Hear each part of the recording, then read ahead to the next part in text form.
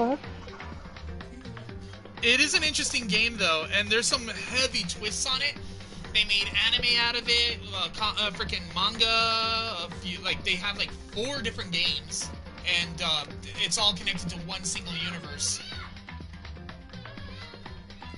which I freaking absolutely love about it. Right. I'll stick with grounded, thank you. It is. I love the arachnophobia safety setting. So me and nope, they're not spiders. Me and Meg call them caramels, lemon drops, and taffy. Well, I don't know. I freaking love this game because I guess they changed the art style like so many times upon development, and it was to the point where they decided to go ahead and create a new vibe for it called Psychopop, where the character drawings and all that are more energetic looking and all that, and they changed the blood to pink.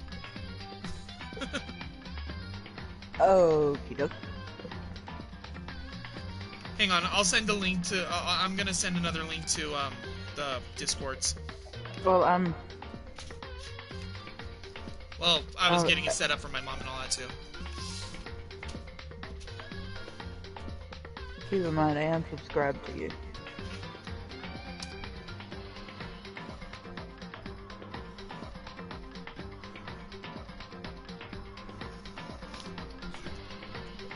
Uh-oh. Yeah, at least it's not fully kicking her out this time. Oh, well, this one might.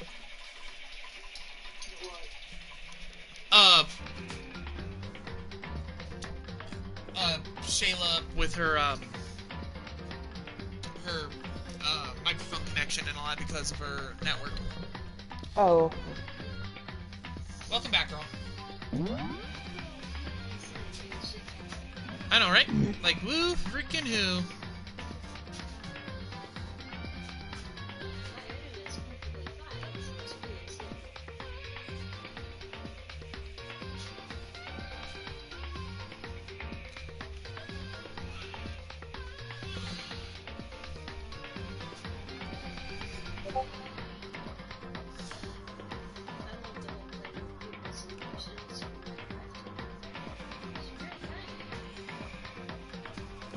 Nothing's happening. Nothing's gonna happen. Do you want it to happen? If you want it to happen, that's kind of creepy.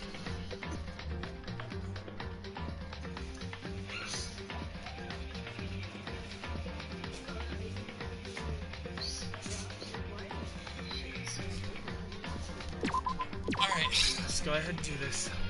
Continue.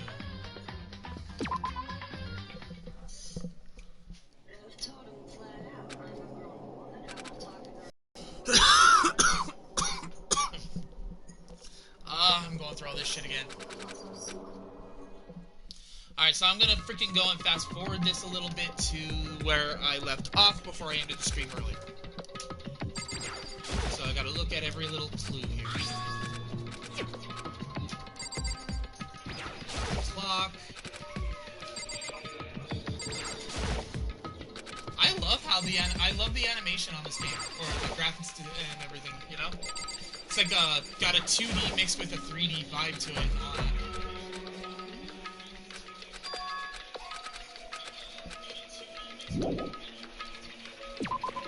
Ashton, please stop that! Alright. Okay, now.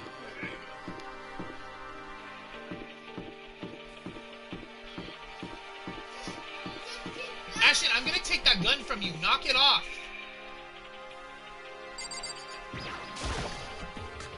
I told you, if you want to play with that, take it outside or go to your room. Then go to your room.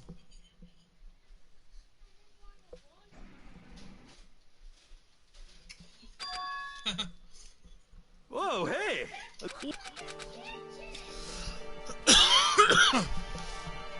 Alright, so back to the introduction.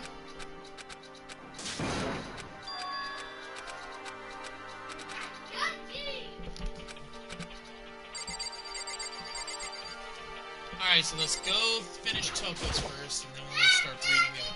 Knock it off!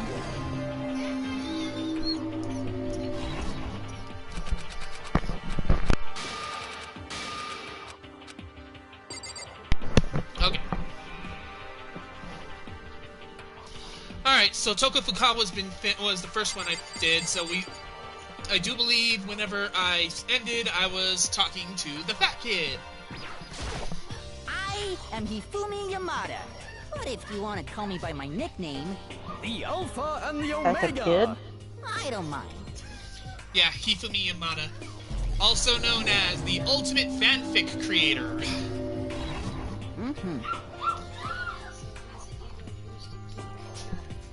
Well, this school basically prioritizes people's talents and forces them to go and focus on them. At least that's what it was supposed to do before the tragedy happened.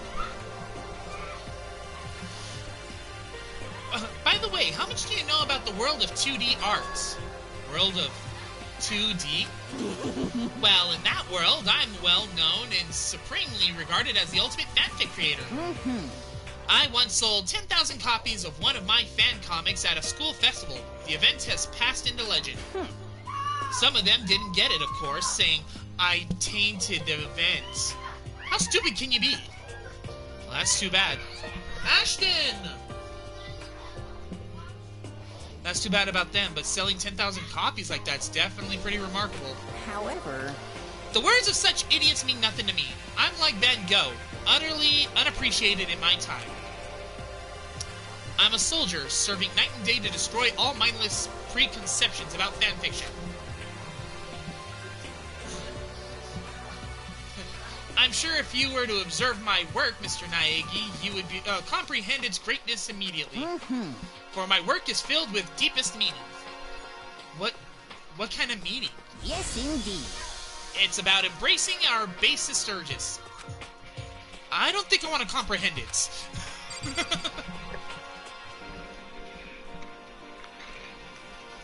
Honestly, I don't think I blame him. Alright, so now we got the kid with the red hair, the girl in the middle, and the guy in white. I'm about to take that gun and break it, Ashton. Knock it off.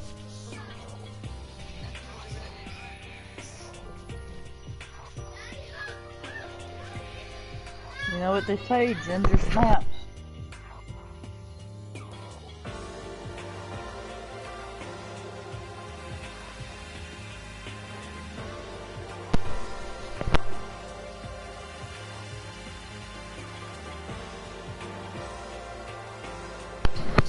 Okay. Alright, we'll go with the red hair guy. Yo, Leon. the name's Leon Kuwata. What's up? The ultimate baseball star.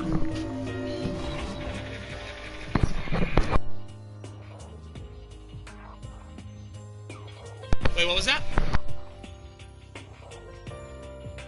It's because he's good at baseball, but he doesn't want to be a baseball player. He wanted to be a musician. But in order for him to get basically accomplish his dream, he figured he'd get a scholarship, go through through some music classes in college, and achieve it that way. I recognize that name.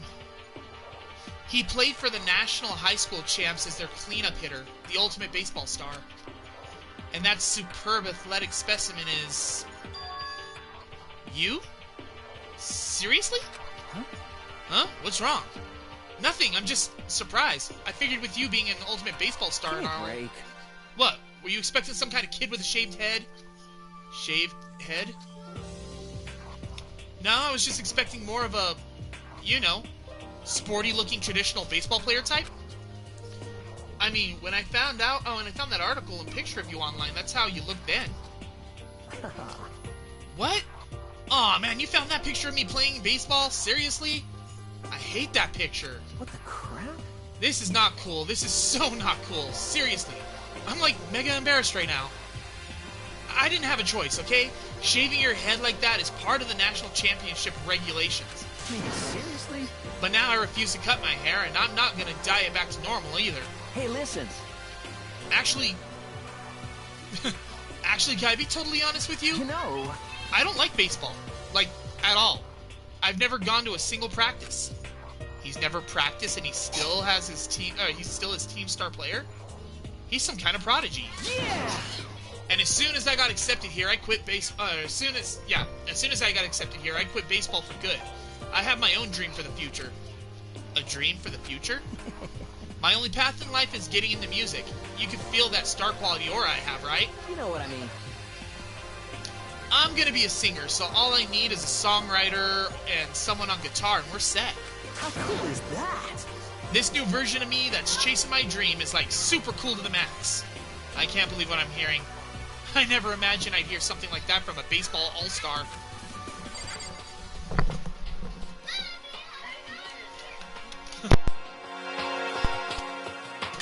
And I'm dropping shit! Woohoo!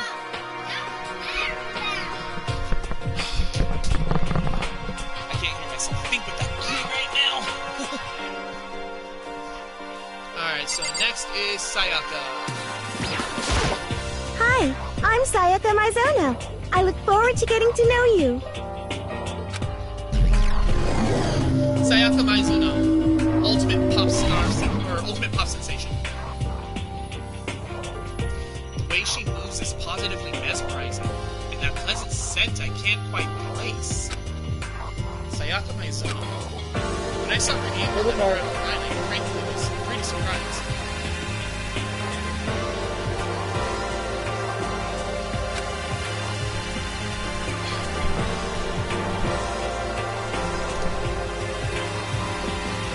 Okay. Kids messing with me, so... Yeah, it's raining like a mother right now.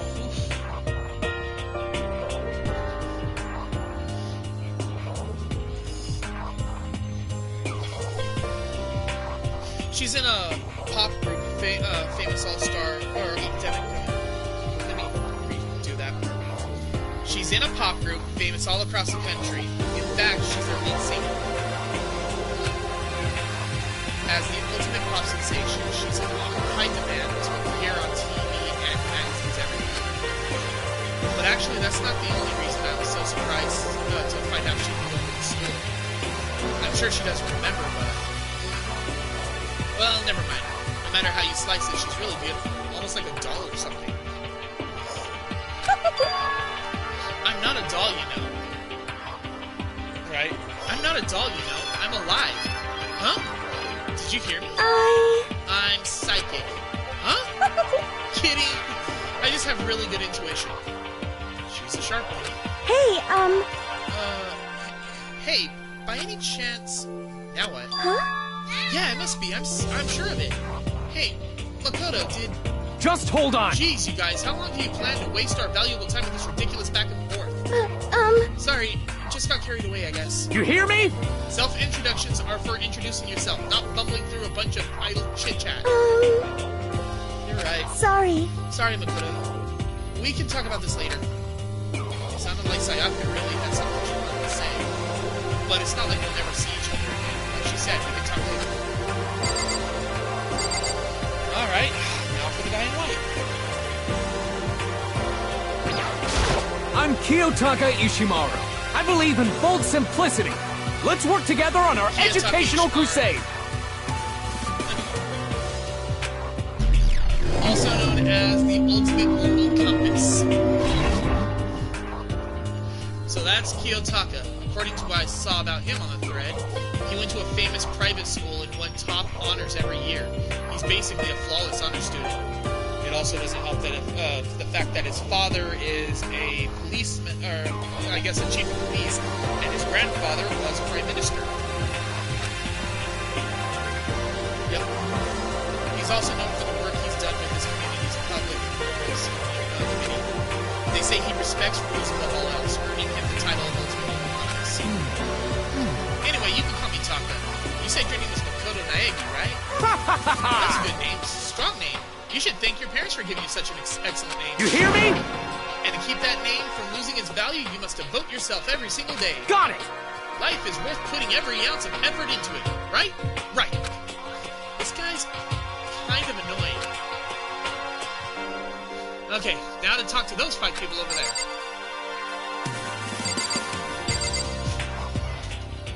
Oh my god. What now, Ashton?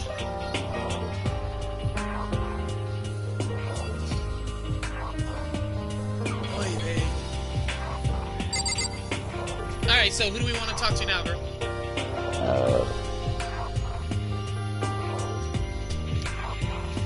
Okay. Feel good.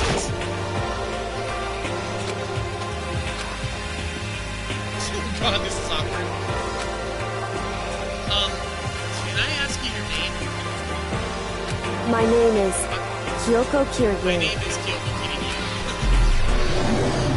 Ultimate, I don't know. Her name's got question marks next to her title. She's pretty tight-lipped, huh?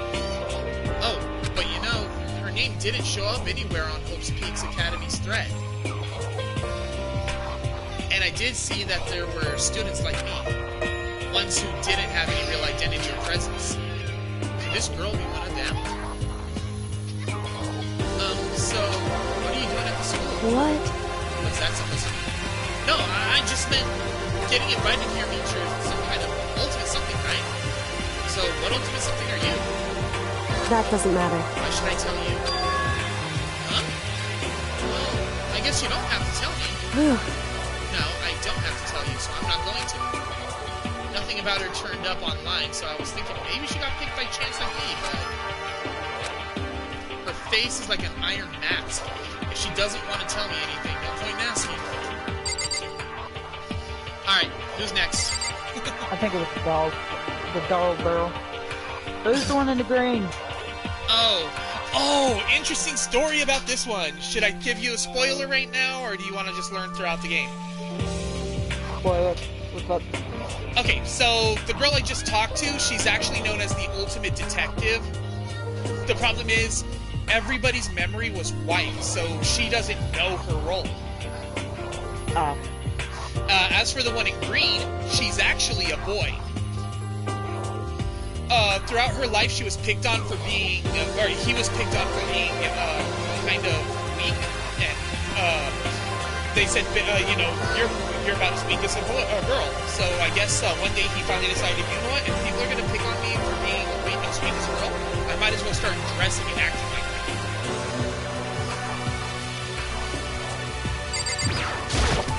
Hello, nice to meet you. What was that? I'm Chihiro That was a cat Fujisaki. meat. Oh,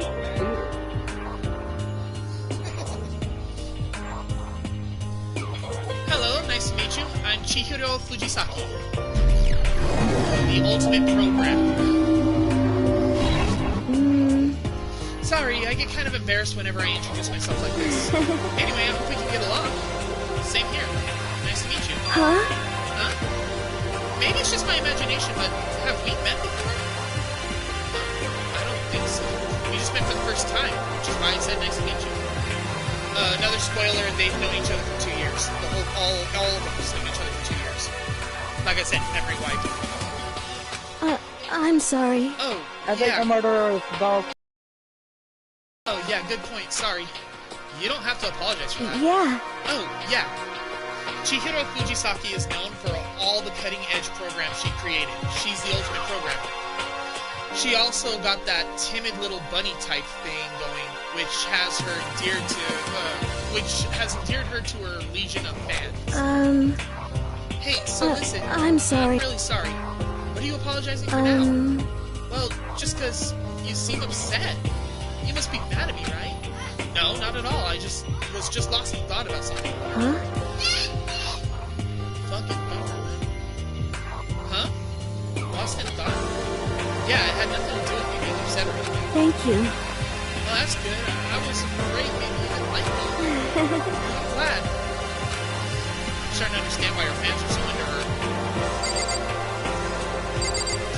Alright, next.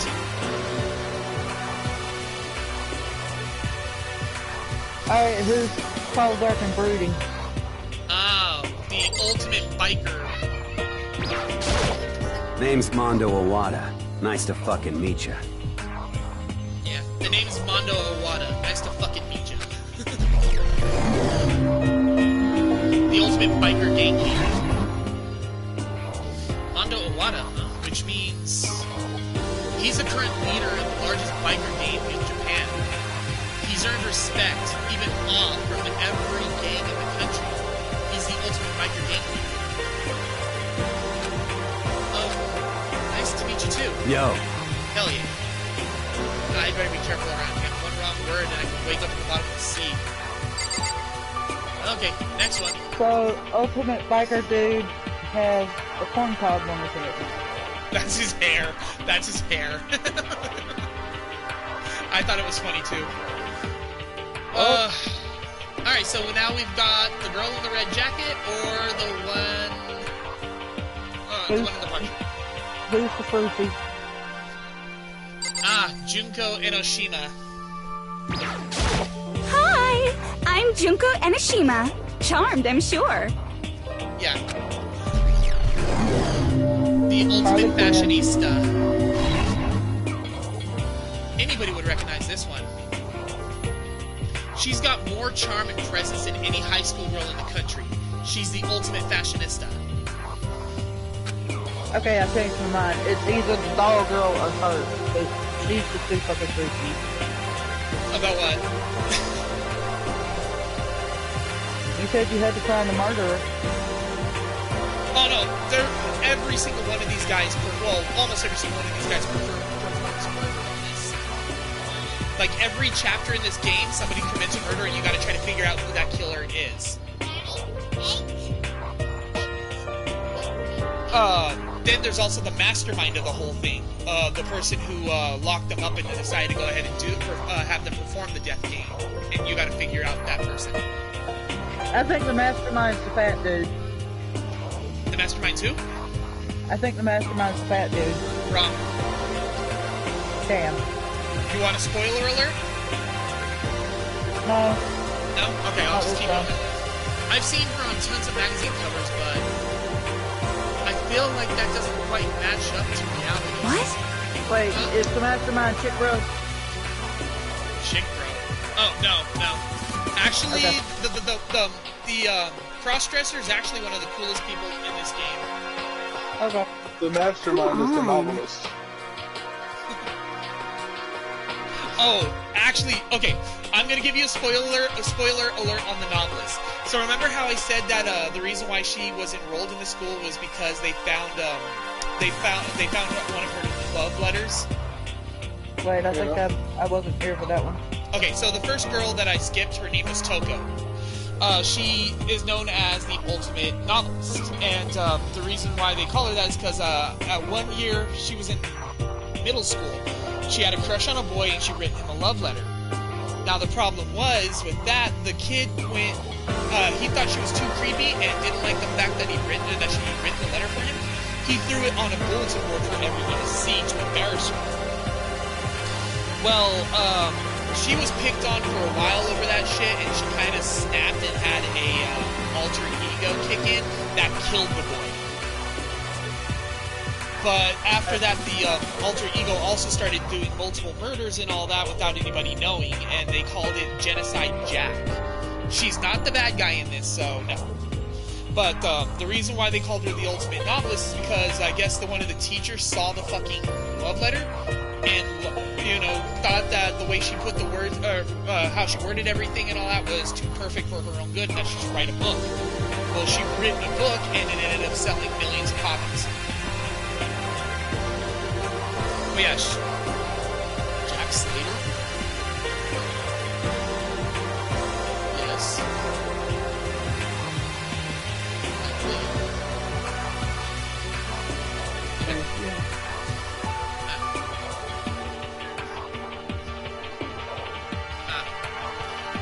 Plot twist, you're playing the mastermind. Well, of course, those are totally photoshopped. Yeah, edited to hell and back with computers and junk. So, they aren't real. What can we do? Come on, don't act so surprised. You're gonna make me all depressed. Totally! It's totally normal these days to Photoshop the crap out of cover photos. If you're surprised by that, you'd be totally blown away by a certain dangerous little diva of ours. Oh yeah, Jack Slater, that was Arnold Schwarzenegger's character. Sorry, my mom's trying to strike a further conversation with me. They make the eyes and junk super big and tweak the skin so it looks all ceramic and porcelain.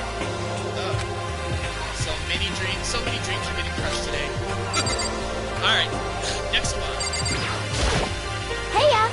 I'm Ali Asahina, but my friends just call me Hina. Patrick, Sup? The principal was the first you're victim. playing the mastermind. You are Maybe the one mastermind. maybe one of the animes, but not in the game. Not in this game, no. Your phone's charging, buddy. If you play it right now and it dies, I'm not charging it again. I don't care what mommy says. Let it charge.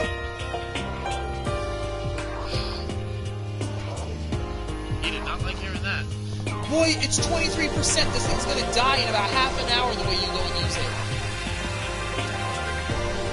So anyway, hey, I'm Ali Asahina, but my friends just call me Hina. What's up? She's the ultimate swimming pro. Why is everyone the ultimate? Wait, what? Why is everyone the ultimate? Because the school basically goes and picks one student who has an amazing talent and brings them into the school. You cannot enroll there, you have to get scouted. So the character I'm playing as, he's known as the ultimate lucky student. Oh, you got all the luck. Yeah, pretty much. Alia Asahina. She's been breaking records in every competition she's been in since elementary school. She's even chosen, she was even been chosen as an upcoming Olympic cadet. She's without a doubt the ultimate swimming pro. The combination of her ability, appearance, and proportions have been widely discussed online. So, what's your name again? Sorry, totally forgot. Makoto Naegi. Oh yeah, I knew it was something like that. No, not something like that. It is that. You got it! Sure, got it. Here, I'll hammer it into my brain right now. Yeah! Makoto Naegi. Here you go with the Makoto hammer. Naegi. Right. She just keeps repeating my name and moving her fingers across her palm like she's writing something. What are you doing? Huh? You don't know? If you want to remember someone's name, you gotta write it on your hand 3 times. I never heard of that before in my life. Alright, so Hey, by the way, how do you spell your last name? You spell it exactly like it sounds. Well, I have no idea. I'll just figure it out later and write it down. Okay. Anyway, glad to meet you. Sure, same here. Well, one thing I learned is she's totally easygoing and person with energy. Alright, those 4 over there are the only ones left. She's one of those positive people. She's so enthusiastic. Alright, so now we got the last 4. We've got the Okay, Lolita. you got to do He-Man. Who's He-Man? Her name's Sakura. Huh? Yeah, Sakura Ogami. Yeah, it's a girl. What? I am Sakura Ogami. Sakura Ogami. The ultimate martial artist. she's the one that steps outside and says, "Hey, what's going on?" Oh jeez, I almost asked her if she was a guy. The day I say something like that out loud is the day I get turned into human meatball. But now I remember. She competed in a martial arts tournament in America and won, despite being a girl. She's the ultimate martial artist. She's fought in over 400 matches and never lost a single one. That thread also said a bit more about her. Some call her ogre. Some even think she's the closest known relative to primates, the famed missing link. Any incoming Hope's Peak students who are reading this, let me warn you right now. If you value your life, avoid her at all costs.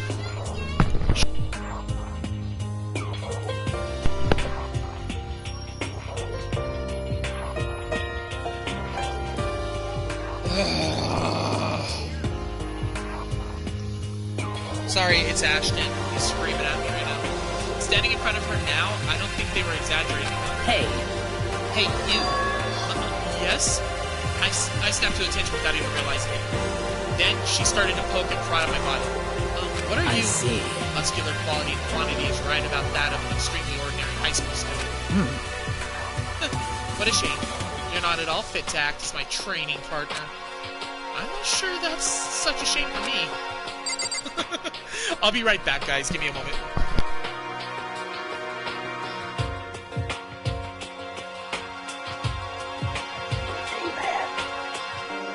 Yeah, like I said, she's the one that goes, so I wake every morning and I step outside and I take a deep breath and I get real high and I say, hey, what's going on? Yeah, she's the one that developed the He-Man,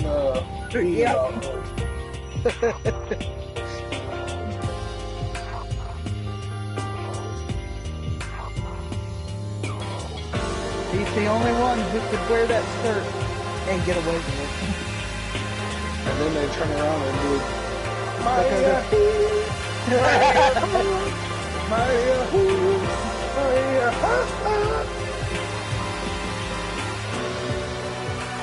She can get away wearing that skirt because if anybody ever tried anything with her, she would just crush them. Smash them into little tiny pieces. With her thighs. I'm talking about with her pinkies. They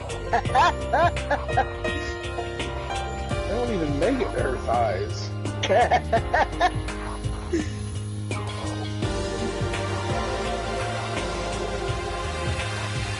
Alright, Campbell, you did good. Even though I found you underwater after I died. Camel? Yeah, it's my camel. Can you ride the camels yet? Nope. Still can't ride the camel. What kind of dumb shit is Okay, that? so did we make a decision who we want to go and pick next? No, we were still making fun of He-Man. Okay, She-Man. another spoiler alert with that one. Sakura, the reason why she looks like that, she fell in love with the guy who was a martial artist, same age as her. I do believe he's the only guy she could never beat. Well, he, I guess they became close friends and all that, and then he ended up getting cancer and dying to it. And she kind of made a promise to herself that she'd be stronger and stronger and never lose another fight no matter what. Yeah, we were still making fun of She-Man. Alright, so we got the dude who looks like he stuck his dick in a freaking light socket. Oh. We've got the Gothic Lolita, and then we've got Blondie. Right there. Looks like Draco Malfoy. Without the fucking slip back there. Oh, dude, please, do Disco Dick. Alright, so his name is Yasuhiro Hagakure. I'm Yasuhiro Hagakure. Hero for short. Take it easy, yeah? I know I will. Sounded like you needed tissue there. Yasuhiro Hagakure, also known as Supernova in the psychic community, the trend-setting ultimate clairvoyant. Honestly, I don't really get all that fortune-telling stuff. It's pretty much beyond me. Still, I can't help wondering if there's any truth to it. Could it be... Okay, I give up. Huh? What happened? Serious? I saw it. I looked right at it. Seriously, I totally saw it. Saw what? A guardian angel with a crazy perm chasing after Bigfoot running off with a skyfish in its mouth. And that guardian angel is your guardian angel. Nah, I'm just kidding. But hey, Time we to should step away from the crack, bro. But hey, we should grab some brewski sometimes. Get real deep into Lemuria and its civilization. What? We're not allowed to drink. No. We're in high school. You know? Oh, I'm actually 21. I've been held back a few times, see, and, well, it's a long story. A few times? Yeah, I bet it is a long story. Okay, Yeah, so like you his said. story... His story's interesting. He bought, he is a really decent fortune teller, But the problem is he's also really shitty with money, and he bought like a freaking $500 crystal ball, and now he's got to try to go and pay back debt and all that from everybody that he owes by using his psychic talent, and pay off the freaking pay for the ball. So then, yeah, he stuck his dick in the light pocket. Okay, so now we've got Blondie and the Lolita. Yo, they want these.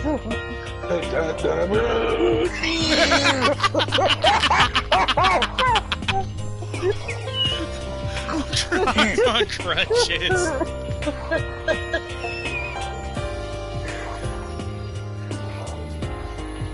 I'm gone wrong.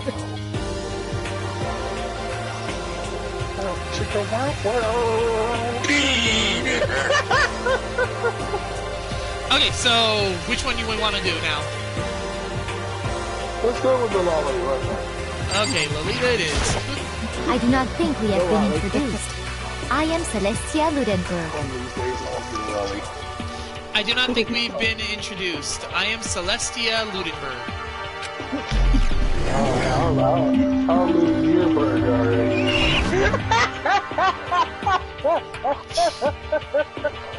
Celestia Luden. Huh?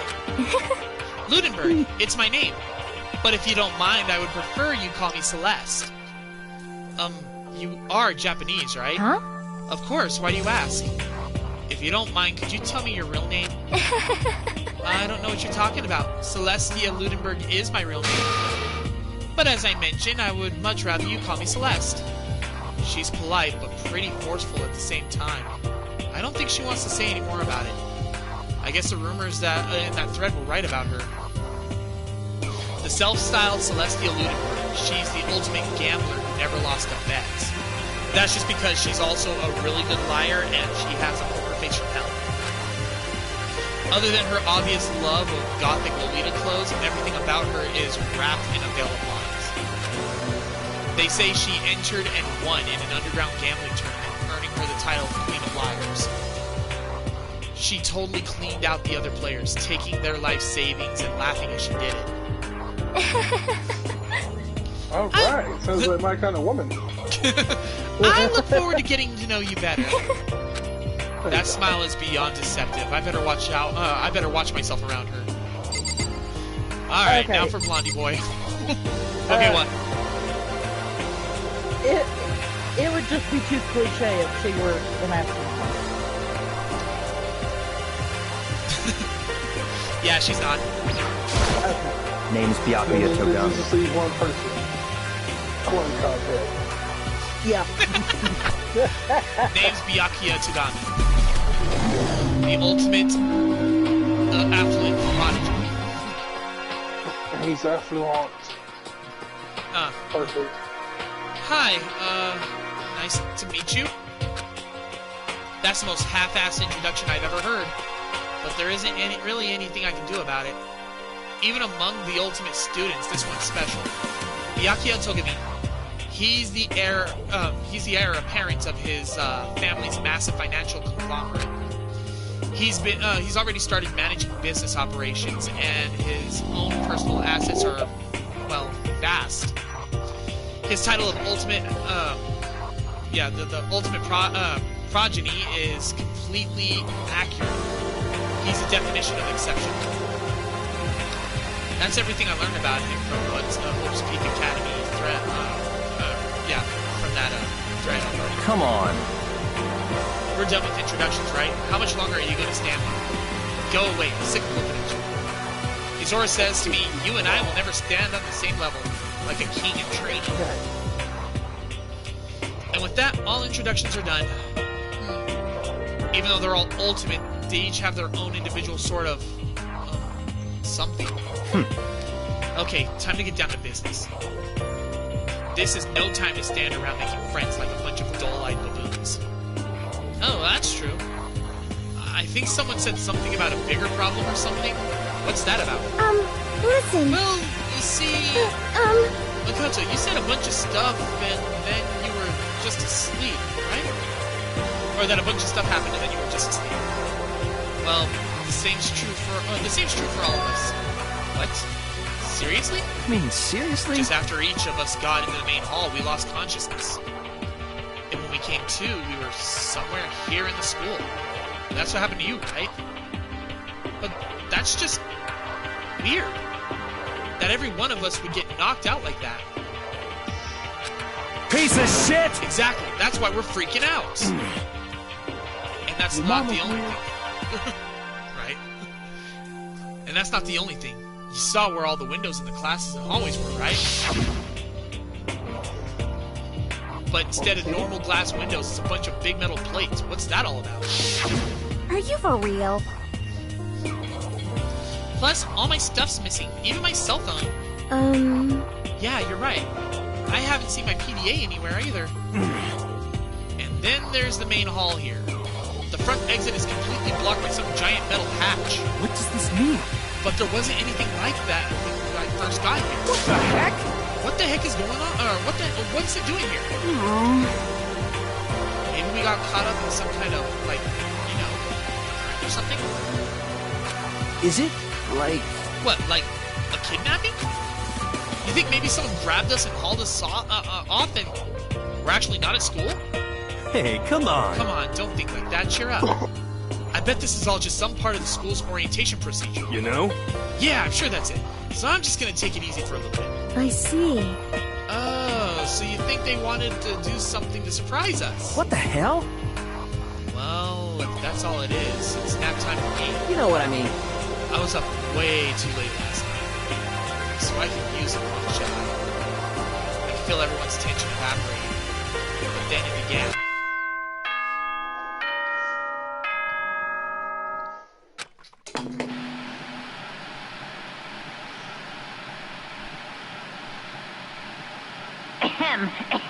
Testing, testing. Mic check 1, 2. This is a test of the school broadcast system. Am I on? Can everyone hear me? Okay, well then. The voice seemed totally out of place. It was so playful, so completely unconcerned. I couldn't help but feel a deep, unnerving dread at the sound of it. It was like hearing someone laugh at the scene of an accident. To all incoming students, I would like to begin the entrance ceremony at... right now! Please make your way to the gymnasium at your earliest convenience. That's all. I'll be waiting. What the hell was that just now? Goodbye. Well then, if you'll excuse me. Hey! What, you're just gonna take off just like that? Could it be... Oh yeah, now I get it. This whole thing was to get us all pumped for this entrance ceremony. Man, thank God it was all a joke. I'd be totally freaked if it was real. You know? Alright, guess I'll head out too. Wonder what they got planned for us next. Damn, I was totally looking forward to that nap too. Why'd they have to go and kill the mood? Huh? Wait for me, I wanna go with you. Well, that's that then. I'll see you all there. Anyway... Not that anyone cares, but I'm gonna go too. Everyone took off for the gym, but I was frozen where I stood. That uneasy feeling I had before. I couldn't get it out of my mind. And it looked like I wasn't the only one. This doesn't seem right. This is bad. Yeah, that announcement was totally weird. However... Maybe, but just staying doesn't mean we'll be safe. Besides, aren't you guys just a little bit curious to find out what's going on here? I see. If we do not move forward, we'll learn nothing. The only choice is to push ahead. I guess she's right. But still, I'm kinda... No, really nervous. We don't have a choice. We have to go. They said to go to the gym, right?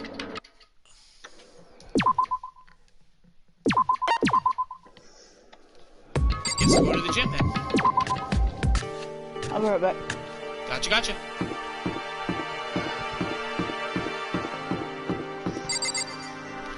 You okay there, Jess?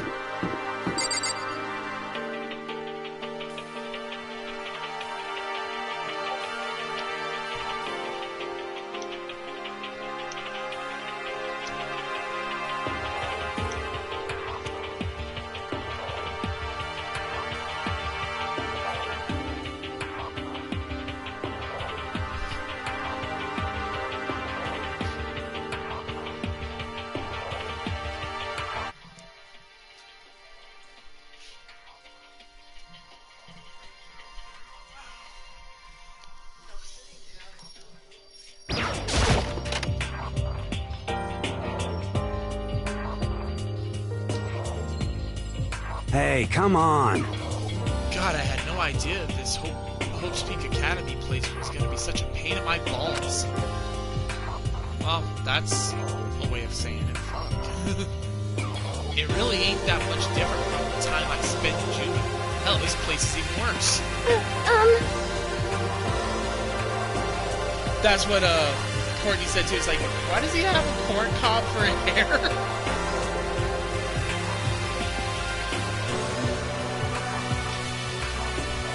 And why isn't there anyone here walking through the halls? I didn't see a single person. This is bad. Isn't that like seriously not good? They're just trying to spook us. They'll take those metal plates down later. I'm sure of it. All we can do now is hope for the best, prepare for the worst. Nothing ventured, nothing gained. Shit. Well, hell, it ain't like I'm scared or nothing. Let's just get this over with. Hey, damn it. Hey, where's whoever called us here? What are you thinking? Mondo, stop! No running! Well then. I too shall go. Hey, wait! Don't leave me here all alone. Okay, time for some... Oh god, I know how to bring food to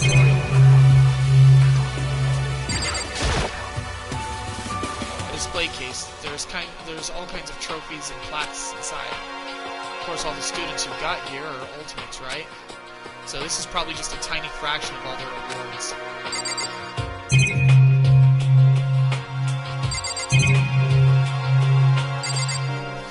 Alright, so I could either talk to these three, or I could just head into the gymnasium now.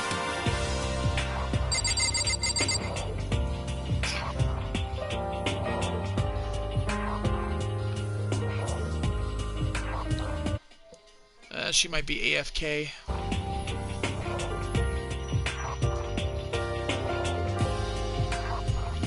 Yeah, I think she's AFK too. Alright, so I'll just talk to these guys then.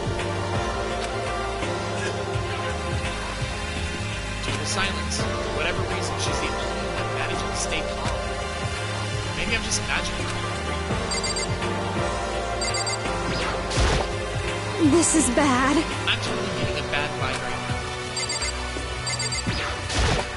Where are all the other students? Why are we the only ones here?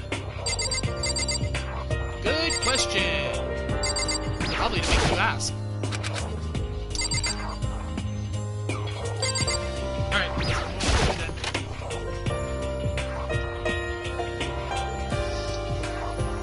Still filled with an uneasy dread, I did what the announcement said to the gym.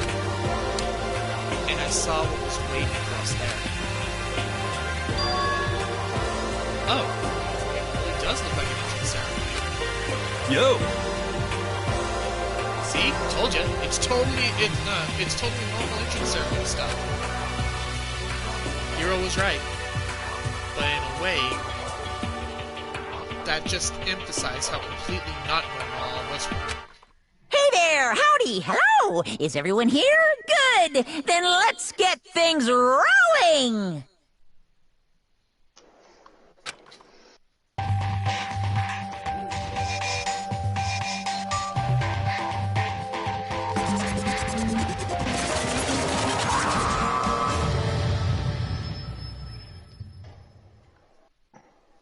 Huh? Teddy bear? I'm not a teddy bear. I am Monokuma!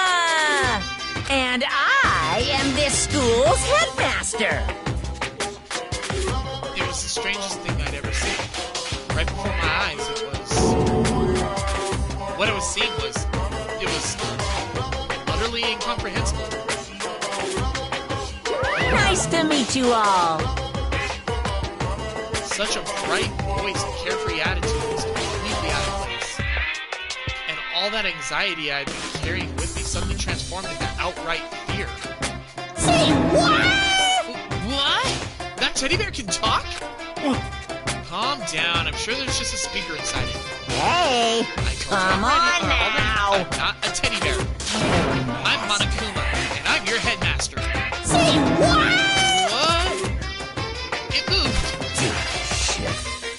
Seriously, man, calm down. It's probably just a remote-controlled toy or something. How dare you compare me to a child's plaything? You cut me deep. deeper than the Mariana Trench. My remote control system is so complex, even the folks at NASA can't recreate or even comprehend it. But don't make me say stuff that might destroy NASA's dreams. I just couldn't bear that. Well... Bear that? Really? You're unfortunate. Now then, moving on. We must hurry and get started. Come on. Given up already? No other stupid bear puns? Now then. Quiet down now, quiet down. Okay, so... He's abandoning the gag. Good morning! Everyone stand at attention and bow. And good morning. You hear me? Good morning. What's your You problem? don't have to say it back. Now then. Now then, let us commence with the most noteworthy and memorable entrance ceremony. First, let's talk a bit about what your school life here will be like. Now, make no mistake, you few students, so full of potential, represent the hope of the world. And to protect such splendid hope, you will all live a communal life together, solely within the confines of the school. Everyone will live in harmony together, and adhere to the rules and regulations of the school. And now then, regarding the end date for this communal life, Too bad. there isn't one. In other words, you'll all be here until the day you die. Such is the school life you've been assigned. What did he just say? Until the day we die? Yep. Oh, but fear not. We have quite an abundant budget, so you won't lack for all the common conveniences. Hold on a second. That's the least of our worries right now.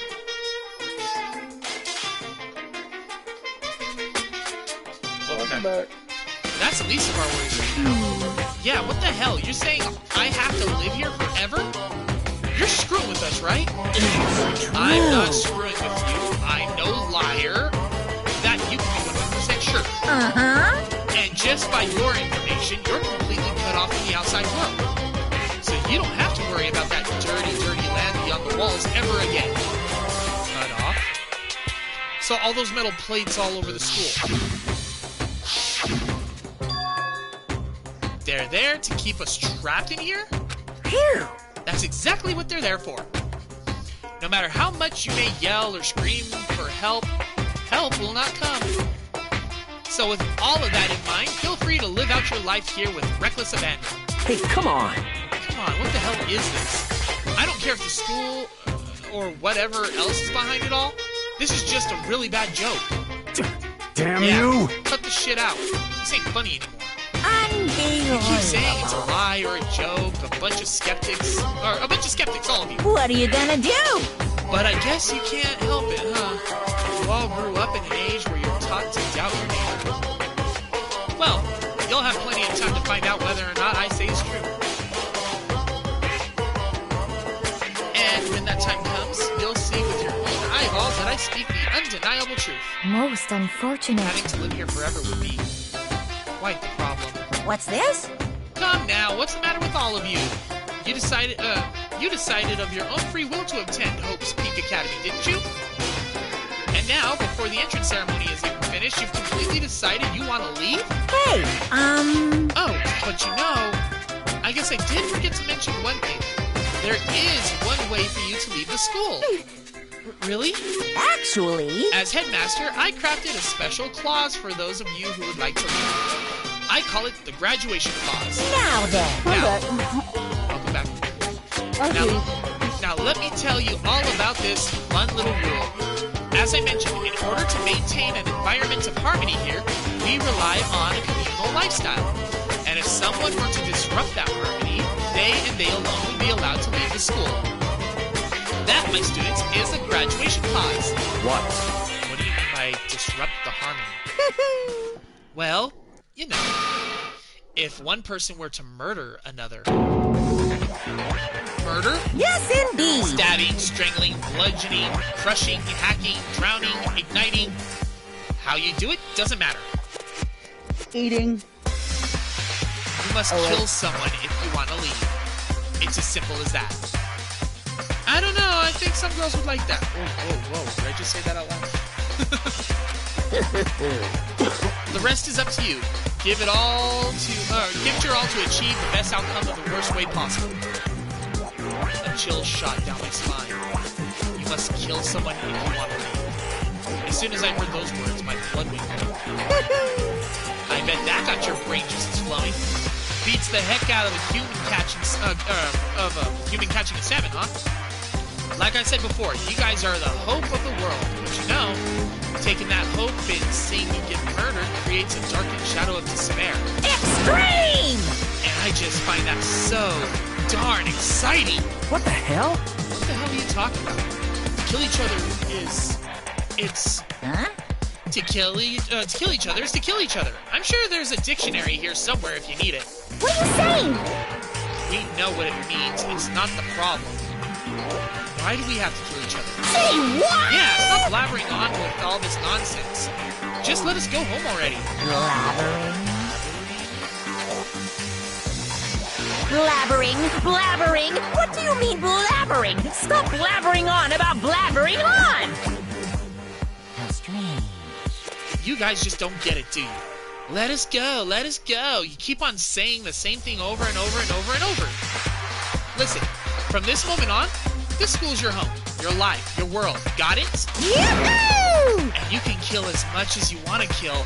So go ahead, go on a killing spree. All right, come on. How long you gonna keep this up? You know? You got us, okay? You even scared the hell out of us, so you can go ahead and reveal the trick now. Huh? Reveal the trick? I'm right, Yeah, right? because I mean, you know, this is all some kind of trick and all, right? So, like... Shit. Dude, shut the hell up and get out of my way. Shoving Hiro aside, Mondo placed himself in front of Monokuma, his voice rumbling like thunder. You're fucking dead. Listen up, asshole. This shit's gone way too far. What the hell kind of joke is this? What's the matter? Joke? What, you mean like your hair? You son of a bitch! Mondo roared out, and then there was a sudden boom. It was like the sound of the floorboards as he kicked off and launched himself in the air. He flew at Monokuma, fast and straight as a bullet. He locked onto his target. Gotcha, you little piece of shit!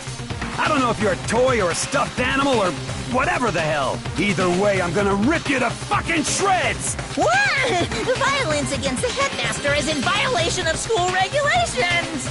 Jesus. Shut the fuck up! Let me out of here, I swear to Christ!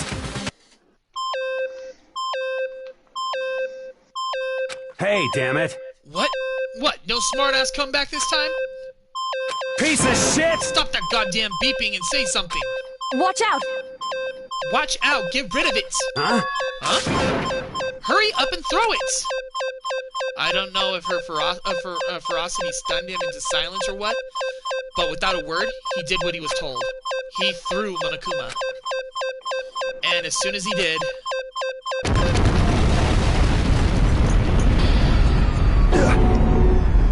The hell? What the? That sure as shit wasn't a joke. It blew the hell up. There was a painful ringing in my ears, and I could smell gunpowder.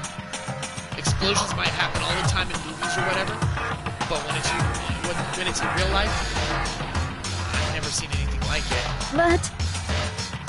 But you know, this means that the teddy bear's been destroyed, right? Hey! I told you, I'm not a teddy bear. I'm Monokuma. There's another one! Damn you! You son of a bitch! You seriously tried to kill me just now! Of course! Well, yes, I was serious about trying to kill you. You did violate one of the school regulations after all. I'll let you off with a warning this time, but you better be careful from now on. Any naughty boy or girl who violates my rules won't get off with just a little swat on the butt. This is bad. Hey, so does this mean we're like... there's a bunch more of you around somewhere? Yep. Monokuma have been placed all throughout the school, yes. Plus, don't forget the surveillance cameras installed everywhere. And if you're caught breaking any rules, well, y'all just saw what happened, right? And I won't be forgiving with my punishment next time, so don't let it happen again. Huh? That was not even punishment. That was just wrong. Well?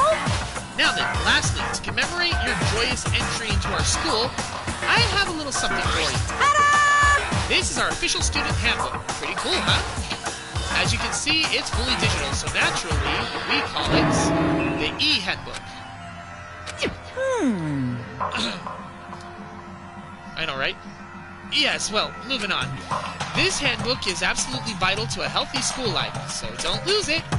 When you start it up, it'll display your name. Always make sure you have the right one. Now, this is not your everyday notebook. It has many more uses. What? Also, it's completely waterproof. Splash it, wash it, drown it, it'll keep ticking. Thanks to its space-age design, it can withstand an impact force up to 10 tons. Very resistant. It contains all of our school regulations, so make sure you review them thoroughly. You guys... You'll hear me say this a lot, but any violation of school regulations will not be tolerated. Shing! Rules restrict, yes, but they also protect. Society, for example, would be utter chaos without laws. Hypocrite. Yes, indeed! The same thing applies here, which is why it's crucial to have strict punishments in place for our violators. Okay, well, that brings our entrance ceremony to a close. Bye-bye! Please enjoy your abundantly dreary school life, and see ya! And with that, he was gone, leaving us all in a state of shock. So, guys, how would you define what we just experienced? What the crap? How? Why? I don't understand any of this. We have to live here forever or kill? What just happened? Calm down. Everyone, we need to just calm down. First, let's just take a second to summarize everything we just heard. Based on what Monokuma said, we essentially have two choices. Choice number one is that we each stay here, living a communal life together until the day we die. And the other choice is... Indeed. If we want to get out of here alive, we just have to kill someone, right? That's... But killing someone... That's... We were abducted out of nowhere and stuck into this place meant to look like a school.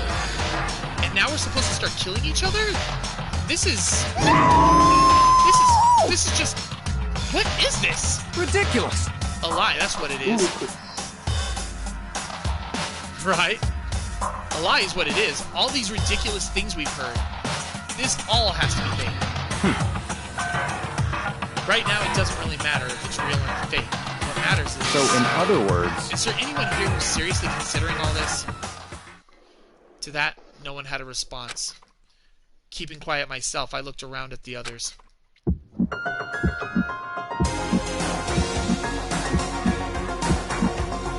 Right? They all stared at one another, trying to gauge each other's thoughts. I could almost taste the hostility. And that's when it hit me. I realized the true terror hidden within the rules Monokuma had laid out. You must kill someone if you want to leave. Those words implanted vicious thoughts deep within each of us. Each of us became suspicious of everyone else. We were forced to wonder, is someone going to betray us? And that was how my new school life began. This school, which had come out of nowhere to raise my hopes so high, it's not a school of hope. It's a school of despair. Well, we all remember the famous words. Fear leads to anger, anger leads to hate. Hate leads to suffering.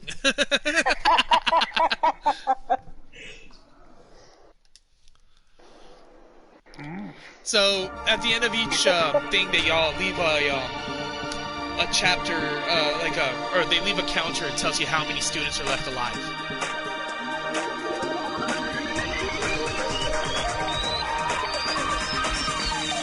Danganronpa.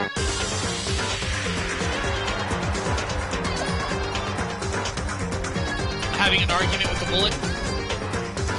Actually, the funny thing is, guns are not used in this. Yeah, well, it's the reason why it's called having an argument with a bullet as well is because one of the mechanics in this during the trials to try to figure out who the killer is, Makoto Naege, the character you play as, he has this ability called truth bullets that he uses from evidence and clues that he found on scene, and he uses them to go and shoot down anyone's lies.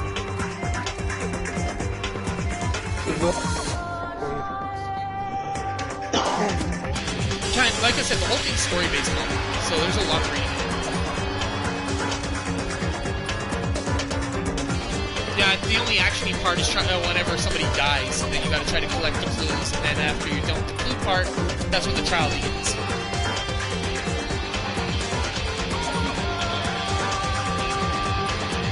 Basically, all the text and everything, so you get to understand the people that we figure out did it a little bit easier.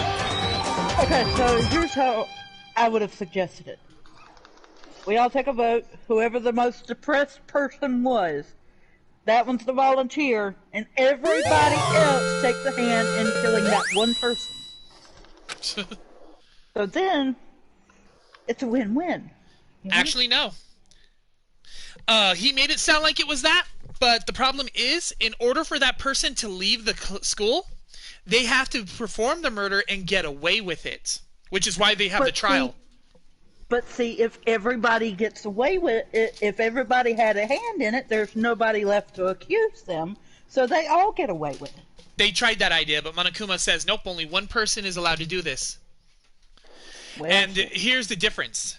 Whenever the trial goes, and the killer, if the killer gets away with it, the rest of the students die, and the killer walks out. However, if they find the killer's the one who dies.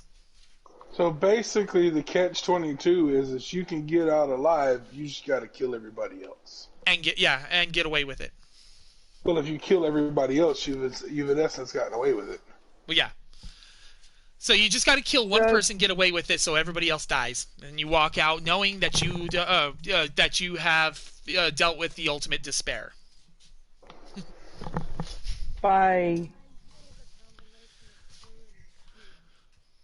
Yep. That's exactly what where they got some of their stuff, their inspiration from too, was Cube. Alright, well that sounds like something I could easily do. I could go in there, kill one person, get away with it. Especially if I was affluent. Alright, so we're starting chapter 1 finally. Just finished the prologue. Which is just another name for, it's just another term for rich. Money talks. Yeah. You must kill someone if you want to leave. My mind froze and my breath caught in my throat as I thought about that. I could feel a paralyzing fear slowly making its way through my body, dominating every last nerve. The air hung heavy on me, pressing down like a weight around my neck. It took everything I had just to endure that weight. Like a BBW. Wow. What? But for as heavy as the air felt, all it took to pierce it was her sharp words. And? So, what are you going to do now? Hey. Just stand around glaring at each other? Her pointed comment was directed at everyone in the room. I aims to kill all you. You'll die.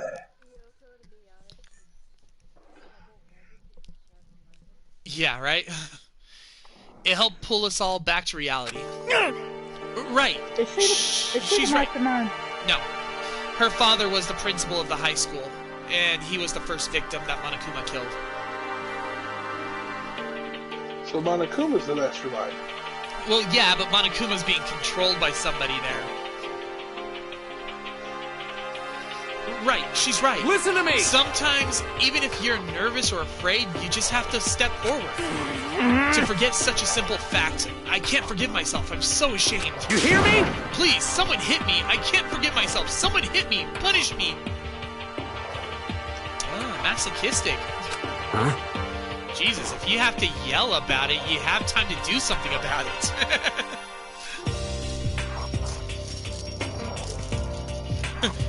Hit me, beat me, step on my cubes.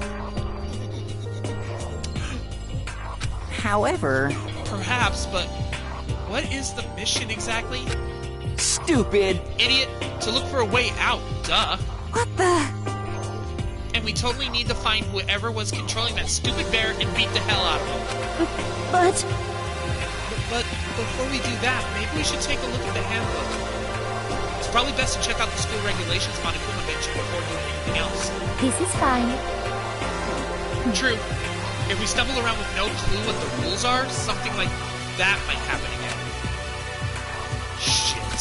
Alright. So Fine. Then let's hurry up and check out the stupid rules already.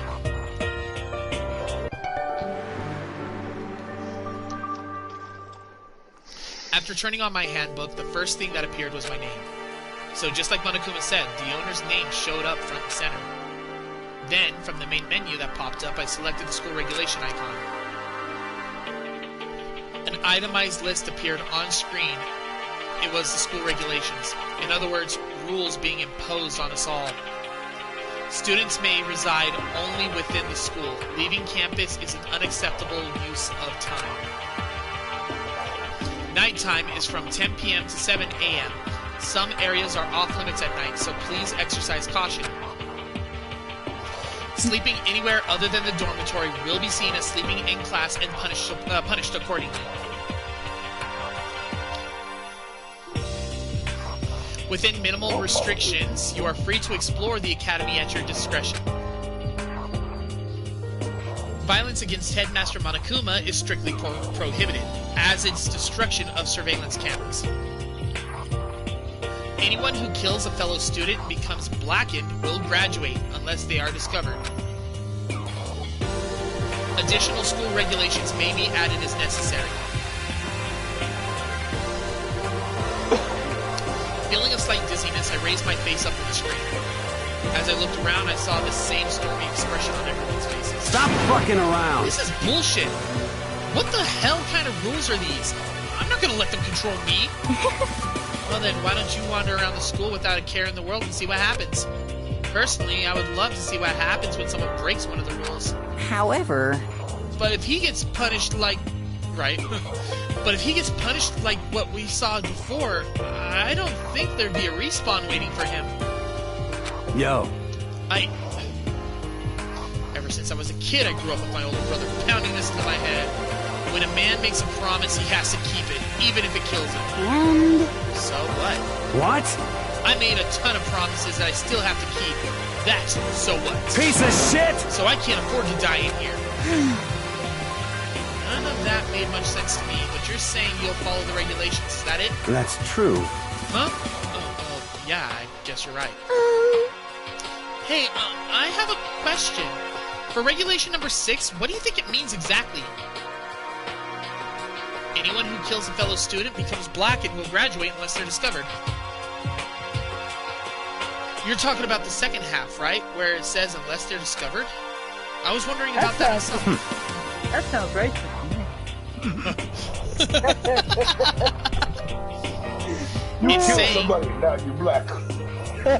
It's saying that if you want to graduate, you have to kill someone without finding out it was you. But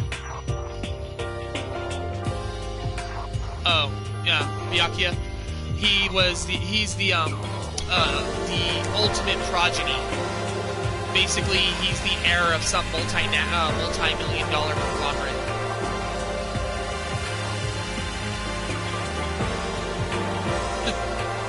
But why? Why do we have to do that? I don't see any reason to worry about it. Just worry about following the rules and as they've been explained to us. Such ignorance. Frankly, I don't want to hear anything from someone who waits for others to decide what to do for them. Don't jab at me. Give me a break. More like a full-on stab. Well, for now, let's forget that silly junk about murders and whatnot. Okay. Now that we know the rules, let's start exploring the school. True, we need to find out where exactly we are. Is there any way out? What about food and supplies? You understand? There are tons of questions we need to answer. Let's do it! Damn straight. Okay, then let's all start looking around. I'll be going alone. What? What? Why? That's a pretty stupid idea, don't you think? Someone here might already have started thinking about murdering one of us. If you're saying we should stand around with them in our midst and make it that much easier for them? Hold on a second. wait, hold on a sec. That would never... What? Don't bother saying it couldn't happen. You can't deny the possibility. That's why you all seized up with fear when that graduation rule was made clear to you. Am I wrong? But... So I'm simply acting in accordance with what I think is best for me. Just hold on. Hold on. Like hell I'm gonna let you run off and do whatever you want. What? Out of my way, Plankton. What? What? What the fuck's that supposed to mean? Such ignorance. One tiny bit of plankton drifting across the sea. So minuscule, so insignificant, they couldn't possibly have any kind of influence on the boundless ocean. You're fucking dead. I'm gonna kick your ass. Stop it, you shouldn't fight. What? The fuck you say? You some kind of goody-goody little bitch? You wanna throw down? Who do you think you are, talking to me like that? You think you're my fucking dad or something? No, I wasn't... You son of a bitch! Fuck you! He punched me, and I rolled back in a heap. It was like something straight out of a comic book. I didn't even see the punch coming. It was just suddenly right there in my face. 1 second I was standing there, and the next I was soaring through the air. Now that I think about it, maybe I kind of forgotten the kind of people I've been trapped here with. My common sense had just stopped functioning. Being around all these ultimates had blown my fuses. So I guess I shouldn't be surprised that it led to something as absurd as this. But I just lost track of that sense of reality. That was my last thought as my consciousness started to fade, before it finally cut out completely. And when I finally opened my eyes again, what I saw was...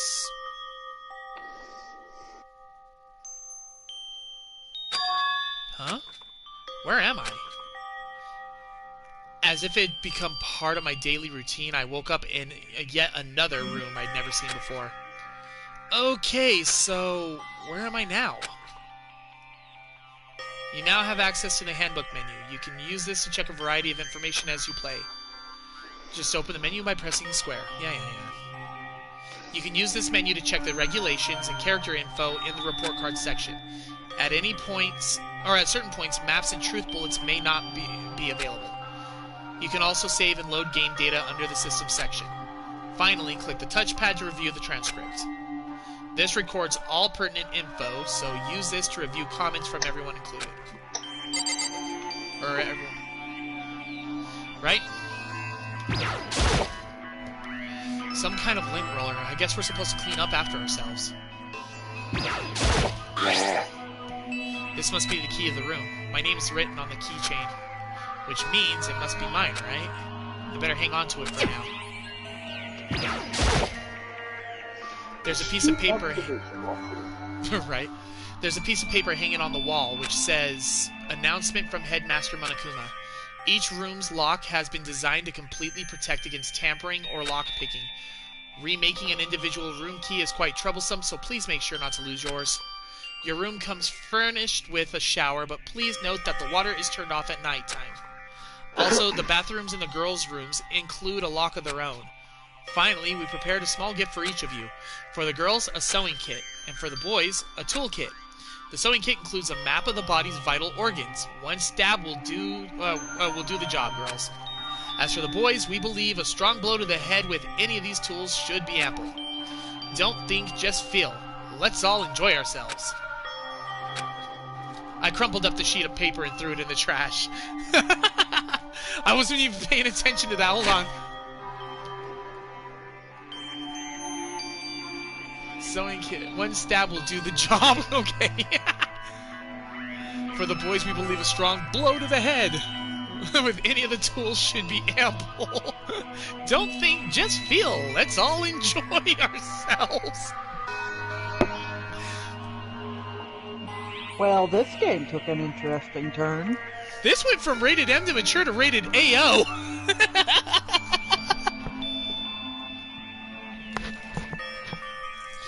I think I have tainted her about as badly as I tainted you, Courtney. Phrasing.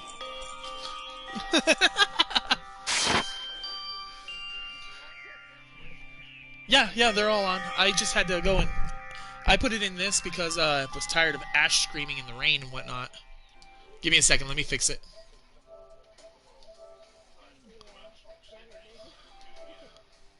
Why? What happened? Oh. Oh, okay. I thought he was apologizing for Ash's attitude. I was like, no, that's on Ash. I crumpled up the sheet of paper and threw it in the trash.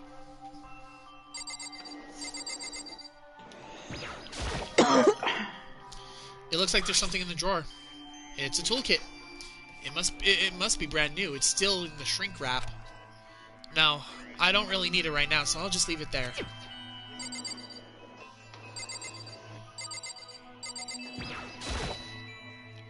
It's a notepad. I guess the school must have given one to each of us. This would appear to be the bathroom. It's not opening. I guess it's locked. Did he just not freaking really read Monokuma's notes? It said that the boys' rooms don't have locks, only the girls' ones. The girls' bathrooms do. So he was not paying attention at all. Looks like this door leads outside. It's locked. So some of the rooms have locks, huh? I think I'm starting to understand. This room must be... Sleeping anywhere other than the dormitory will be seen as sleeping in class and punished accordingly. This is my assigned dorm room. Someone must have carried me here after I fell unconscious. So that answers that question. Next question is, what's everyone else up to right now? There's only one way to find out, and that's to get out of here.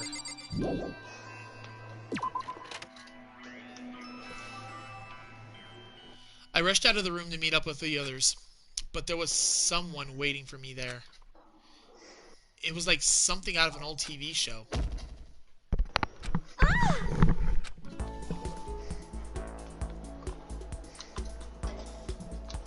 It's like one of my Japanese anime!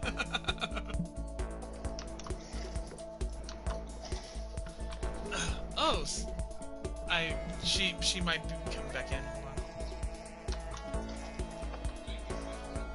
Probably.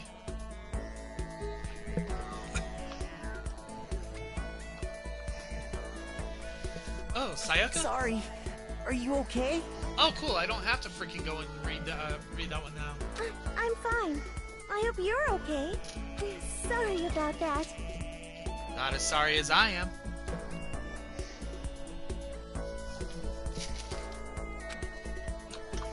She had an embarrassed smile on her face. I stood up slowly. Or maybe she stood up slowly. Hold on. Nope, I stood up slowly. Oh, she had to reset her system. That's what happened.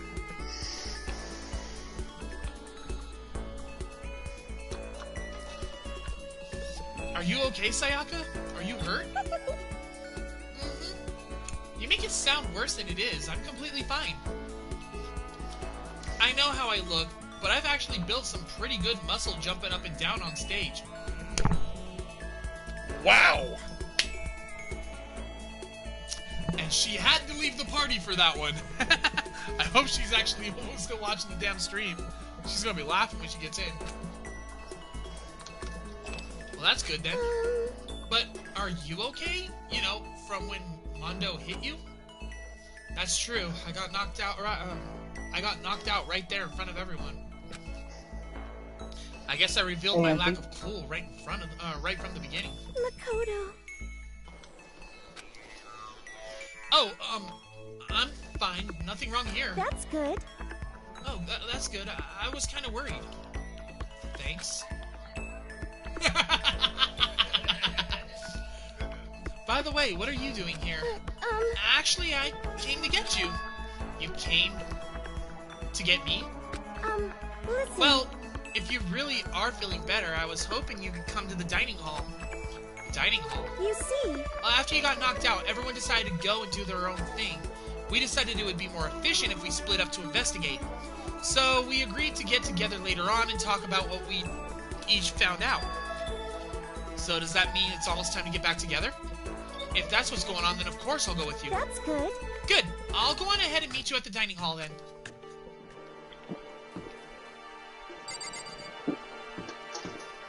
And that was the last anyone heard of him.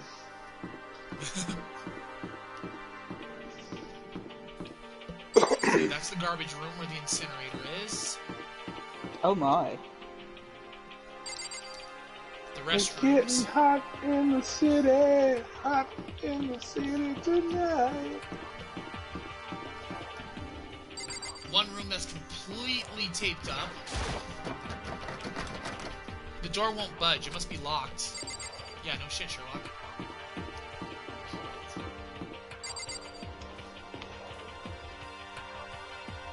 Check the time. Oh. Everyone's meeting up at the dining hall. I should head there myself. Oh, I'll find out as soon as I go to the dining hall.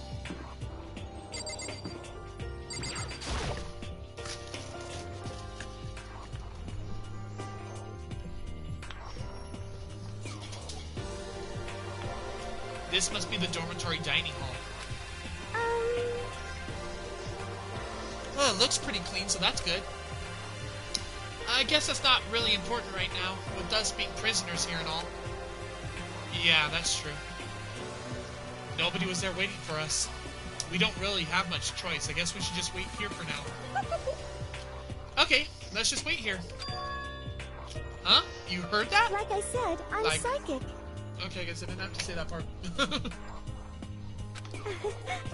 Come on, I'm just kidding. Seriously, I just have amazing intuition. Is it really just intuition? It's kind of sudden, I know, but here comes a tutorial. Right now, I'd like to talk about reactions. You're going to be talking to Sayaka, right? Well, while you're talking to her, some purple words are going to appear. Here's how they work. When a purple word shows up, if you press the triangle button, you'll go into reaction mode. At this point, use the directional buttons to make a selection and the X button to confirm it. Also, whenever it comes to that dialogue, you can review whatever you talked about to look for more info. Talking to someone about things is like this is called a reaction. Do your best to enjoy the ever-important school life. Have you gone ahead and used it already? Well, that's just wonderful. Make sure you keep it in mind as the story keeps moving forward. Hey, By the way, Makoto. Huh? What is it? Well, it's just... I know this is kind of continuing the self-introduction thing, but I wanted to ask you something. Continuing our self-introductions. We kind of got cut off before, but I had a question I wanted to ask you. Sayaka wants to ask me something? Wonder what it is. Now I'm really curious. Hey,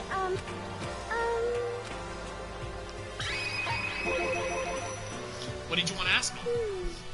Makoto, did you happen to go to Blackroot Junior High? Were you maybe in class 2? Yeah, actually I was.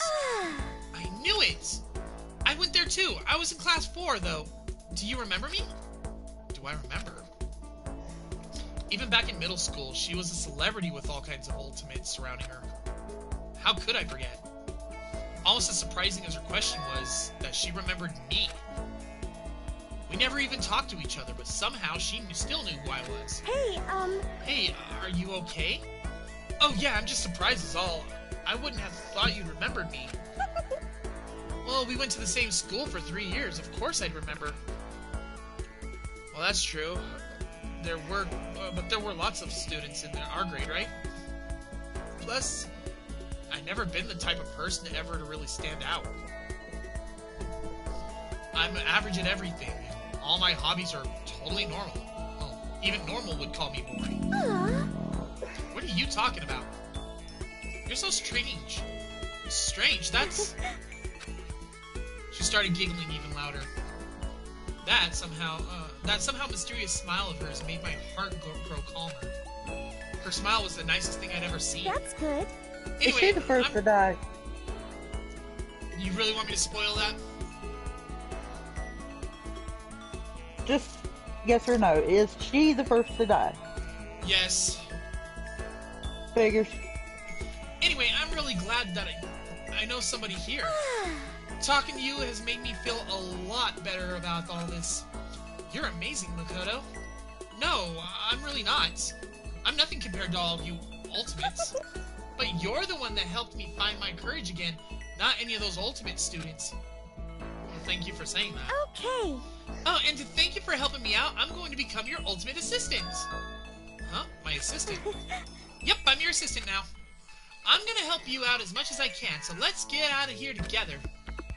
When she says things like that, it gets me pumped up. Which is nice, but still, everyone else is still late. Besides that, I don't even know what time it is right now. There must be a clock around here somewhere, right?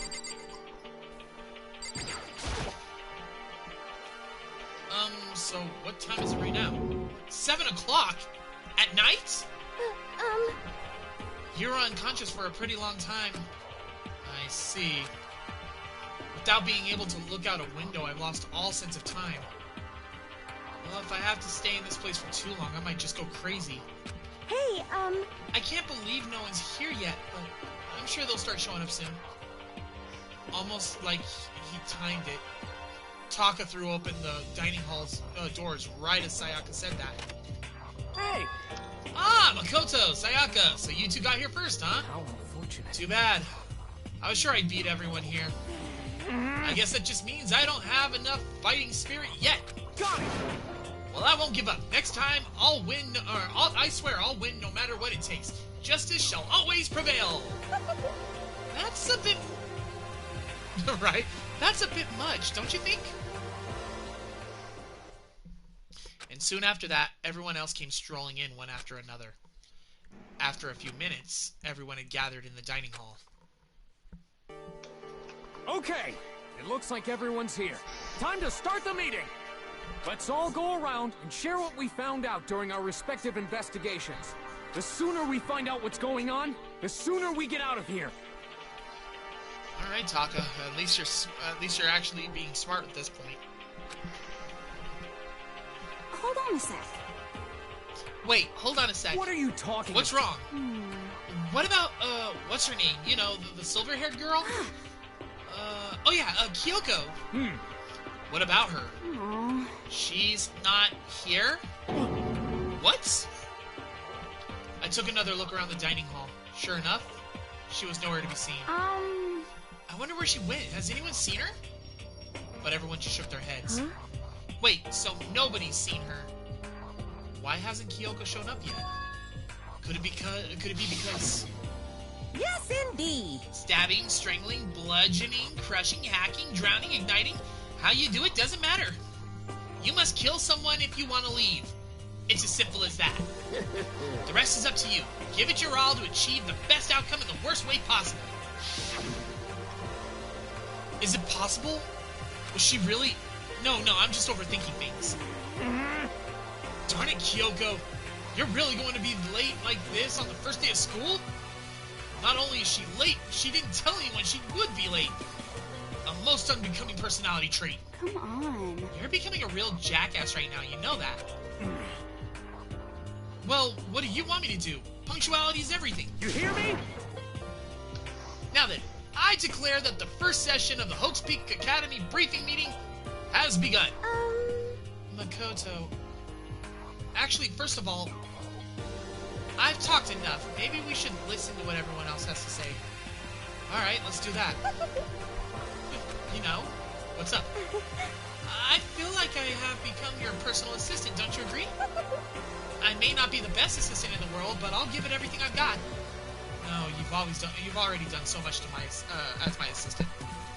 How? All she did was say she's an assistant. Why she got to be the first to die? Oh, okay. Do you want me to give you a spoiler as to why for this part? Yeah, why is she the first one to die? Okay, so... because nobody did anything after Monokuma told them that they could start killing, he decided to go ahead and give them all incentive. And each one of them was given a videotape to go and look at, and when she looked at her videotape, she freaked out. Basically, the tape was a motive to kill. So, that's all I'm going to tell you right now. Alright, I guess I just start talking I don't like this game. Okay, so since you're in the dark about all this, let me lay out what's been going on. Everyone split up to investigate different parts of the building, but Byakuya and Taka each went off on their own. So did Kyoko. I wanted to try to find some clues as to who's responsible for imprisoning us here. But unfortunately, I made no such discoveries. That's all from me. Really? That's it? If I had uncovered anything, I naturally would have had more to say, but I didn't, so I don't. Right, understood. You see. I spent time looking around the dormitory, and listen to me. There, I made the discovery of the century. I found that there was exactly one room for each person. Well, yeah, I figured that out before anything else. Yeah. Each door already has a nameplate on it, so I guess all the doors have been assigned already. And each room key was attached to a keychain with the owner's name precision etched into it. Which confirms that the room I was in earlier is in fact my room. And plus... And Chihiro and I found out that the rooms are all completely or totally soundproof. Your next door neighbor could scream their lungs out and you wouldn't hear a thing. Oh my. Sounds like a room for Diesel, huh? What the hell kind of game are you playing on Island? Like I said, this went from rated M to rated AO. Well, each room also had a private bathroom, which could also lock. No. It went from rated M to rated OM. Rated M to rated oh my. Yeah, exactly. Oh my god. Oh my god. The OMG. But it looked like there were only locks on the bathrooms in the girls' dorms. But when I checked my bathroom door before, it would definitely seem like it was locked. That's weird. I should double check that later. Hey, come on. Right? Okay, so they got a bunch of rooms ready for us. They're assuming we're gonna be here for a while. Quiet down and listen. Well, better to have than have not. At least we don't have to worry about surviving like wild animals. That can't be all you have to report, can it, Mr. Honor Student? Got it. That's all for my report. Let's move on to whoever's next. So, yeah. It looks like Leon, Hiro, Junko, and Chihiro all grouped up together. We went all up and down the school, double-checking the windows in all the hallways and classes. We wanted to see if we could get any of those metal plates to come off. And what happened was nothing. Not a damn thing. We couldn't get a single one to budge. Even a little bit. What should I do? There wasn't any hope of escape anywhere. The school really has been totally cut off. This is bad. This sucks. Bad, It really sucks. It sucks. What the hell are we gonna do? Hey, come on. Stop sucking? No. We're gonna quit saying suck. Right. God damn, calm down. You're starting to make me nervous. You see. Okay. The same goes for Hina, Sakura, and Monto. We thought maybe we could find some way to communicate with the outside, so we went looking all over. Sorry. But we didn't find a thing. Sorry. Yo. I went back to the main hall, thinking maybe we could do something about that giant hunk of metal. What? But even with Sakura and me both, it wouldn't budge. We hit it with desks and chairs and nothing. Shit. It was hard as, like, metal. Yes, indeed. Well, yes, it is metal. Anyway, if we're gonna get out of here, it's not gonna be through there. I feel like I could just cry, but no, I have to hold it in. I have to manage my hydration. So then. I shall tell you what happened next. It has nothing to do with communicating with the outside world, but it's still worth worrying about. In both the school and dorm areas, there was a set of stairs leading up to another floor. But there were gates there. We couldn't find any way to open them, so we couldn't check it out. In other words, at this point, we're only able to search the first floor. However, we can further assume that there is potentially something above the second floor as well. And if that's the case, there's at least a chance it may lead a way out.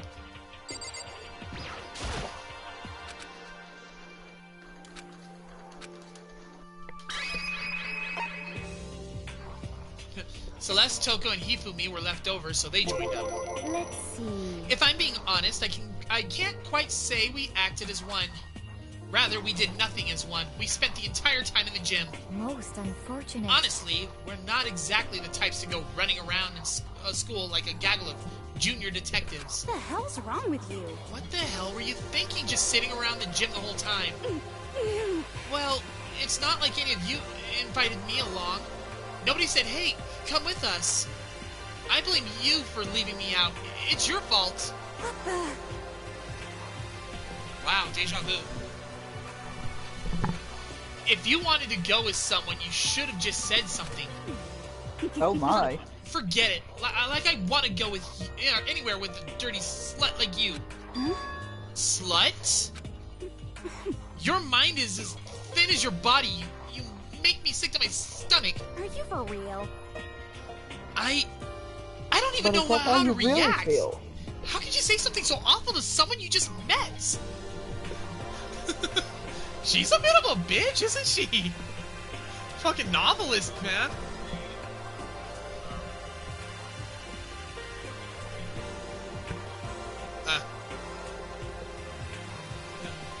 I don't even know how to react. How can you say something so awful to someone you just met? Hey, come on. Alright, guys, everybody just calm down, okay? All of this stress is bad for your skin, you know? Yeah, it sounds like you two are so close now, you're fighting like sisters. I don't think that's what's going on, Sayaka. Hey, So, that's what they have to say, huh? Then I guess I'm the only one left. Alright, let's see what you discovered. Oh, shit. Okay, let me go and freaking take that back. I thought it was gonna make me go and do that stupid choice thing again. I went in and had a look around the dining hall. I found a fridge in the back of the kitchen, and it was overflowing with all kinds of stuff. I guess we don't have to worry about food, at least. Sure, for now, but even with that, there's 15 of us. How long can food last? You can just eat sesame seeds, or sesame seeds or something. Why did I read it as a Japanese thing? Huh? What am I, a parakeet? I don't think we have to worry about that. All the food gets restocked automatically each day. At least that's what Monokuma said. You saw him? Okay. Yeah, he came out of nowhere while I was checking the fridge and told me that, then disappeared again. He was so fast, I can't believe someone could have been moving him around with a remote control. That's... A weaponized toy that can just appear from nowhere? I can't tell if we're supposed to be afraid or not. But was everything okay? Yes. He Yes, didn't try to, like, eat you or anything. Eat her? What do you mean by that? I mean, when you say eat, what kind of eating are we talking about? Come on, man! Hey, you bastard! What the hell, fatty? You're acting like some kind of sleazy drunk dude. Actually... Not like there's a good kind of drunk dude. Hey! Hey, stop screwing around, all of you! Are you still asleep or something? We're prisoners here. We could all just die any second. Shit. She's right. We can't be making stupid jokes right now. We gotta do something or... A voice cut through the noise, interrupting Mondo. You're all spending an awful lot of time yelling and carrying on. Do you really think you can afford to do so? Have none of you accepted the reality of the situation? Yo! Kyoko! Where the heck have you been? We already started the meeting without you! She didn't say a word. Instead, she just dropped a piece of paper on the table. Huh? What's this? It appears to be a map of Hope's Peak Academy. A map? What the... Where did you find this? Well... It doesn't matter where I found it. What the heck? It does matter! You're really freaking us out right now! But more important... Never mind that. What's it mean? It would seem... Just look at it. The building we're in right now is laid out in precisely the same way as Hope's Peak Academy. So what you're saying is, this really is Hope's Peak Academy? It's true. Well, in terms of construction, yes. But it looks like it's had a number of strange renovations done to it. Renovations? However... I don't know all the details yet. All I found was details about the first floor. But then, this really is Hope's Peak. We didn't get kidnapped and taken to some other place. So stupid, it's not even possible. This is where the country's future elites are supposed to come and learn. But if this really is Hope's Peak, where are all the other students? Hey, come on, guys. Let's just stop talking about all this, you know, negative stuff. But aren't you worried things don't... aren't you worried? Things don't look good. Yo! Worried? What's there to be worried about? I mean, this was all planned out, right? The people in charge of Hope's Peak put this all together, right? Man, if I got stressed out every time something like this happened, I'd have ectoplasm shooting out of my mouth. You know? Ectoplasm. Right. Good thing will come to those who wait, right? So we just gotta chill and everything will work itself out. What's your problem? Why are you laughing? What's so funny? I'm just happy, that's all. It seems splitting up to investigate was a good idea after all. Haven't you been listening? Looking around was just a total waste of time. We didn't find a way out. We couldn't find who's behind this. We still have no idea what's going on. Oh. Huh? Is it not crystal clear to you what's going on? Are you okay with this? Welcome back, girl.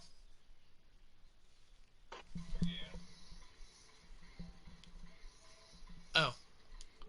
Never mind. She left. She'll be back on. She'll be back on. Oh, yeah. Yeah, it's her PSN again. She's like, yeah, I'm here. Okay, girl. No problem. It's perfectly obvious that we've been imprisoned in some secret location with no way out. None of us had any response to that. We didn't want to accept that reality. But it was staring us right in the face. Yeah. Yeah, PlayStation. You didn't have to go and say that. I was trying not to think about it. No way out? We're trapped here. What are we supposed to do? It's very simple. If you want to leave, you just have to kill. Stop it! Don't even joke about that. Everyone just calm down, please. We need to stop and think about what to do from here. Seems like... There's got to be something we can do. All we can do is adapt. Adapt to living our lives here from now on. That's... Live here? Are you saying we should just accept it? Do you understand? A lack of adaptability is a lack of survivability. Survival is not based on who's the strongest or the smartest. It comes down to who can adapt. Actually... As someone who has come out on top more than once, I have a suggestion. What? Huh? What do you mean? Or what do you mean? Damn it. We all understand that we're trapped here, which means we will be spending the night. However, y'all remember the rules regarding nighttime, right? Nighttime is from 10 p.m. to 7 a.m. Some areas are off limits at night, so please exercise caution. Sleeping anywhere other than the dormitory will be seen as sleeping in class and punished accordingly. Let's see... So, regarding this nighttime, I think we need to add a rule of our own. What do you mean? Going out at nighttime should be prohibited altogether. School regulations do not actually tell us not to go out at night. I would like to make it official. Huh?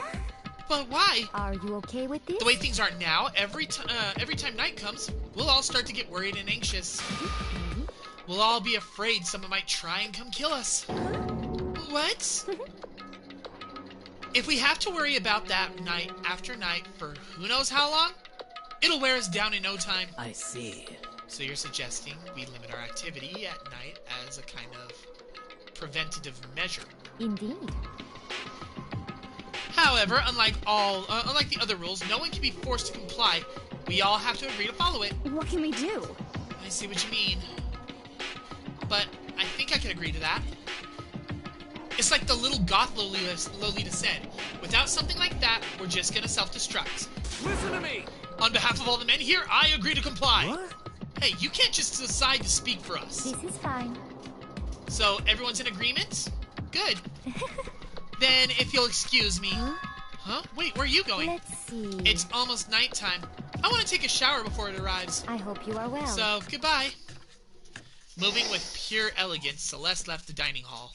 Her behavior seemed so natural. I couldn't imagine anyone even trying to stop her. So, I guess it's pretty obvious where we go from here. We'll be spending the night, looks like. Adaptability. So, Mr. Chairman, what next? One person already left.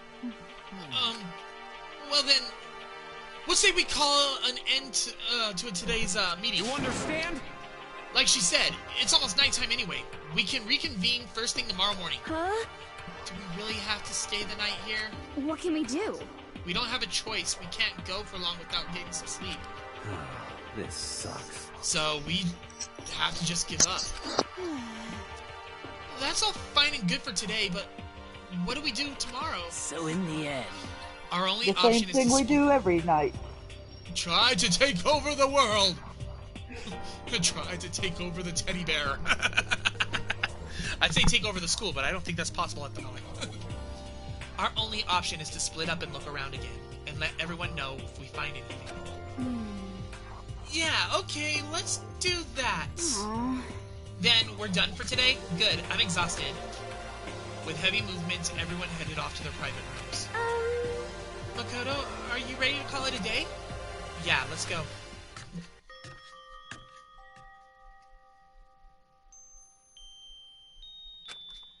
Is this really where I'll be staying for the foreseeable future? Oh, that's right. I should check the bathroom one more time before I go to bed. Only the girls' bathroom should have locks on them, right? Alright, let's open it up. It's no use. It really is locked. Wrong! Not locked! Holy crap! Welcome back, girl. Jeez, talk about an overreaction. It's like you just saw a ghost or something. what? Like some kind of robot bear ghost. What are you doing here? Makoto Naegi, this is super duper majorly bad. So bad it's almost magical. Ultra magical, awful attack. In point of fact, I acknowledge that the bathroom in your room has a problem with the door frame. Wait, so the reason it won't open is because it's locked? Or is it because it's locked? The door just doesn't fit? Hey, Didn't you see the notice? What, can't you read? The bathroom in the boys' dorms don't have locks. I mean, a lock on a boys' bathroom is kind of pointless, don't you think? Well, it's not that it's pointless, I guess, but I'm no expert on the birds and the bees and all that. Listen up! Anyway, there's a little trick to opening this particular ill-fitting door. And that's what I'm here to teach you. Okay, ready? You just gotta turn the doorknob, then lift up while you pull. Yes, indeed! Go ahead, give it a try. Turn the knob, lift the door up while I pull. When I did that, the door opened without a problem. See? It opened right away. Isn't that crazy, though? Your door's the only one that doesn't quite fit right. Or fit quite right. You're supposed to be the ultimate lucky student, right? But it looks like you're not lucky at all. Bye-bye! Anyway, I suddenly don't feel like being in here anymore. Bye! Hey, wait! Damn it.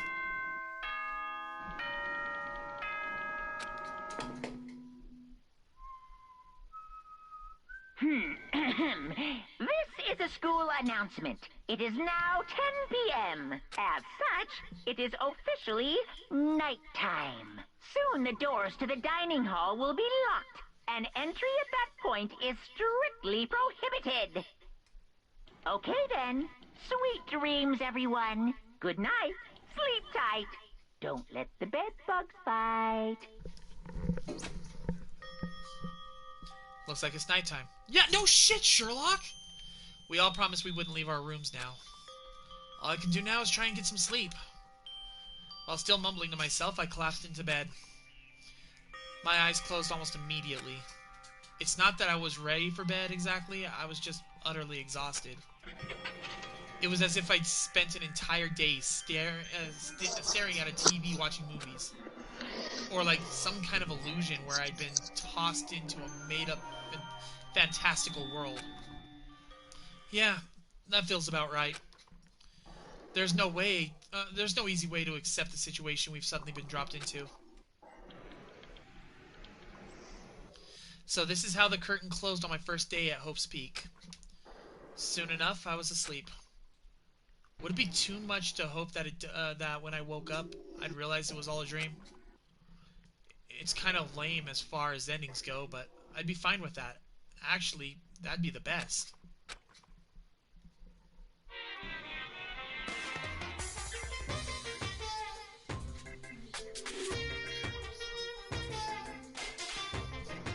In any normal school, Mr. Monokuma would be a kind teacher, but when I think about what's coming up, I'm just full of pride and joy. Our ceremony earlier today was absolutely splendid. Thank you all very much. Remember that if you're all students of Hope's Peak Academy, and strive to refine your ideals. I swear to you, I will send you all off into a new tomorrow.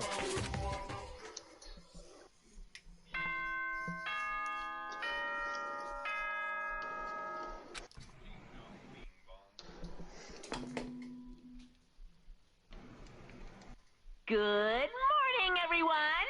It is now 7 a.m. and nighttime is officially over. Time to rise and shine! Get ready to greet another beautiful day! Fucking bear. Apparently it's morning. But So thanks to the why do total you lack... use his avatar? What? So why do you use his picture in the Discord? I like the bear's design, but I hate the person controlling the bear. Apparently it's morning, but thanks to the total lack of windows, there's no way to know for sure. Anyway, what should I do now? Maybe I should go find Sayaka and we can figure out where to go from here together. She did say she's my assistant now. Okay, it's decided. I'm gonna head to her room. With a newfound determination, I left my room.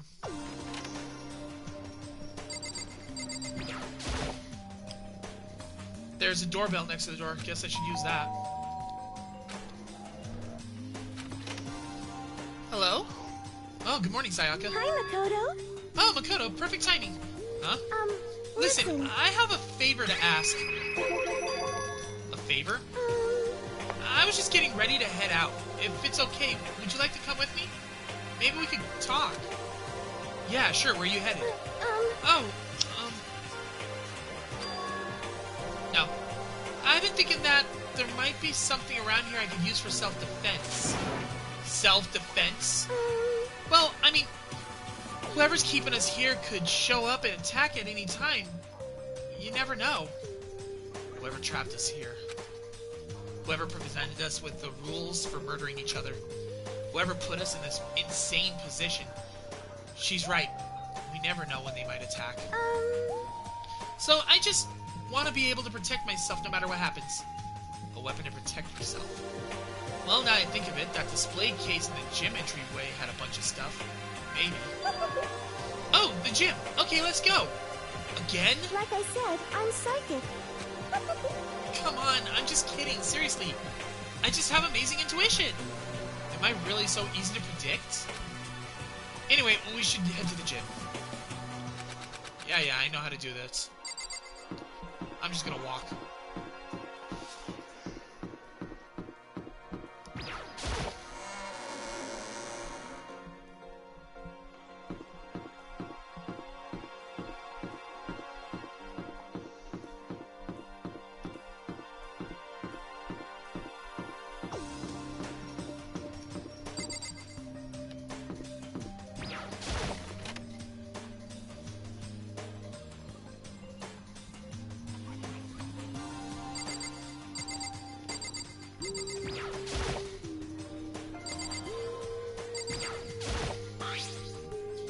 Is this a sword? Oh no, I think it's just a replica. Still pretty impressive. It's completely covered in gold coating. But, geez, I barely touched it and I got that gold stuff all over my hands. Wow, you're right. Your hands are totally gold. Even just for self-defense, I think it's a little... Well, it's still better than nothing, I guess. Hey, You should take it with you. It might help liven up your room a little. You think so? But I guess you better be careful taking it back. You should wrap it in newspaper or something. And just like that, it's been decided. I don't see anything I could really use for self-defense. Hey, don't worry about it. It's not like you need it right away, right? Plus, if anything were to happen, when the time comes, I'll protect you. You'll protect me? Well, thank you for saying that. If I've got you on my side, I guess I don't need a weapon after all. Sayaka giggled as she said that. That mysterious smile. I can tell it comes from the heart. It makes me feel at ease. When I look at her, I honestly feel like I could do anything. Okay, we can stop looking for a weapon then, but as long as we're here, let's hang out a bit more. I have to! Sam! What? She asked if it reminded her of anyone else. I know I said I wanted to talk to you, but now that we're here, I don't really know what to talk about. Sorry. And I was the one who invited you to come with me. Sorry. It's okay. I mean, if there's nothing to talk about, then we can just not talk, right? Huh? You don't have to force yourself to talk. We can just, I don't know, stare off into space or whatever. Right? Stare off into space? Oh, but you're probably super bored, just standing around doing nothing. No, it's not that it's boring, it's just... I've never really done it before. Phrasing. I don't have a lot of time to do just do nothing. I guess that makes sense. You're not a normal high school student like me. You've got tons of stuff to do every day. Listen. Hey, this is kind of out of nowhere, but Makoto, do you have a dream? Well, what about you, Sayaka? What's your dream? I'd love to hear it. My dream is... I've always wanted to be a star as long as I can remember. I grew up without a mother, you know? And my dad worked really late every night. I was always home alone. I was just a kid, you know, so I was really lonely. But that all changed when I saw a pop star on TV for the first time. Misa. She was so pretty, like a princess, and she could sing and dance. But more than anything else, there was her smile. Looking at her smile, I could feel my loneliness melting away. I decided that's what I wanted to be someday. I wanted to give that kind of encouragement to others. Eventually, that became my dream. That's so amazing, though. You were able to actually... She had a dream. You were actually able to fulfill your lifelong dream. Honestly, that's really incredible. I did whatever it took to reach that dream. I mean it. Even some things that weren't so pleasant. Huh? You see. I honestly believe that as long as you kept chasing your dreams, someday they had to come true. But to do that, you can't take your eyes off your dream, not even for a second.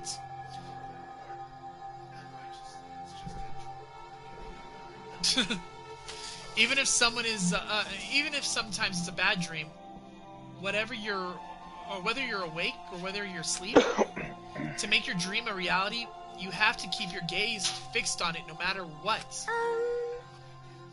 In that world, if you lose focus for even a split second, you get left behind. You have to keep on swimming against the current without even taking time to breathe. That's the kind of world my dream lives in. Is it really that tough? Is it not fun at all? Oh no! Oh no! Don't get me wrong. Don't get the wrong idea. It's super fun. But that's exactly what scares me. Huh? I enjoy every single day I wake up and get to do what I do. Everyone in our group is amazing. We're rivals in a way, but they all mean so much to me. We've been performing together since we were young, so they're all like family to me. Without them, I would have given up on my dream a long time ago. To work together and fulfill our dream together has brought me so much happiness. But that's why... But that's the thing that scares me the most. If the world gets tired of us, then what happens? What happens to us? Then the dream dies. Those wonderful days come to an end and everyone goes their separate ways. Sayaka. She's trembling. She must be terrified. She worked so hard, sacrificed so much to get where she is. She must be terrified of losing it. You see. So that's the reason I decided to come to Hope's Peak. What do you mean? Well, they say if you graduate from here, success is basically guaranteed. Which means I could keep on performing with my best friends forever and ever. At least that's what I thought. I really did believe that, but now we're trapped here with no way out. They're probably waiting for me. While I'm in here, the world out there is forgetting about me. Minute by minute, we're all disappearing. But still... Sayaka? What? I can't afford to be stuck in here. That's the first time I heard her cry out from deep within herself. Phrasing. She sounds... desperate. But I can understand why she'd feel that way. Trapped here this way, the dream she put so much effort into is on the verge of disappearing forever.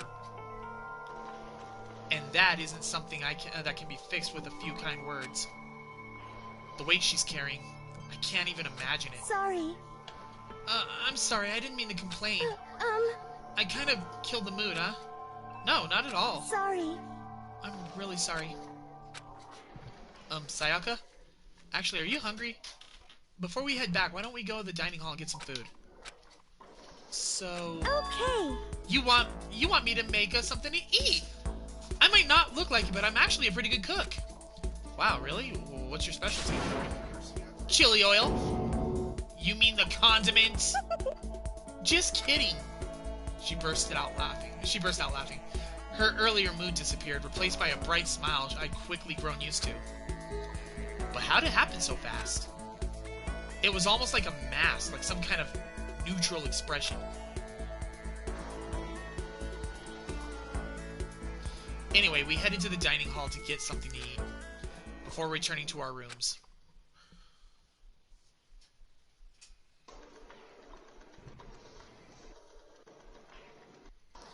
The only thing in my room is a fake sword covered in gold.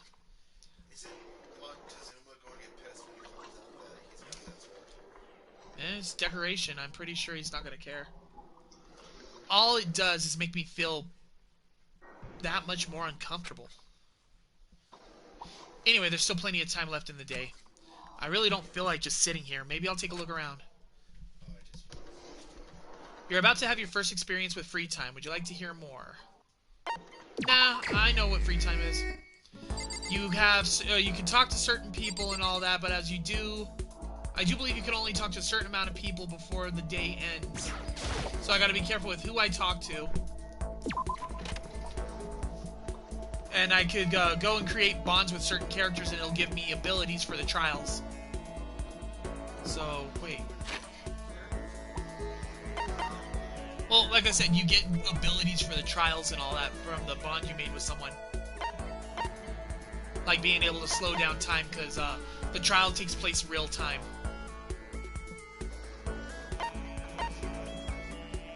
What about him?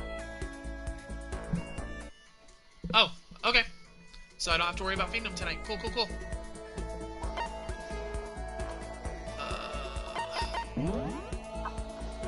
Alright, so let's see.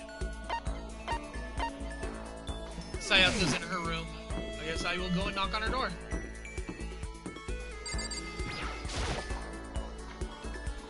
Guess I should press the doorbell. Listen. You know, Makoto, I'm so anxious. I really am afraid. Alright, let's spend some time with her. Why not? Okay, this part I could actually just skip, because most of the freaking useless stuff is just not that important.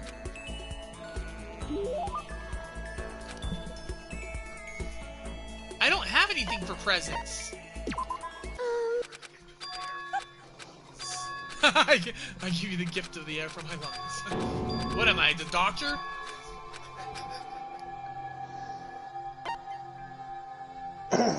Wait.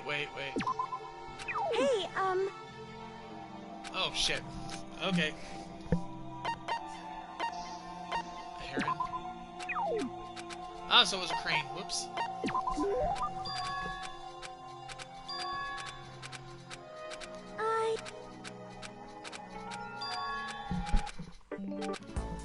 Alright, so now I got an ability. Woohoo. I headed back to my room for a little while.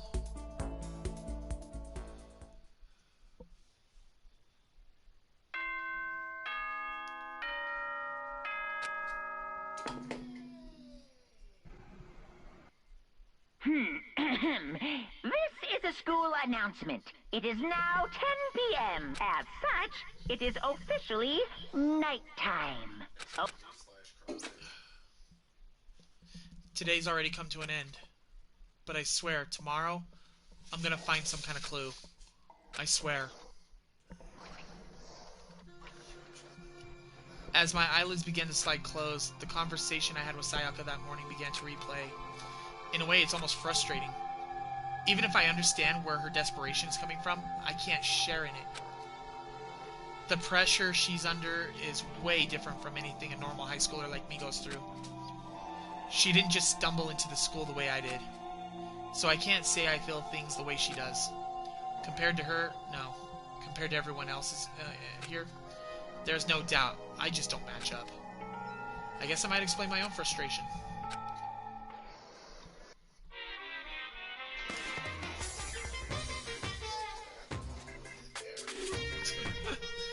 So, I'm sure that you've noticed the killing game has begun, but there's still room for a little laughter.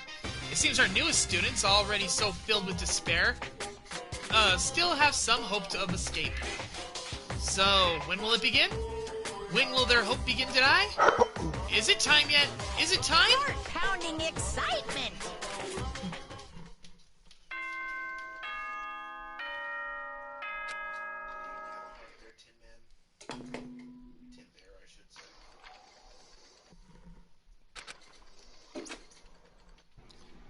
Morning's come. What should I do today? Free time again!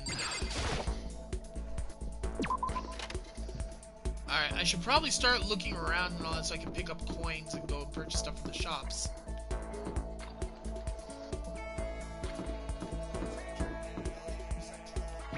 I think I just got one from Sayaka.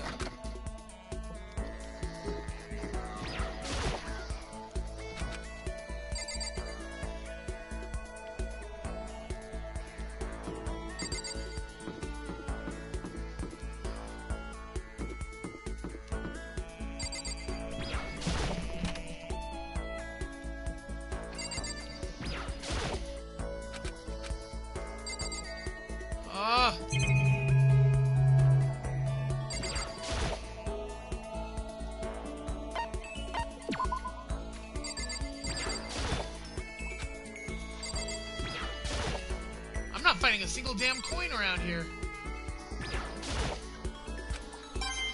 Oh, look, I found a coin.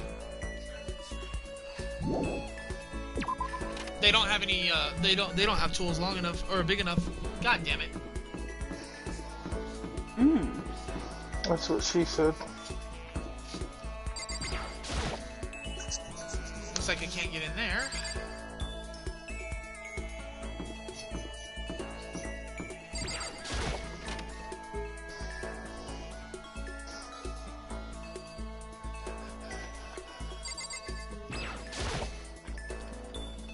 Magazines laying around, probably to kill time when you're waiting for your laundry.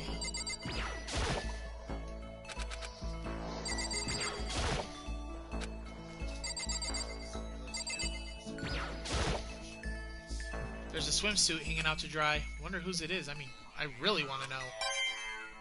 Ah, found another coin. You really want to know, or are you just being pervy?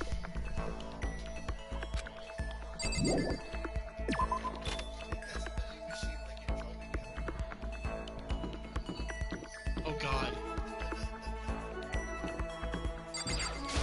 Hey, you bastard! Yeah, let's hang out with him.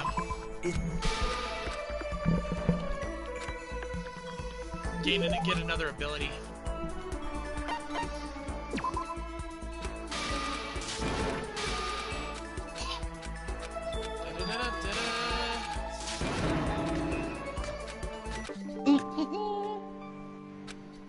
You just unlocked the robot jock. Give yourself a pat on the back. Oh my.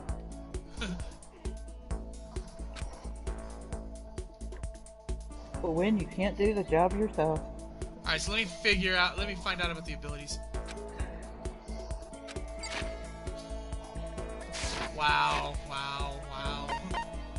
Alright.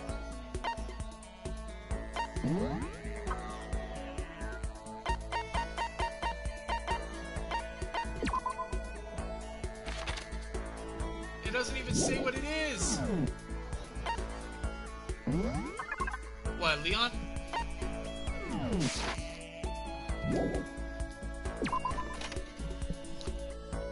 Alright, well, let's see. Who else do I want to talk to?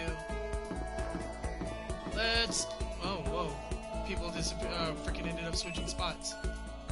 She's still there. But I already got got an ability from her, so I don't have much to worry about. What about here?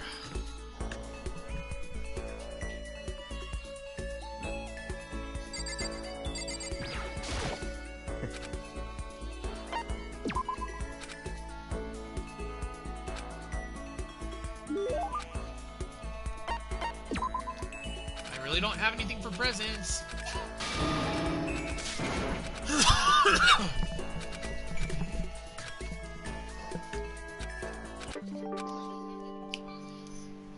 Unlock the skill composed.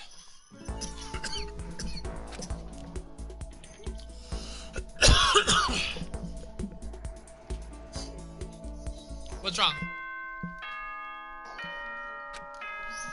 Oh, right. This is a school announcement. Oh. Yeah. It's the same thing. Third day here's already come to an end. When will I... No, when are we gonna get out of here? Never. I laid on my bed and stared blankly at the ceiling, and before I knew it, I had fallen into an uneasy sleep. God, these damn theaters. I need an immediate, fast-acting pick-me-up. If it doesn't act now, it's the same as giving in to regrets. What do you think guides the world? Speed, of course. That's why Formula 1 drivers are so popular. Any idiot can accomplish something if they take it slow. Even a human piece of excrement could create a masterpiece if they spent their entire life on it.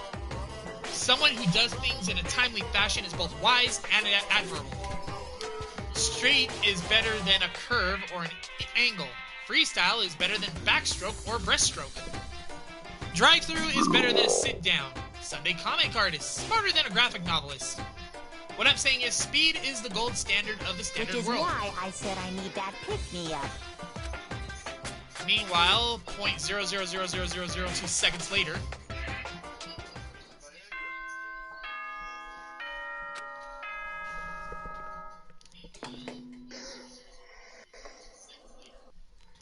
Good morning, everyone!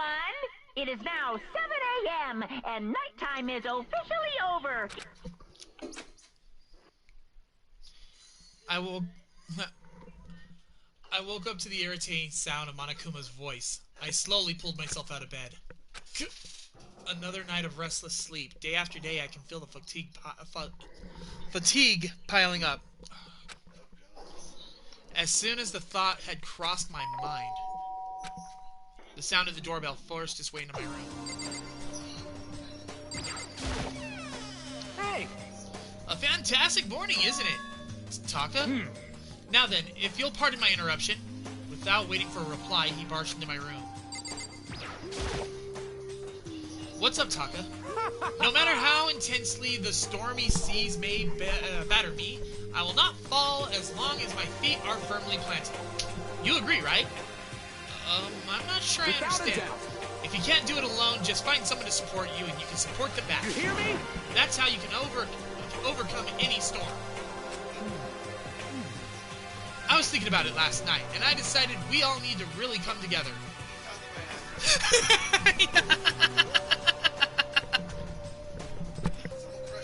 Because it's only one of us getting off his bullshit. And that was when I realized every morning from now on, after the morning announcement, everyone should have breakfast together. Quiet down and listen! And now is the beginning of that fateful fateful day. Please head to the dining hall at your earliest convenience. Got it! That's all for now. I have to go let everyone else know the good news. Taka didn't even wait for a reply. He just turned and left before he could say a thing. I guess I better head to the dining hall.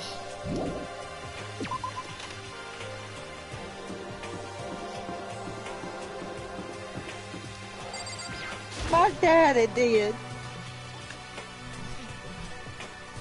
Womp, womp, womp. Listen to me! Okay, looks like everyone's here. So then, let's begin with our very first breakfast meeting. Quiet down and At listen! Tiffany's. Everyone, thank you for making time for your busy schedules to come together. Give me a break. Or in your time to make, or for whatever. I didn't make time for shit. You dragged me here.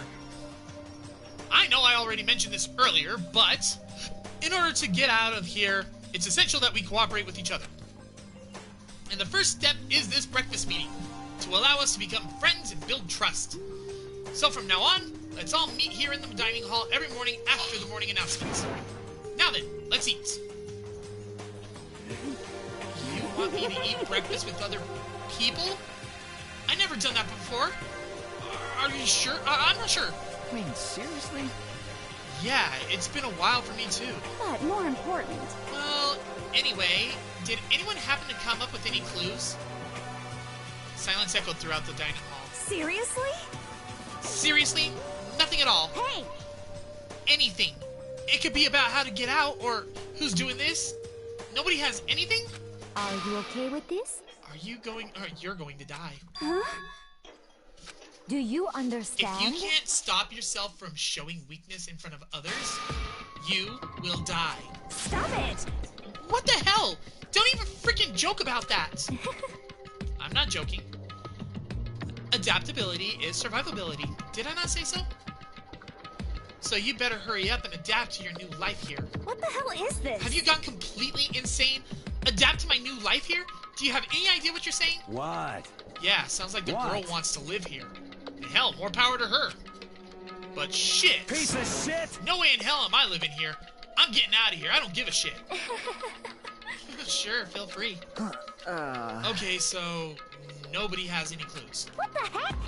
One thing I can tell you is who is behind it, all this. Someone totally weird and messed up. Why else would we be trapped here in the first place? Hey, listen. Well, sure, it could be something like that, but for right now, actual clues are. What's up? If you think in terms of people who are really abnormal or bizarre, do you think maybe the person responsible for all this could be a certain murderous fiend? A murderous fiend? Chihiro, do you have some idea who might be behind all this? Well, maybe. I mean, I can't really be certain, but... Got it! Certainly, certainty is not a concern right now. I'll allow whatever remarks you may have. You know? Okay, well, have you guys ever heard of Genocide Jack? You mean that serial killer that's been in the news and all over the internet? The monstrous villain who's murdered scores of villains in a brutally bizarre fashion. The word bloodlust was left at each murder scene written in the victim's own blood. Whoever it is, he's like a ghost. Strikes without warning and disappears without a trace. And on the internet, they started calling him Genocide Jack.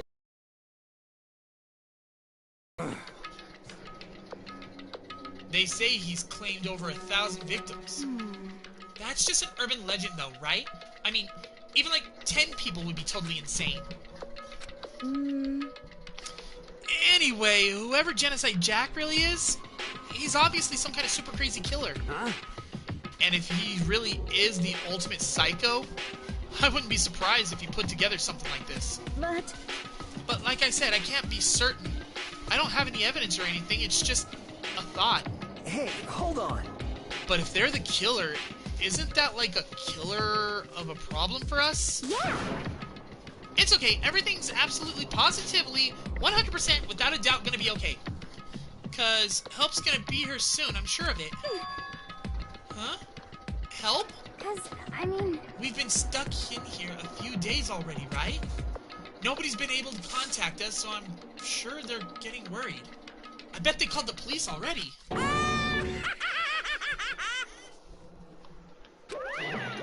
this? The police? You're putting your faith in the police? Bastard! What are you doing here? You guys? Seriously, do you understand what the role of the police exists to fill? They're all they're good for is being a foil, playing against a villain or anti-hero or evil organization. The bad guys come along and destroy them, and that shows just how badass they really are. Are you sure you want to rely on such an unreliable group of losers? I mean, come on. If you really, really want to get out of here, all you gotta do is kill.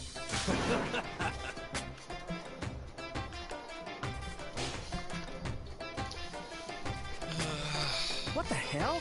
Why the hell are you laughing? You know? I'm just impressed the whole commitment to this whole act. Come on.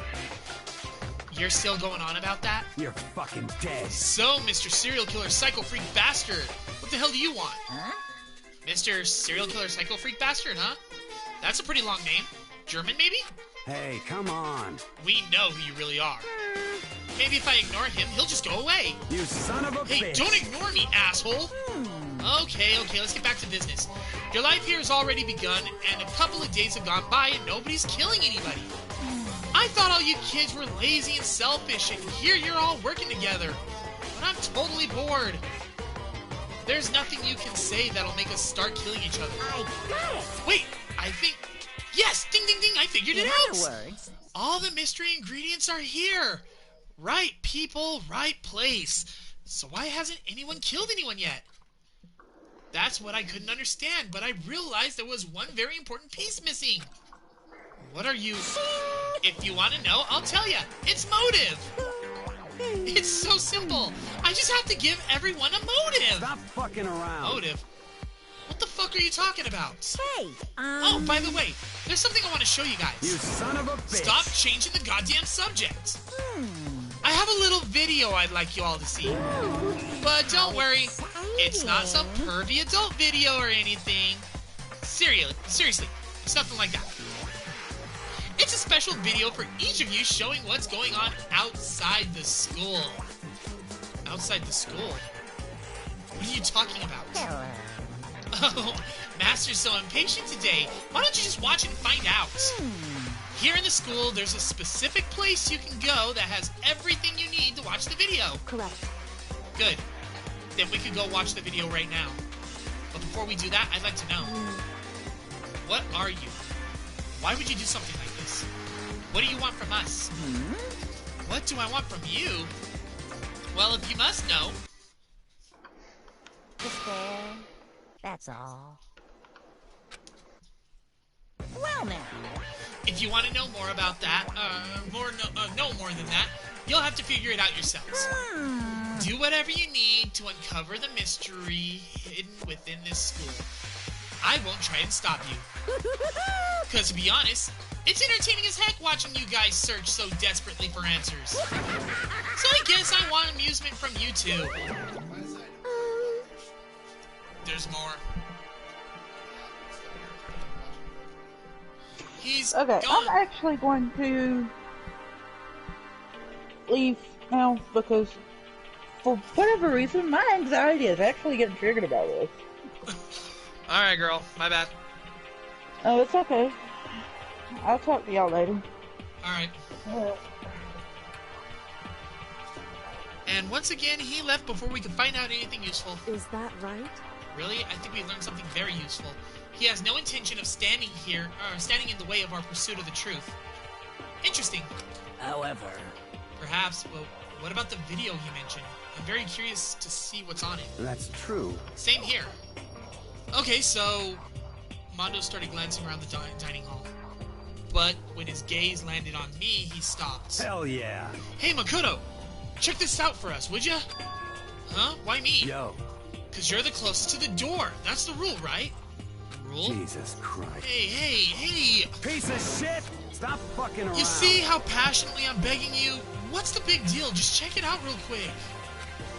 Okay, I guess I'll get going then. Hell yeah. Awesome, thanks. I owe you one. Hey, If Makoto's going, I'm going with him. It's not safe to walk around this place anymore alone. Yo. Yeah, sure thing. Then we're counting on the both of you. If anything happens, just yell and I'll come running. I can't decide if Mondo's totally dependable or completely terrible. Yeah, I'd have to say he's kind of both. He's not exactly a bad person, but I definitely can't say he's a good person either. So then, where's this specific place Monokuma mentioned? Must be somewhere you can watch DVDs, but well, if it's a place set up to watch DVDs, then I think I know exactly where to go.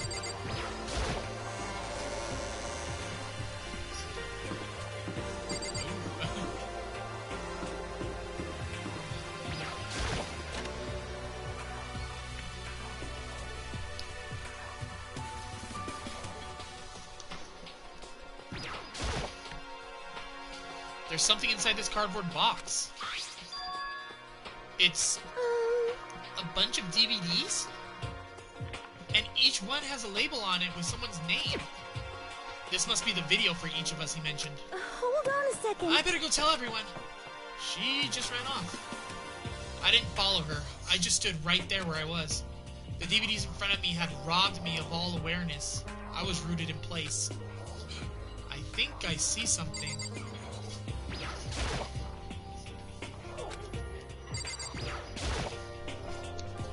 Next to the monitor is a high-end DVD player. It'll probably play those DVDs no problem. No clue. Maybe I'll just watch mine real quick before anyone else gets here. I sorted through the DVDs and I found in the box and found the one with my name on it. Then I slid it into the expensive-looking player. I sat down and stared intently at the darkened screen, and then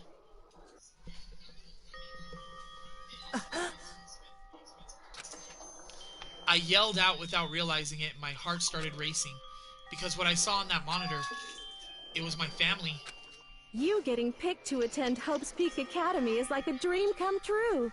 Make sure you do your best. I'm so proud of you, son. But remember, don't push yourself too hard. Are you really watching us, Makoto? Good luck, okay? If it had ended there, that would have been fine. A message of love and support. After leaving my family behind to attend Hope's Peak, it would have given me hope, given me strength. If this was a normal school, I would have been happy, if a little embarrassed. With my family's support to rely on, I would have been motivated to do even better. But here, now, it was totally different. I wasn't living an ordinary school life. So I had a pretty strong feeling that the video wasn't going to end there. I hated having that feeling, but it turned out I was absolutely right.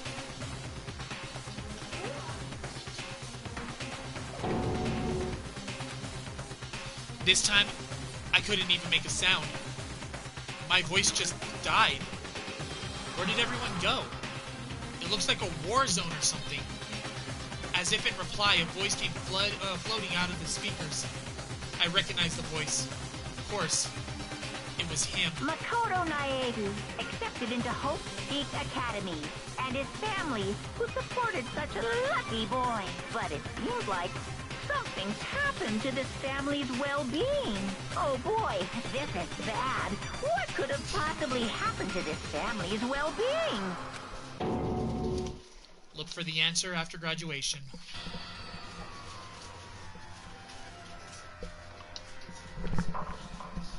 No, he killed the parents and kidnapped the sister.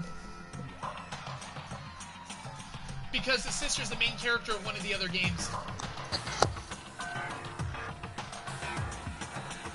What is this? What happened to everyone? I started trembling. I could feel the fear and anger building up inside me like hot magma. God damn it! I slammed my fist against the desk over and over again. A single thought was racing through my mind. What else? How could I think about anything else? I have to get out of here. I have to get out right now. I need to make sure everyone's safe. Makoto? What happened? Make sure who's safe.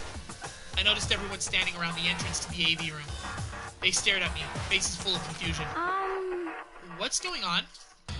Without a word, I pointed to the cardboard box. Is it, like, Is that what Monokuma was talking about? What does this mean? What's on them? They all gathered around the box. Each of them grabbed the DVD with their name on it. One by one, they all rushed to a monitor. It didn't take long for them to react. What the? What the fuck? This can't be real, right? It has to be fake, right? Hey, hold on. Yeah, no way it's real. No way. I can't take it anymore. I can't take this anymore. Let me out of here. As soon as I saw the reactions, I knew. They'd all seen something like what I've seen. Nobody even bothered trying to hide their fear or confusion. Except for her. Even now, she was totally calm. I see. So this is what he meant by motive. He wants to fuel our desire to leave so that we're more likely to start killing each other. Yes, indeed. It is the classic prisoner's dilemma. Hmm? Let me use an example. Imagine two countries are on the brink of war. Both countries want peace, and each commits to scaling back their forces as a sign of good faith. But there's a chance that one country may betray the other, so each country fears lowering their guard. The result is that neither scales back their forces. They both end up betraying each other. Do you understand? In other words, the fear of an invisible treachery becomes the greatest enemy of stability. That kind of sounds like us right now. Everyone says they'll work together, but in our hearts, we're all afraid someone might betray us. Don't put those awful thoughts in our head. That's exactly what they want us to do. Huh? You can say that, but maybe you're thinking that once everyone drops their guard, you could just... What? Hey. This is exactly what Monokuma, or whoever's behind this, wants. They want us to fight, don't you see? Yeah, you're right. We need to calm down. So then. Okay, then, maybe we should just start by just talking. Maybe if we all just talk about what we saw, that'll help get everything out of our system. Besides, I think we're all super curious, right? I wonder what was in everybody's videos. I'd be lying if I said I wasn't curious. Hey, Sayaka? What was in your video? What's your problem? What's wrong? Just hurry up and tell us. Sayaka?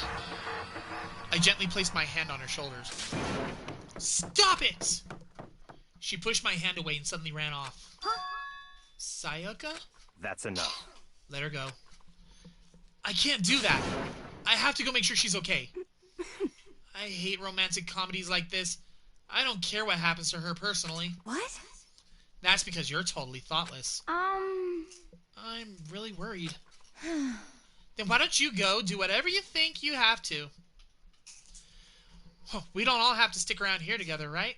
I hope you are well. Speaking of which, I have my own things to take care of. Goodbye. Everyone went their separate ways.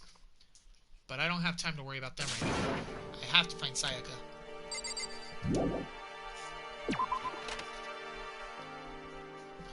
Where could she have gone? She couldn't have gone far. Maybe check around the school.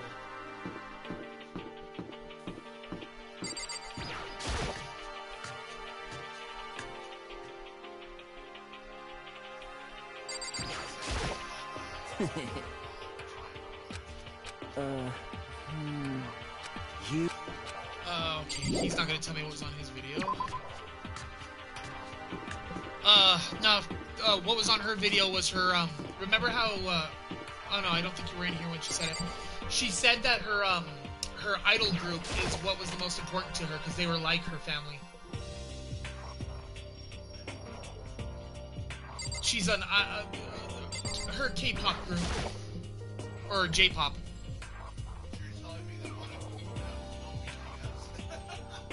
Per se, yeah.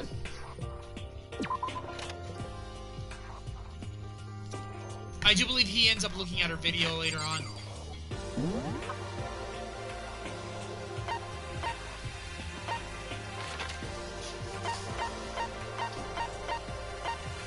She's not in the dorm rooms.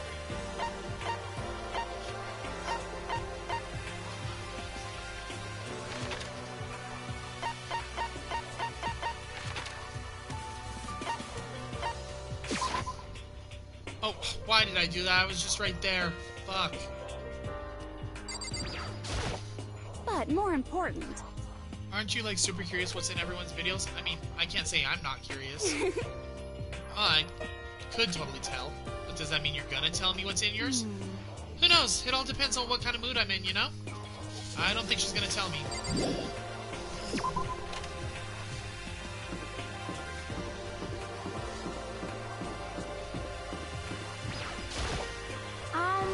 Where did Sayaka run off to? Anyway, that video was pretty convincing. I almost thought it was real. But it's fake, right? It's gotta be. I'd like to believe that, but if it was real...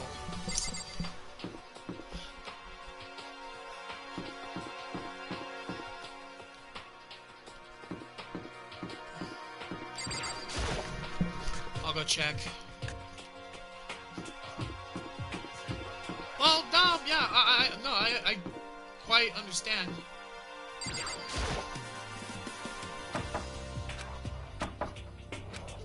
Sayaka? No answer. I guess I'll have to keep looking. Jesus Christ. Big Bang Theory.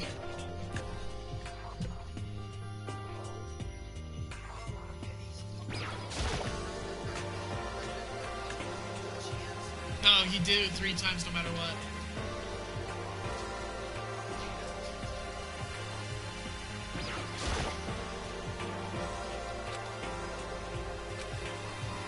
Different knives all over the place.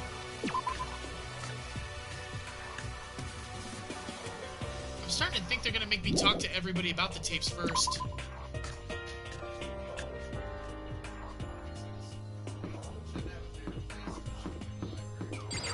She would normally hang out in the hallway from the last couple of free times I've seen.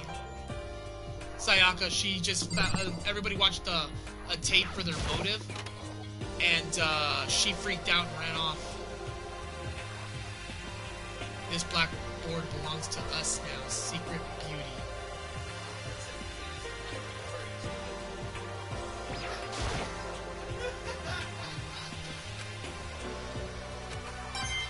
Oh, cool, I found another coin. Woo!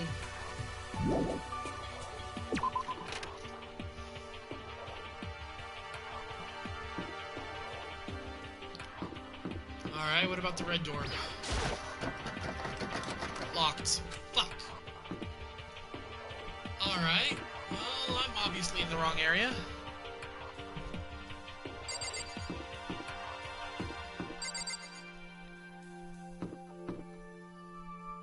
Leon was in that one. You know, I'm gonna check the gym. I mean, oh no, I checked the gym. It was empty. Alright, let's go back to the AV room and talk to everybody first. Maybe then she'll pop up. Oh, they're not letting me go back in. Alright, so I have to find out where she is then.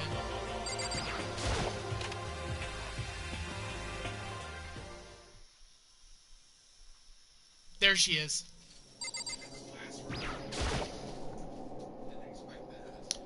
I found her in one corner of an empty classroom. She was sitting in a chair, hands on her knees, staring absently at the floor.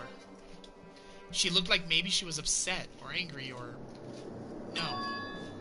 She didn't have any expression at all. There was nothing on her face that could call emotion, or that you could call emotion. It was as if her original mask had been stripped away. Sayaka, are you okay? Yeah, I'm fine. Actually, no. How could I possibly be fine?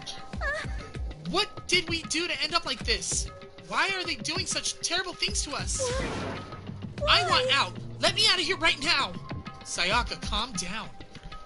As she thrashed around, I grabbed her by the shoulders. I understand. I know how you feel right now. When I think about what might have happened to my family. But now more than ever, we have to stay calm. This is exactly what they want. They want us to lose our composure and stop thinking rationally. Think about it. Those videos have to be fake. Because if those things really had happened,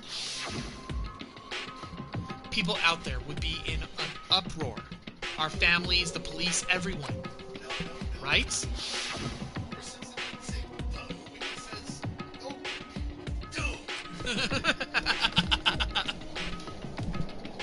So, let's just calm down, okay?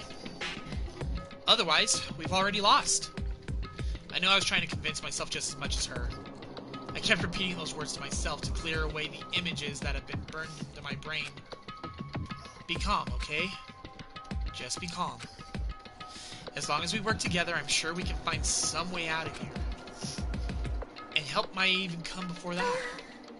But what if there isn't a way out? What if help never comes? If that happens, then I'll get you out of here myself, no matter what it takes. When I said that, I paused. I had no idea what had come over me. Sayaka? Please, help me. Her voice was small and shaky. Why? Why is this happening to me? To kill or be killed? I just can't take this anymore. Sayaka. Finally, she raised her face up from her chest. She looked at me with those big, wet eyes of hers. Makoto! Can I believe what you said? What? That you'll help me get out? No matter what it takes? Absolutely. Makoto! You're the only one I can trust, so please? No matter what happens, please always be there for me. I need you on my side.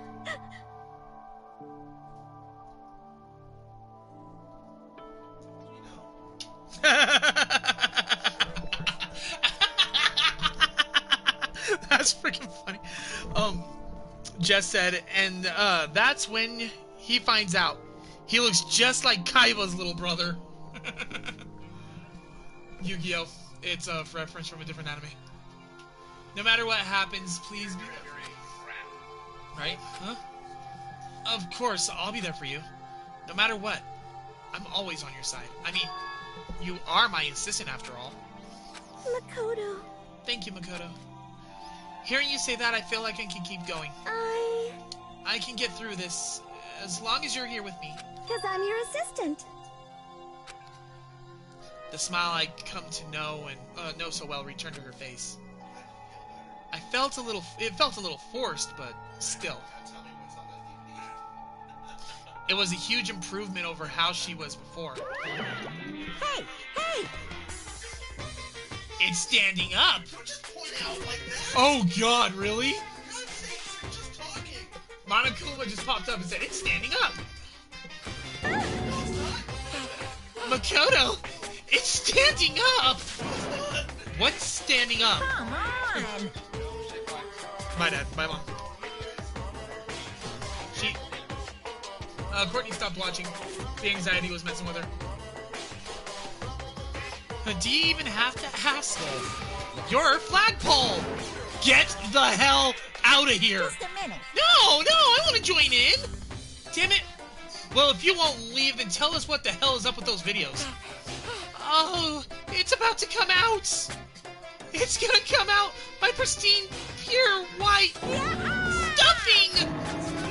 My honest, innocent stuffing is about to come gushing out!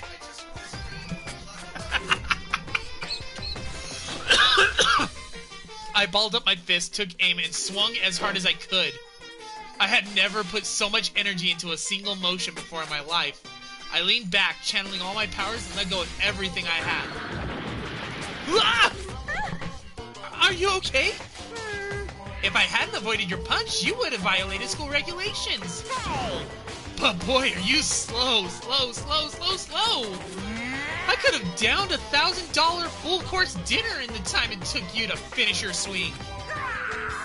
Your speed, agility, alertness, passion, boldness, sense of despair, antagonization, it's all lacking. What the heck was that just now? He just wanted to mess with us. Well, for now, you just want to head back? Yeah. Hello. Monokuma had come along and swiftly destroyed the good mood we just created.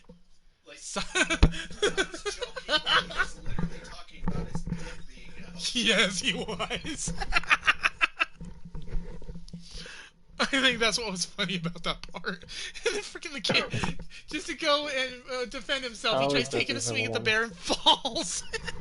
Might as well rename the game from Danganronpa to Ted the Game at this point. I'm tired.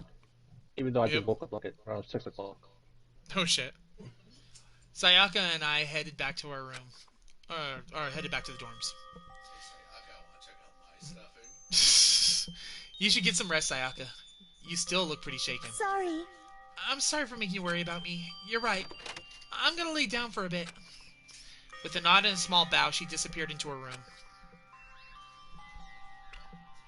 Now on my own, I headed off to tell everyone that Sayaka was okay. Once that was done, I decided to go back to my room. It was hard to think after watching that deranged video. I needed some rest of my own. I thought he was still talking about the bear and his stuffing. It's hard to think after watching him talk like that. Jesus Christ. Jeez. Seriously, what's going on here? I don't know. There's just so many problems. I can't even decide what the biggest problem is. That we're trapped in here? That what I saw in the video might be real? Monokuma? What the mastermind has in store for us? Or are we our biggest problem? I want to get out of here, but I can never kill someone. Do the others all feel the same? What's going on? Yeah.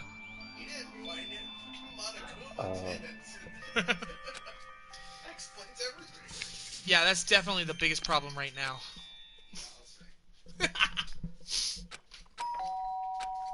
Huh? When I opened my eyes, they darted immediately to the clock. It's almost 10 o'clock. I fell asleep without even realizing it. Nighttime's about to start. So how come someone's here? No clue. There's some bacon if you want to just fry up bacon and make some BLTs for yourself.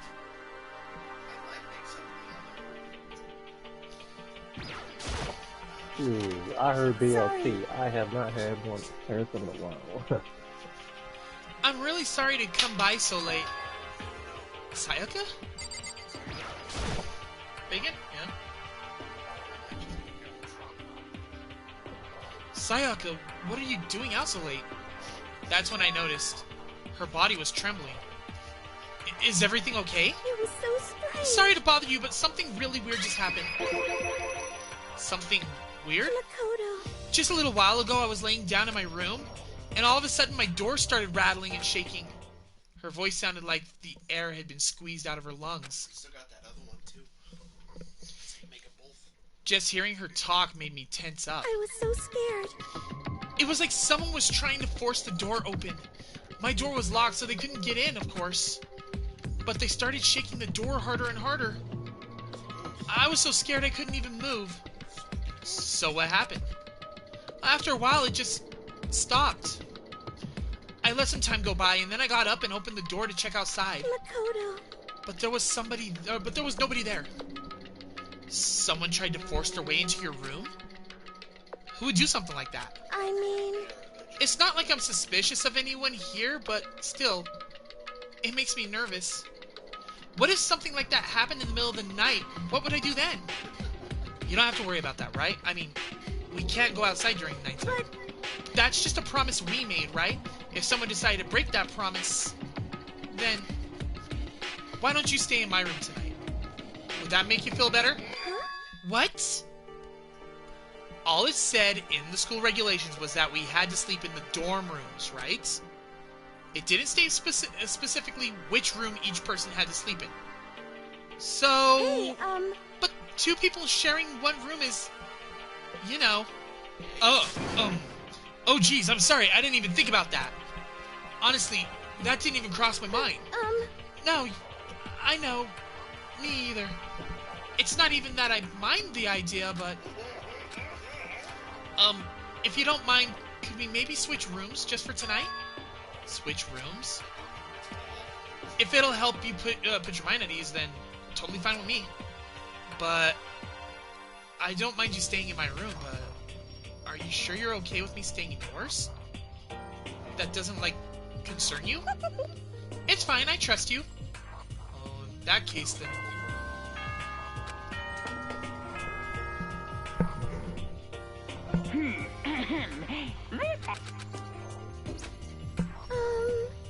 Oh man, it's already nighttime. Alright, so it's settled. I'll head to your room right now. Oh, if we're gonna trade rooms, we gotta trade keys too. That's right, we have to trade keys. Again? Like I said, I'm psychic. Huh? Hey, aren't you gonna say you were just kidding? What if I wasn't just kidding? Something resembling a smile had made its way to her face. Thank goodness. It looked like she already started to get back to normal. Alright, we better trade keys then. Okay. Yep, let's do it. We exchanged keys, and then I looked back up at her again. There was another worried expression there. Makoto, please be careful. If someone comes to the door, it won't open no matter what. Or don't open it no matter what. I won't. Same goes for you. No matter who it is, do not open your door for anyone. Even if I'm sure it's you, I absolutely won't open it. Otherwise, what's the point of even switching? Oh, by the way, just so you know, my bathroom door tends to get stuck. There's a little trick to opening it. You have to turn the knob, lift up on the door while you pull it out. Just do that and the door should open up, no problem. Okay, but the showers don't work during nighttime anyway, right? Oh, that's right, totally forgot. But I guess I might use it when I get up in the morning, so thank you. Okay, well, I better get going. Right? See you tomorrow, Sayaka. Danganronpa. I'm doing a live stream on it right now. Okay, I'll check it out. See you tomorrow, Sayaka. Hey, Oh, and about what I said before. Huh? When I said I was psychic, it really was a joke. Honestly, I'm just very perceptive. Yeah, I know. Good night, then. See you in the morning. Sayaka gave me one last parting smile, and I headed off to my room. There's two problems with this. One is that someone wants to kill him. Two is when someone wants to kill her. I looked around as soon as I got out into the hall. Everyone else's doors were closed. There were no signs of life. Good. There's nobody here.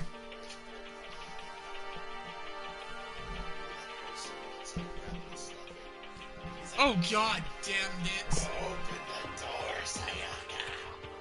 Here's Johnny.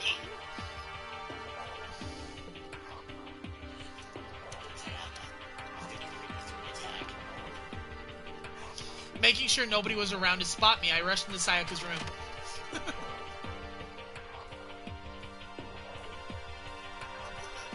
So this is Sayaka's room. It really doesn't look any different from mine. Smells nice, though.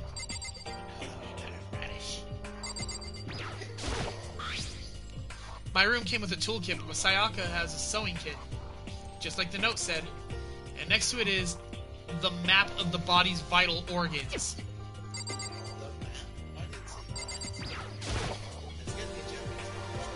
It's kind of weird to dig through other people's trash, but I couldn't help taking a quick peek. There wasn't any doubt about it. It was the DVD with her name on it that we found in the AV room. That reminds me, I never did get a chance to find out what was on her video. But it's probably best if I wait until she brings it up again.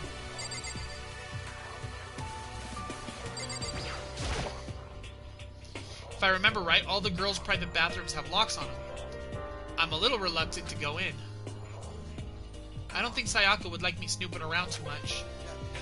I should probably go to bed soon. As I lowered myself onto Sayaka's bed, a pleasant fragrance enveloped me. Sayaka's scent. Maybe it'll bring me some sweet dreams. Phrasing? Oh, Sayaka, Splat. No, don't leave, Splat. Oh, god damn it. Feeling a little better than before, I fell asleep. Fuck! God damn it!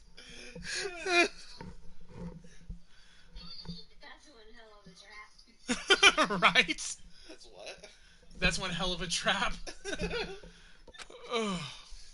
I just thought you could use it. Ah, here comes the theater again.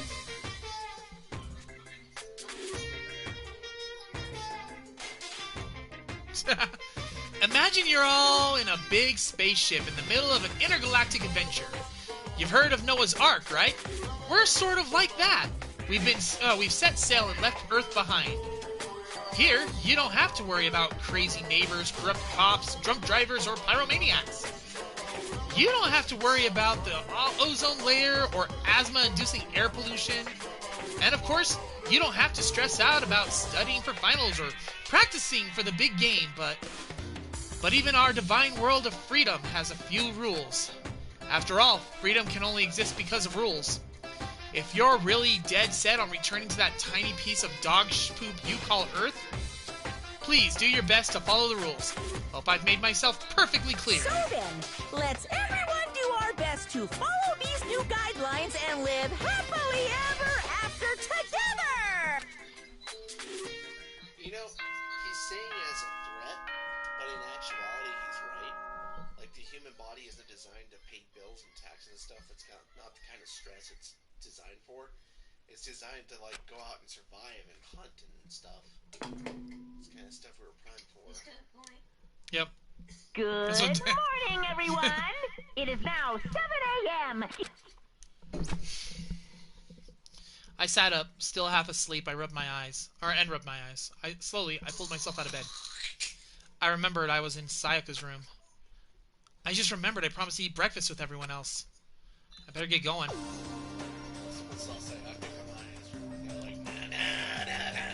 I left Sayaka's room and made my way towards the dining hall.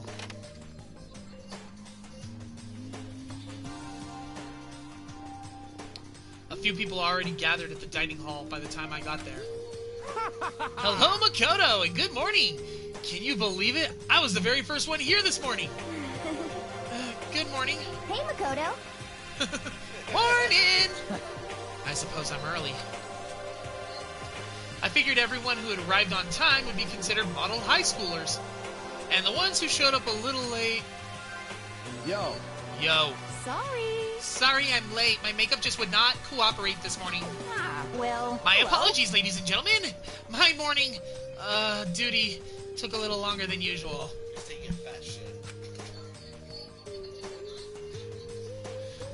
We're the types with the more relaxed sense of time. Most high schoolers fall into this category. And finally, the ones who kept everyone waiting forever. Indeed. I suppose I'm late. Good morning, everyone. My bad. My bad, guys. Slept right through my alarm. What's your problem? What? It's so awful to be late. Yo. I didn't oversleep. Just so you know. Nope, got lost. I blame the Bermuda Triangle. Whenever I first saw him, I was like, well, it looks like this guy stuck his dick in a light socket. I was thinking something similar, but I was thinking on 1,000 Ways to Die, the guy stuck his dick in the jacuzzi. Don't care about time or other people in general. They're kind to move at their own pace. But regardless, everyone had arrived. At least, that's how it was supposed to go. Wait, aren't we still missing some people? Yeah, Sayaka and Byakuya aren't here yet. I don't know about Byakuya, but I would definitely put Sayaka in the model high schooler category. So for her to be so late... What? What's going on? Did something happen? Yo. Hey man, have you seen Sayaka? Why would I have? I just came straight from my room to here. Did she forget about her breakfast promise? However... I got the sense she always had her stuff together. Listening to everyone talk like that, a small dark speck of unease rose up inside me. And that speck started to grow quickly. I need to go. I have to check on her. The words had barely left my lips before I flew out to the hall. Oh my god, Dad!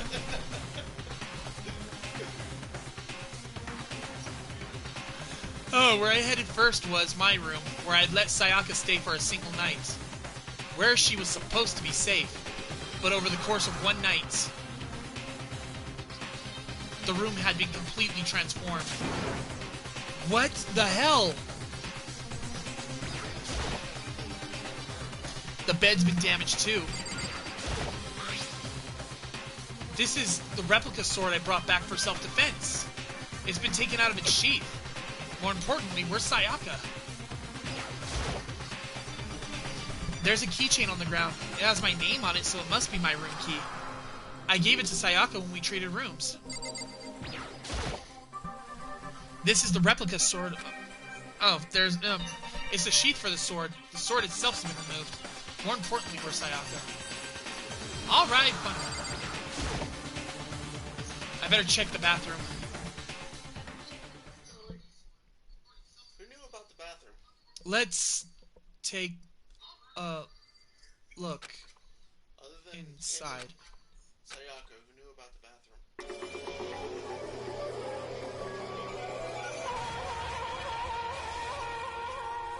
Yes, girl. It took me a second to realize that I was screaming. What I saw dug its way through my eyes and buried itself in my brain. And then everything went black.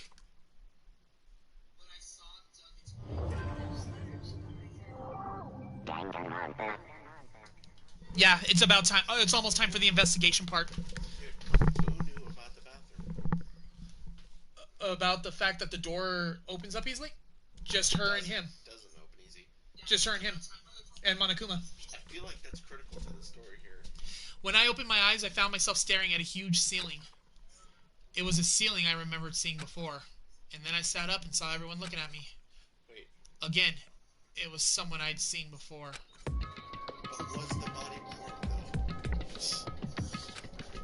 though? You're awake. Finally, are you okay?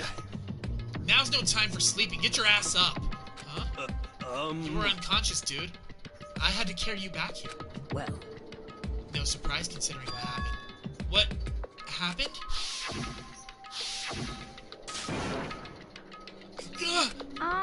Hey, are you okay? So it wasn't a dream?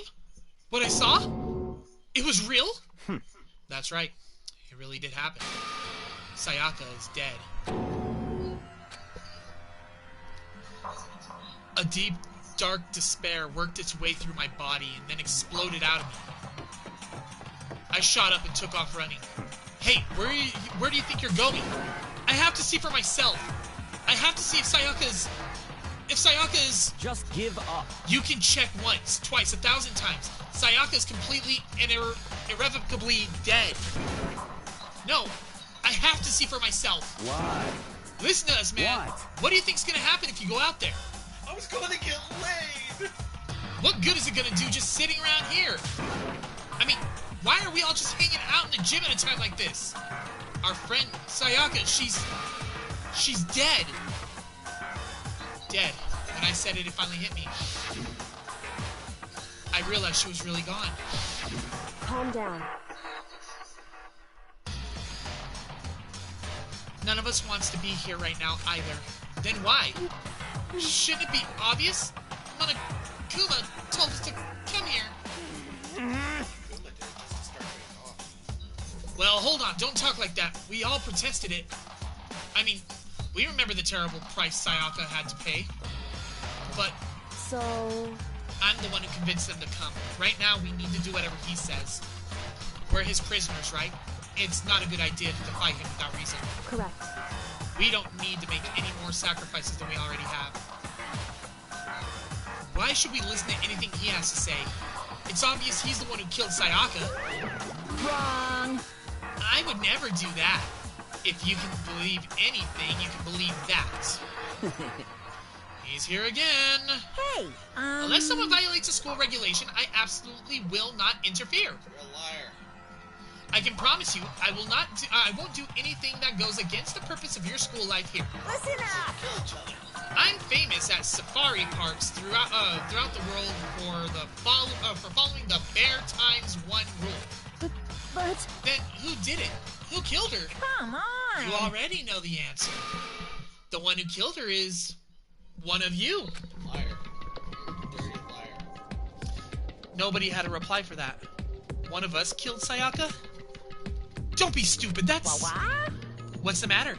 You guys all look like you're about to see a dove get shot up with a Gatling gun.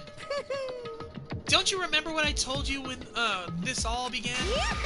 One of you decided to kill Sayaka so that you could graduate. Someone just following the rules. There's nothing wrong with that. Well... You're lying, right? Of course he's lying. I'm telling you, he killed her. Wrong. Nope, sorry. One of you is now a bona fide killer. If they wanted to, the one who did it could testify to that little fact. What? Without thinking, I looked around at everyone. They all had the same look on their faces. Everyone looked at each other with a combination of fear, suspicion, and confusion. Are you serious? What is this? Someone's killed someone?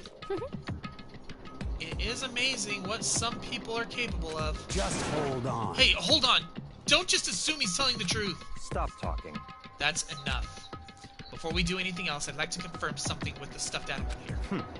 If one of us really did kill her, that person gets to graduate from the school, right? Huh? Come on. Don't play dumb. That's what you said, isn't it? If you kill someone, you get to leave.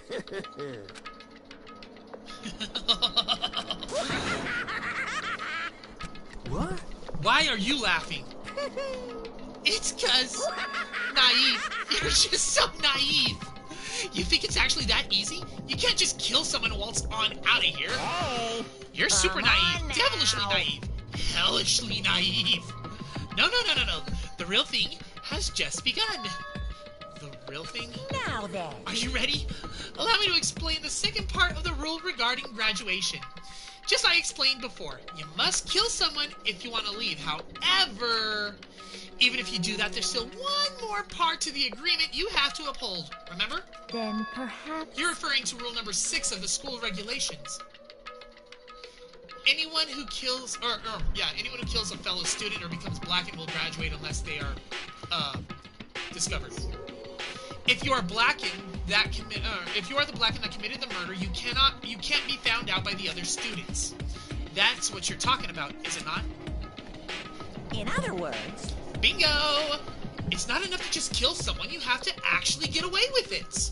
What if you kill everybody? Then you get away with it because nobody knows because they're all dead. Yeah, but you'd have to do something freaking big in order to actually kill everybody right then and there. Not then and there. We go over time. Which well, as soon as one body's been found, it's all automatic investigation and / trial time. Right away, that instant. And then the trial decides everything. He's about to freaking tell them that the investigation's gonna begin. Which naturally means you need a system in place to assess whether or not it's been gotten away with. Yahoo! So, a certain amount of time after a murder has taken place, a class trial will begin. Class trial? Yep. It'll begin a few hours after the murder. Everyone will gather together, including the blackened who committed the murder. And they and the spotless students will all engage in one big debate showdown. During the trial, you'll have to present your arguments about who you think the blackened is. And once everything comes to an end, the outcome will be decided by popular vote. If the answer you've arrived at is correct, only the one that disturbed your peace will be punished. The rest may continue their communal life. However, if you choose poorly, then the one who got away with murder will survive, and the rest of you will receive your punishment. Which of course means your school life will come to an end. As far as class trial rules go, that's all there is to it. Well... So, what exactly is this punishment you keep talking about? Oh, well, to put it simply, it's execution. Execution? What? And by execution, you mean... Execution is... execution. Execution! Electric chair! Poison gas! Torn apart like a paper plane in a hurricane! So, to make sure I understand... God damn it! If we get the culprit right, then only they die, but if we get it wrong, all the rest of us get executed? Well done. That's a smart little chimpanzee you are. Or what a smart little chimpanzee you are. Look at you, implying you didn't do it without actually saying it. So it's basically what the outside world calls a lay judge system, or an inquisition type thing. which means you'll be deciding who you think the killer is. But judge carefully because all your lives are on the line. Okay, let me just add that rule I just described to your handbook. Make sure you keep it in mind. Hey! Wait, hold on a second. Hang on, let me make sure it's actually on there now.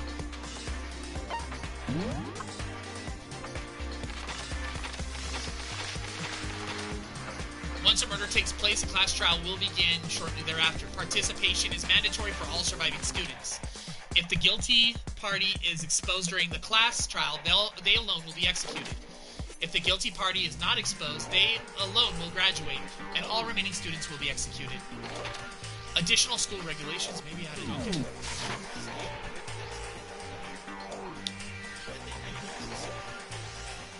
Wait a second. Or wait, hold on a second.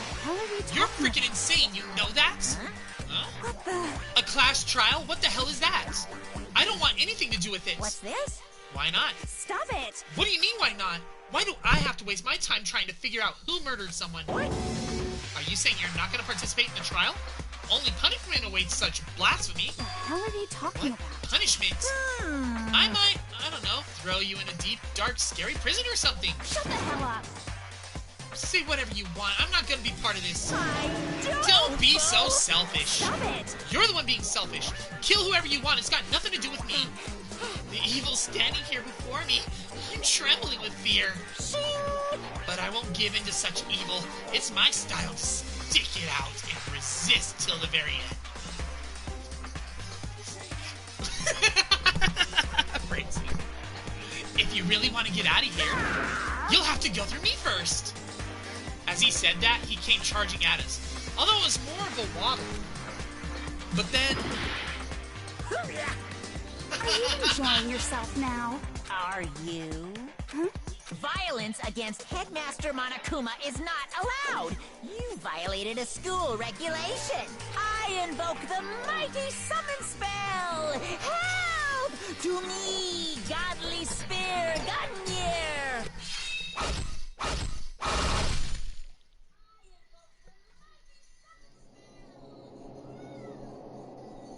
That's a shame. I liked her too.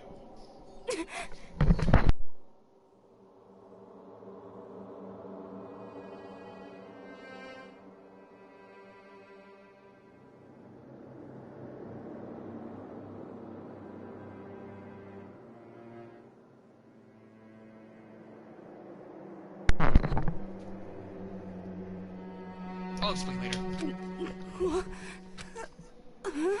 This wasn't supposed to... Why? Me? Suddenly, right at the end, her eyes shot wide open. And just like that, she never moved again. No way! What the? I don't... Is it real? This can't be real. No way! Well now. Now, I'm painfully aware of the great power and meaning of a promise. I really wanted to keep a corpse from popping up for no good reason, you know. But I guess y'all needed to be taught a lesson. After all. What an amazing promise. But now you guys understand, right? Now you see just how serious I am. Defy me and you get shot full of holes, exploded, buried alive, disintegrated, etc. So, if you don't want that to happen to you, you'd best obey those school regulations.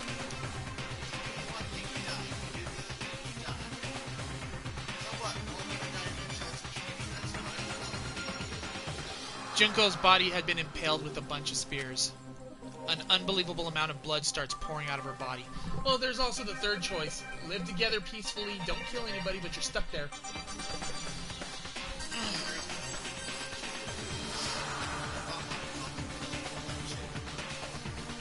No. Nope. Even Monokuma follows the rules. It's because the person behind it all, she figured, you know, if she breaks the rules and all that, then why bother having rules to begin with?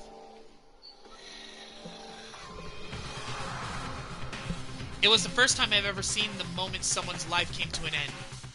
Nobody there could defy what they'd seen. Junko, who until just a second ago had been our friend was dead. She died. She'd been murdered. In simple terms, it was the death of a human being. Right. It's really not all that shocking. She just died, that's all. She just went and died. It's no more remarkable than the inevitable demise of the entire human race. It's just as natural as the eventual end of the world itself. This isn't some superhero comic, so it's not like when you die, you didn't really die. This is reality. Why? Why did you have to kill her? Didn't you say you would put her in a prison or something? I changed my mind. No. You've been wanting to kill this entire time. Say what? Kill this entire time? Don't be silly. You can't kill time. Or are you being metaphorical? Are you saying I wanted to waste time this whole time? Come on, what do you take me for? I'm Monokuma. Anyway, none of that matters right now. I have something I'd like to give you to help you in your search for the Blackened. This little file has all the information I gathered about the death in question. I like to call it the Monokuma file. This is Japanese song. I mean, naturally you guys aren't experts at this kind of thing, so you can only do so much with a corpse. So instead, I've gathered up everything I know about the circumstances and cause of death. What's that? How do I know the cause of death, you ask? Because surveillance cameras picked up the whole thing. I've got to see it all go down. So then... So, wait, so then you know who killed Sayaka? Of course I do. If I didn't, I couldn't possibly pass a fair and accurate judgment against the trial. Or during the trial. Now could I? Correct. That's a good point. The judge has to be able to make the proper decision. That's somehow comforting. Well? Now then, please put your full effort behind your investigation. After all, you don't have any choice but to give it your best shot. Seriously, you don't have a choice.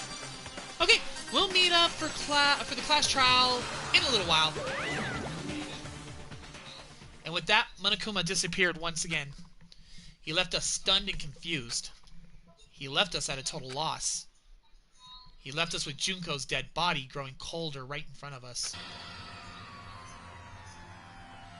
And for who knows how long, nobody said a word. The fact that Sayaka and Junko were dead was a huge shock, of course. But there was more to it than that. It was also the idea that one of us had actually murdered someone. And that if we didn't find out who it was, we would all die here. We all found ourselves in a situation we couldn't help but look at each other with an open suspicion. It was the worst situation imaginable. And yet, even in such a perversely terrible situation, she didn't show the slightest hint that it had gotten to her. Hey. Now's no time to wallow in your depression. The worst thing we can do right now is lose all faith in each other. That would lead to the same disastrous result as having total faith in everyone else. What? In other words... Cooperation is absolutely key at this point. Who you decide to trust or not trust is, of course, up to you. Continuing to think about and talk about the deceased certainly isn't going to help anything. What the heck? Saying stuff like that is just... How many times do I have to tell you? Anyone who can't adapt will die. Death is the only thing awaiting those who are unable or unwilling to adapt. If that happens, you only have yourself to blame. That's terrible. What an awful thing to say, especially after what's happened. Just a second. Right now, exposing the killer is the most important thing. Because if we don't, we're all going to die here. She's right. We need to begin our search right away. Of course. Either way, we can't run away from the situation, so we have no choice but to move forward. What the heck? We just have to do it, I guess. What other choice do we have? No way in hell am I letting someone kill me. Alright, damn it, let's do this. We just have to do it. Everyone kept repeating the sentiment. They were using it like a mantra to give themselves strength. But they're right. We just have to do this. No matter how much we don't want it, we have no choice. If that's what it takes to survive, then that's what we have to do. On top of that, there was something I needed to find out. I had to know why Sayaka had to die. Why she had to be the one. I'm terrified to find out, but still I have to know. Otherwise, I knew I'd never be able to accept that death, which is why I don't have any other choice. I have to do this. Just a second. Hold on. Huh? before we begin the investigation, isn't there something else we need to discuss? Oh, yeah.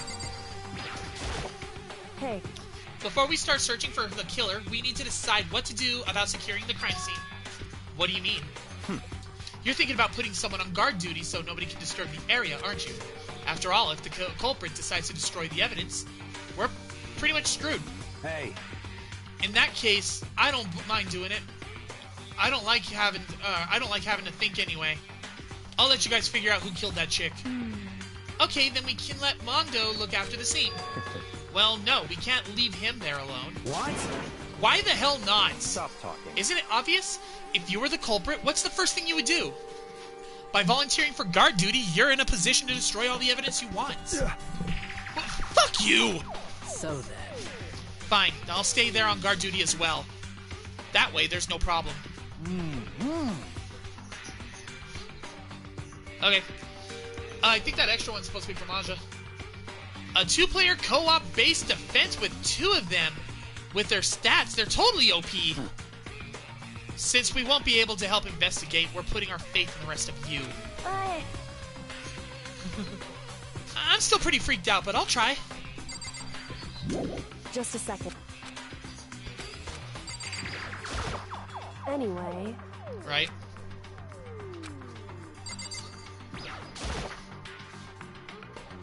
I gently placed my hand on Junko's lifeless body. I touched her wrist to check for a pulse like they do in movies and stuff, but she really is dead. There wasn't anything else to say. She was gone. I don't know why you even bothered to check. After those injuries and losing that much blood? Frankly, I'd be shocked if she did survive something like that. Huh? Hold on. Hold on. Just wait a second. She's dead? That means... What? That means everything that happened so far is real. It's not a joke or whatever. It's really real. Let me out Oh no, here. someone save me. Let me out of here. Somebody help me. What's your problem? You're just now accepting that?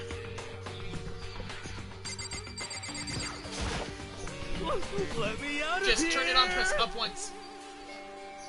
350. Come on, man. Let me out of here. Come on. Let someone let me out. Right.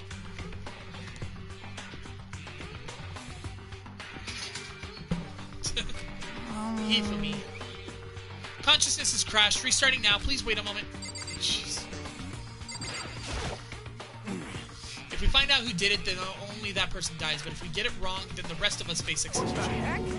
That's what that ridiculous school regulation said, right? So stupid.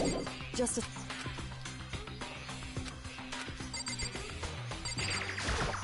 Anyway...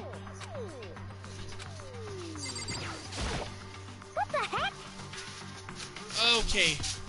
They're all just stating the obvious right now.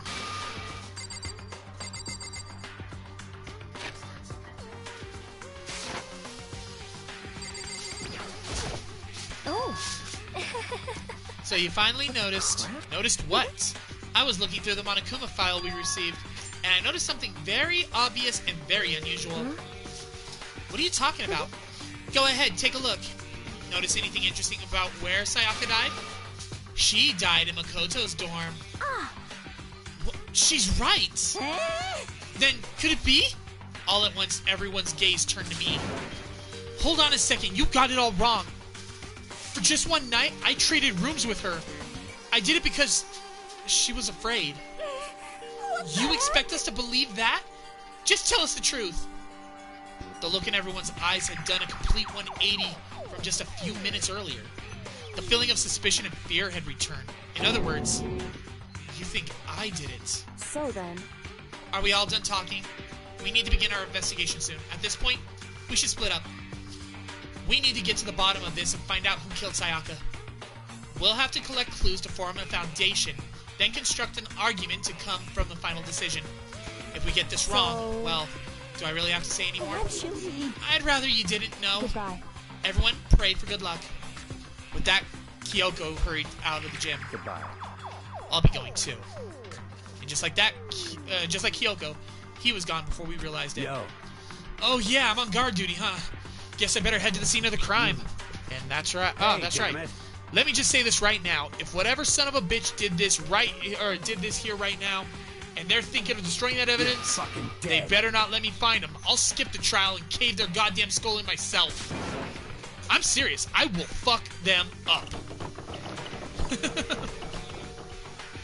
Letting his deadly words hang in the air, he and Sakura ran off. So, But, I mean, we're not detectives or anything, you know, and we're gonna investigate a murder?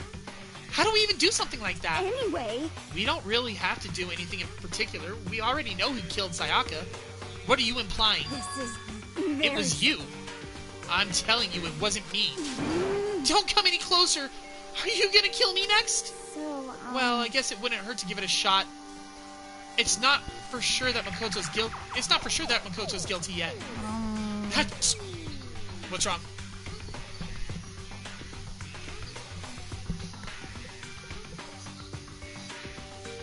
Jess, what's wrong, girl? Oh, that's true. We may as well at least check just to check. Even if I wanted to, I couldn't help investigate. Wait, why not?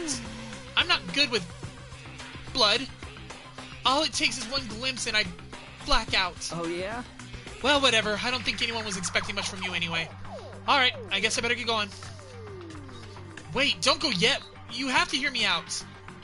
But it was pointless. Everyone already left. And their parting looks at me still been filled with suspicion. Does everyone think I'm the killer?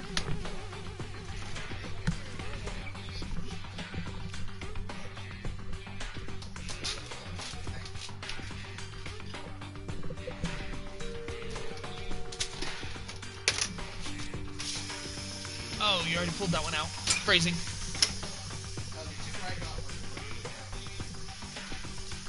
Alright, let me see.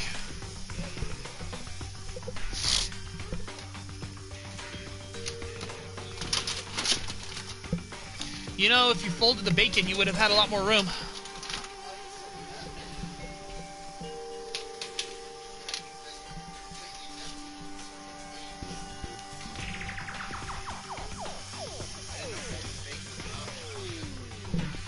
No, well, I normally do whenever it comes to cooking it. I'll go and fold it like how they taught you at Sonic. Oh, well.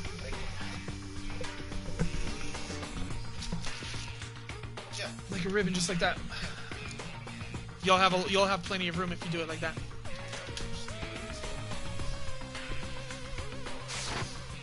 Does everyone think I'm the killer? How did it turn out like this? Seriously. They had got it all wrong. Why do they have to suspect me? I have to do something. Otherwise everyone will... Execution is... execution. Execution! Electric chair. Zzz, zzz, poison gas. Torn apart like a paper plane in a hurricane. I can't let it happen. I can't let that happen. I can't let things turn out the way Monokuma wants. All I have to do is find out who really did it. Who really killed Sayaka.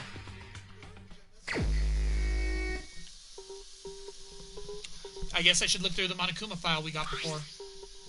The victim was Sayaka Maizuna. Time of death is estimated to be around 1:30 a.m. Body was discovered in Makoto's room in the dormitory. All evidence suggests that the death took place in the bathroom. Cause of death was a stab wound to the abdomen. There's also an injury to her right wrist. Specifically, the wrist appears to have suffered a fracture. We have no choice but to push forward if we want to find out what happened. Somehow, I have to find out the truth. So that we can all survive. And for Sayaka, I have to find out how she was killed.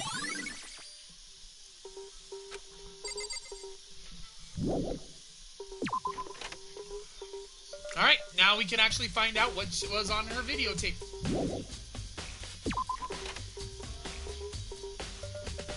First of all, I should head to the scene of the crime, my room. I won't make any progress without investigating there. So I headed to my room where Sayaka's corpse still remained. I better examine the state of my room a little closer. That might reveal something new. I will. If I remember correctly.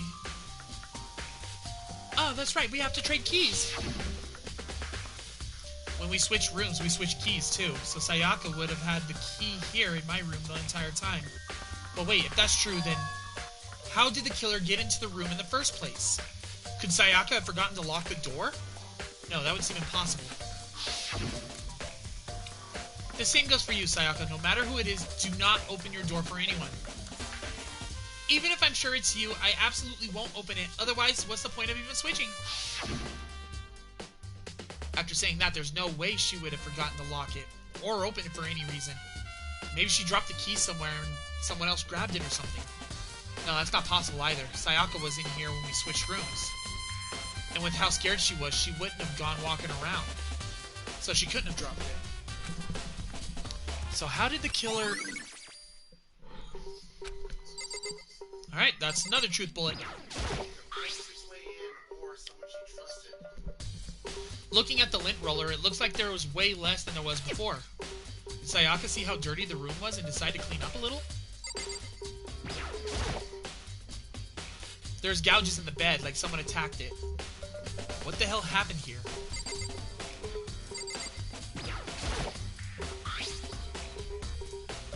Toolkit's still inside the drawer. I don't see any evidence that's been used at all. Which makes sense, I guess. I mean, it's mine, and I haven't had any reason to open it. I can't even imagine a situation where I needed a toolkit like this. Yes, seriously. Oh, Mondo. What? We ain't exactly in the mood to be building fucking furniture, right? So you haven't used yours either, then? What? Not just me. What? Nobody's busted theirs out yet, as far as I know. Actually, we were talking about it yesterday. By the way... None of the guys have opened their toolkits yet. Because, like, why the hell would we?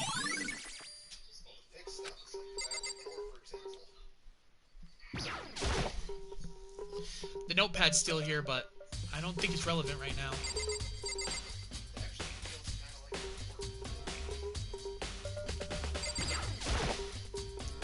It's a display stand with the sword that the sword was on. Okay. This is the replica sword I brought back for self-defense. Does this mean it was used in the attack somehow? And plus, it's been taken out of its sheath. I hadn't exactly looked at the blade itself until now. I shouldn't be surprised, it's coated in gold too. On top of that, some of the gold coating has come off from the parts of the blade and the handle. Yeah, the handle especially is missing a lot of its coating. I remember the coating sticks to you if you just touch it a little.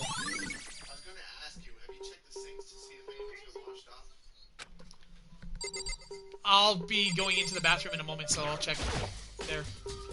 This is the replica sword I brought back for self-defense. Actually, no, they wouldn't have been able to do that. Monokuma shuts the water off in the bathrooms at 10 p.m. And the time of death happened at 1 a.m. No, they said the time of death happened at 1.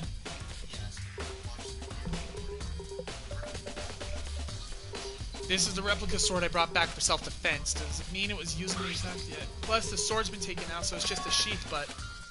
There's some scratches on the sheath. Must have been made with something sharp. But how did the sheath get scratched up in the first place? Even if someone used the sword during the struggle, it doesn't make sense for the sheath to be damaged. I mean, if you're gonna attack someone with a sword, the first thing you do is unsheath it. A heavy sheath like this would only get in the way.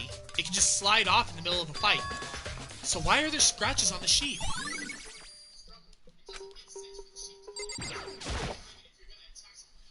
I should look around here first. Oh, okay, yeah, so... We'll look here. There are scratches and gouges on my walls and bed. Is that evidence of a struggle? It looks like there must have been some kind of fight in my room. Damn it! I was right there in the other room. If only I'd heard something, that would not have been possible. Huh? Don't you remember? All of our rooms are completely soundproof. So something could happen in the room right next to you, and there's no way you could know. Well... Perhaps this was another of Monokuma's strategies.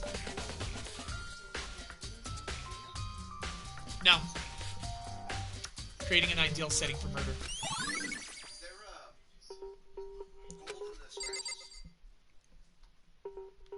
I won't be able to know anything, I won't be able to find out anything just yet until I see her body. And the weapon.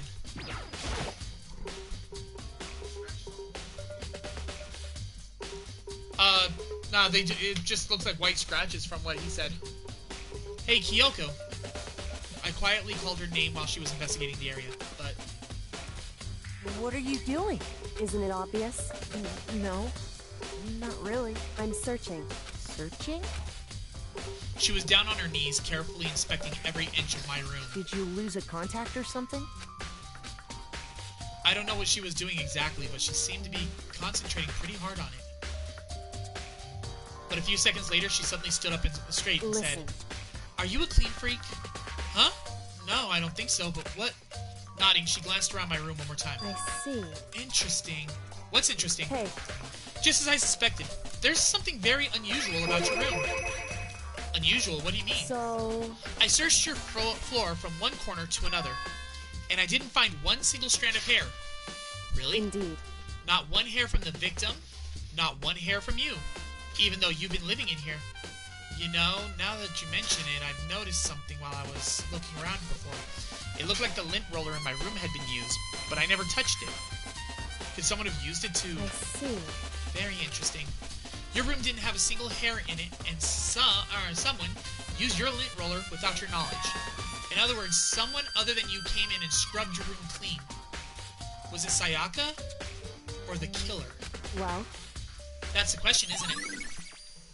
How long are they just in for? 10 to 15 minutes, I think. Depends on how frozen it is.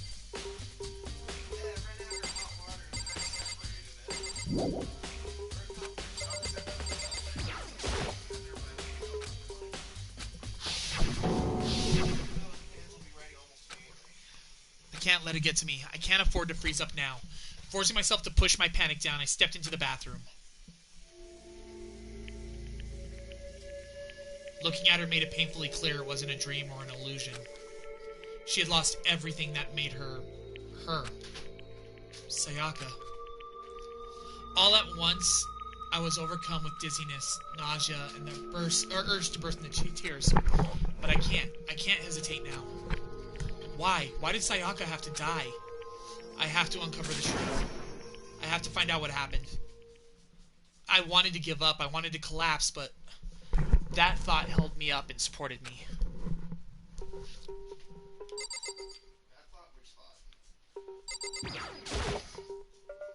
The water from the showers get turned off at nighttime. I told myself I couldn't face what I saw, but now's no time to think like that. I pulled out the Monokuma file to verify what it said about her body. Some sort of sharp object had been thrust into her stomach. That must have been the killing blow. But whatever they used to kill her, where did they get it? That's definitely something I should look into later. Also, according to the Monokuma file, Sayaka's right wrist was broken. Yep. Her wrist does look swollen and bloody, that's for sure. But there's something sort of glittery there on her wrist, too. Right there, where her wrist is all swollen, there's something glittery. That's definitely concerns me. Another thing that concerns me is there's some blood on her left index finger, but that's it. The palms of both her hands are totally spotless, so how come only her left finger? The stab wound in her stomach is what killed her, so when she broke her wrist, that must have happened earlier on. I mean, how would your wrist get broken after you've already been killed? So, it's very possible she broke her wrist during the struggle. The killer attacked Sayaka in the main room, when her wrist got broken. After that, the killer cornered her in the bathroom, where they inflicted the deadly wound. I looked past Sayaka to the wall behind her, and there I saw... Huh? Written on her blood, written in blood were the numbers 11037.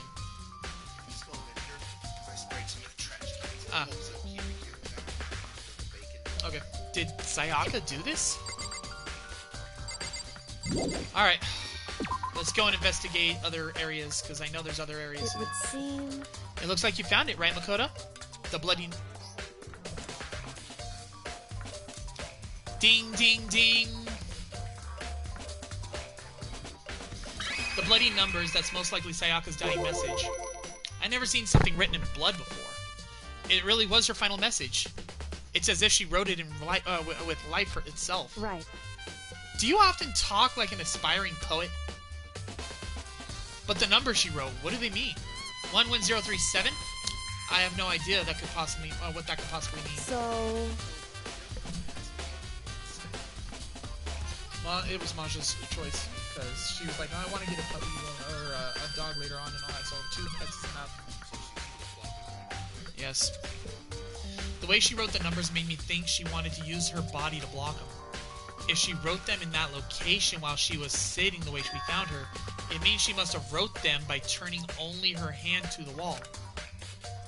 If you were to write something in that position, do you know what the result would be? The results. Well, think about it. You're not going to tell me? Makoto. Yeah. You need to uncover the mystery of this case yourself. Otherwise, the case will end and you'll remain unconvinced.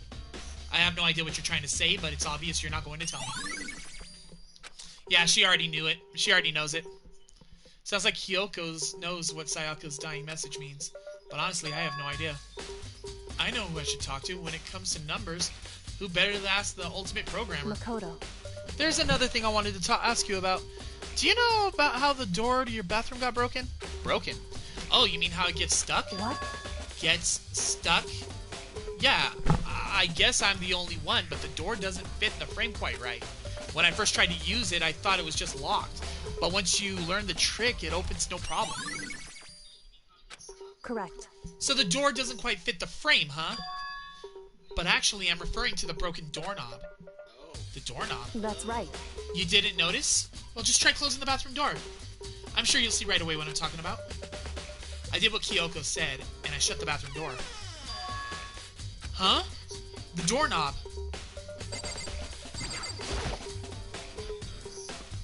What the heck?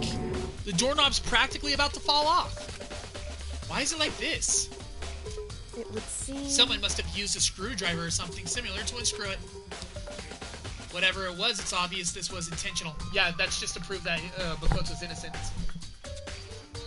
My character. Yeah, Makoto Nae. Yeah, that's what I was trying to say. She's pointing it out to prove that he's innocent. Whatever it was, it's obvious this was intentional. What? It was intentional? Why would someone want to do that? So... I guess maybe they were trying to get the door unlocked and ended up breaking the whole thing. But my bathroom doesn't have a lock on it. Only the girls' bathrooms can lock, right? She stood there for a while, lost in thought. Then apparently, struck with a sudden realization, she shot a question at me. Just a second. I have one more question for you. You mentioned earlier that your bathroom door would get stuck, right? Did you tell anyone about that? Oh, well, I did tell Sayaka about it last night when we switched rooms. So what you're saying is only you and Sayaka knew about it. Interesting. She had the slightest hint of a smirk on her face. I got the sense that she was really starting to get all into this. I see. Then that clears that up. Clears what up? I'm so lost. Goodbye. Well, see you later. As if I'm forgetting. As if forgetting I was ever even here. She suddenly turned and left the room. I still don't really understand any of this, but I've already given my room one good once-over. Maybe I should look around somewhere else. I should start looking into where the murder weapon might have come from, and also, I should look into the DVD Sayaka got. With Sayaka dead, I have no choice but to see for myself what was in that video. And on top of that, I'm sure there are other areas worth checking out too. Maybe I should see what everyone else thinks, if they'll even talk to me, that is. I know exactly where to look right now. The kitchen's one room, Sayaka's the other, and then the best place to go and hide evidence and all that, like used up lynch roller sheets. Yep. Exactly. Oh, I think I know what happened. Oh my god! There's a sturdy gate here. No way to get past this. It's the end of the line! Trash room. This is where all the trash in the school eventually winds up. How did you get this gate open? No, you No, can't no, go no, any further. no. No entry beyond this point. Only the person with the on cleaning duty is allowed in. Cleaning duty. No, you can't go any further. No entry beyond this point. Only the person with cleaning duty is allowed in. Who's on cleaning duty? No, you can't go any further. This is stupid. It'd be faster just to go around and ask the others. No, you can't go any further. Tonight is what I want to know. You're that big.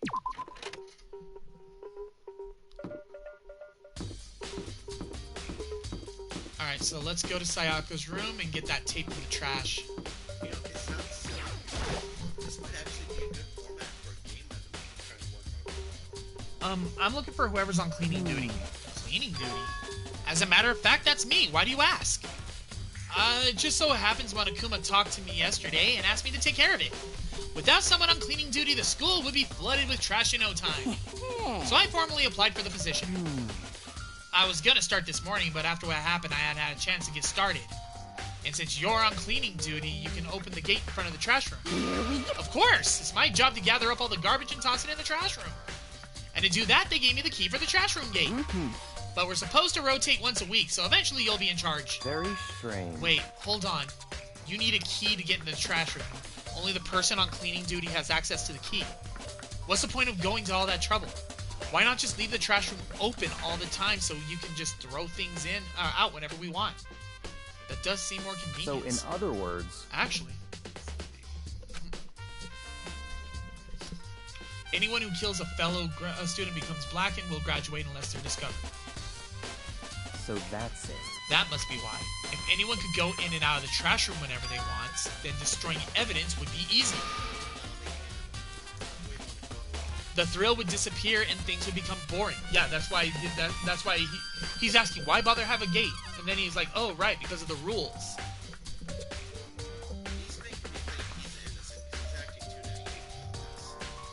The thrill would disappear and things would become boring. Boring? Hey, listen. Anyway, more important than that. Hey, you bastard. Hey, fatty. Why'd you want cleaning duty gig anyway? Oh. I just decided to volunteer for something I knew no one else would want to do. What's the big deal? Liar, I know why you did it. Is it? Like... You want to dig through all the girls' trash looking for, you know, and poking around.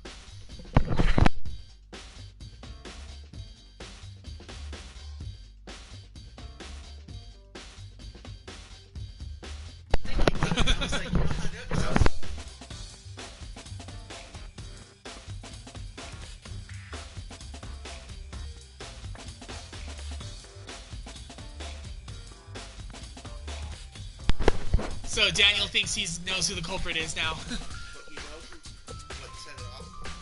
That video you said? It said that 2 of the main characters died in the first chapter. Yeah. That was what just confirmed it in my head. Oh, yeah, okay. There's no way What to are you think talking about? All my letters for 2D. You know what I mean. Well, but there's all kinds of trash diggers like that. Maybe you'll get tired of 2D and then turn to... I would never get tired of 2D. After spending a significant amount of time comparing 2D and 3D, I voluntarily chose 2D. The only thing 3D is good for is to shower love and affection on 2D. Oh, and PVC figures. Give me a break. How are you not totally embarrassed to say stuff like that? If you're so worried about Keifumi's questionable morality, there's a very easy solution. Whenever a guy's on cleaning duty, Sakura can accompany them from picking up the trash and disposing of it. What?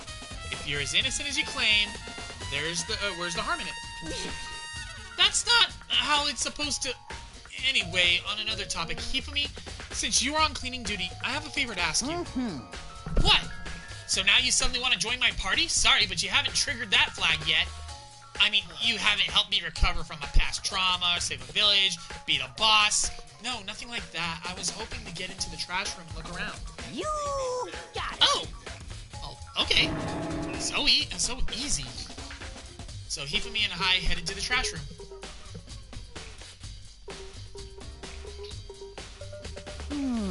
You'd like me to open the gate, wouldn't you? You know, when I look at it, it makes me think.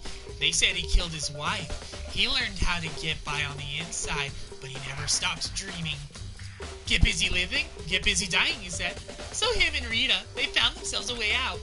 Whatever, please just hurry up. Okie dokie, leave it to me. Hifumi pulled a key out of his pocket and used it to flip the switch next to the gate. And then... Mr. Naegi! However, Mr. Naegi, surely you aren't planning to use the trash room to destroy evidence, are you? You fiend! You planned this all along! No. I just wanted to see if the actual killer had tried to destroy any evidence or not. But the actual killer is you, isn't it? You want to see if you left anything behind.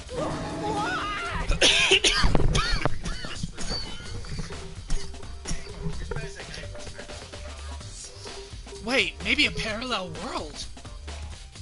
Whatever. Just hurry up and keep looking.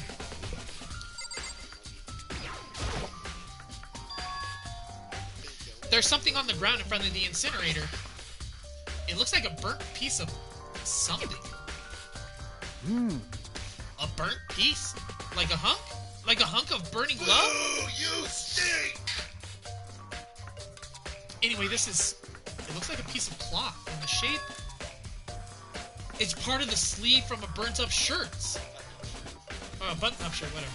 And now that I look at it, there's definitely blood on the cuff, which means this is all that's left of some of the evidence the killer destroyed. You're so cute, Buggy. I swear to God. But there's lots of people here with white button-up shirts. This isn't enough to by itself to figure out who the killer is. Well, we know it's not what's-her-name's, because she had both sleeves. There are shards of broken glass scattered around in the incinerator. It looks like it used to be some kind of glass ball, just about big enough to fit in the palm of your hand. Is this perhaps... Is that... Do you know what it is? They say if you collect all 7, a dragon will appear and grant you a single wish! Kidding aside, it's the kind of thing you might see on any big city street corner. Gaze into it and it'll show you a glimpse of the future. Just like that Mina girl who was on that quest to find that one guy. Yeah, I get what you're trying to say, but who did this particular ball belong to? There's only one person it could be. They should all be in the gym. I better go find out for sure. You're so wonderfully weird. So it would seem. What? You made me come all this way down here and now you're not even going to check it out? That's the worst twist, I imagine. It's not the kind of thing readers like at all. What readers? Oh, right. A green button and a yellow button. There's no doubt they're related to the big mechanism.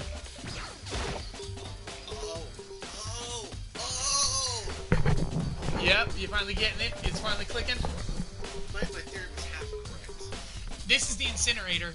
It's way in the back of the back part of the trash room. It's a good 30 feet from here's the gate. And it's on right now. Do you see the green and yellow buttons next to the mouth of the incinerator? Yes, indeed. It's a pretty simple setup. Press the green button to get it going, yellow button to turn it off. Sooner or later, you'll be on cleaning duty, so make sure you learn this before you leave, okay? Wait, huh? Someone turned the incinerator on. Very strange. I'm quite certain I left it off last time I was down here. Perhaps it was the work of a fairy. Hifumi, do you realize what you just said? It's very clear what happened here. Huh? The fairy? No, you said the last time you were here the incinerator was off. Ah, yes, about that, there can be no mistake. If I got one thing going for me, it's my memory. I feel as Yesterday, as soon as I was appointed, I came down to check the place out. It definitely wasn't on then. His memory is viable. He is his. I haven't been back to the trash room since then. And since I'm the only one who has a key to open the gates, it should be impossible for the incinerator to be on. And yet, so that means someone was able to switch on the incinerator without opening the gates. But how's that possible? This whole thing's quite strange indeed. When I was here last, the incinerator was off, and those glass shards and burnt clothes weren't. Completely unforgivable. What does it all mean, Mr. Naegi? Will you be confessing soon? Why me? Everyone already knows you did it. All the mysteries are being solved one by one. Sounds like he's living out one of his comic book fantasies.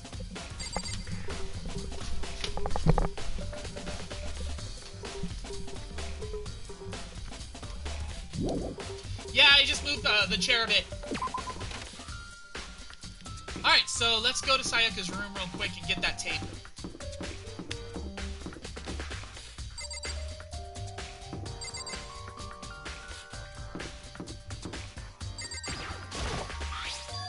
Huh? This is Sayaka's room, right? But the nameplate has my name on it.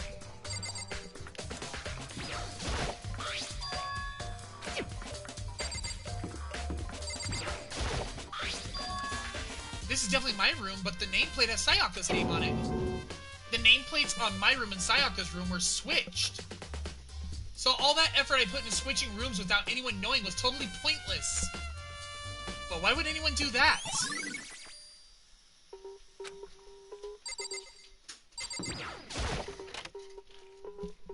He just found out that the nameplates on his room and Sayaka's room were switched.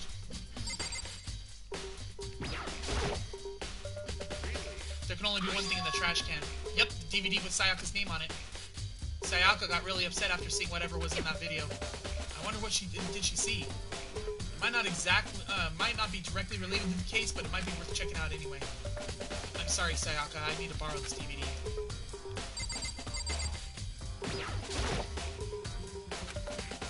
Can't let myself get depressed again. I need to search for clues. All that's here is a sewing kit and an organ map. No useful clues.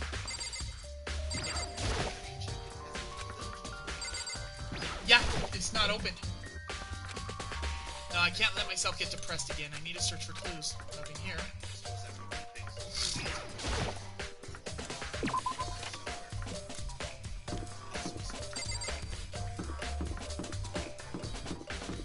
Alright, let's go to the AV room and check out that DVD.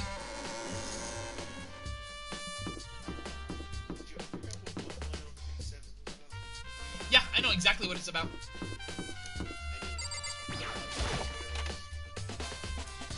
No, he won't figure that out until the trial.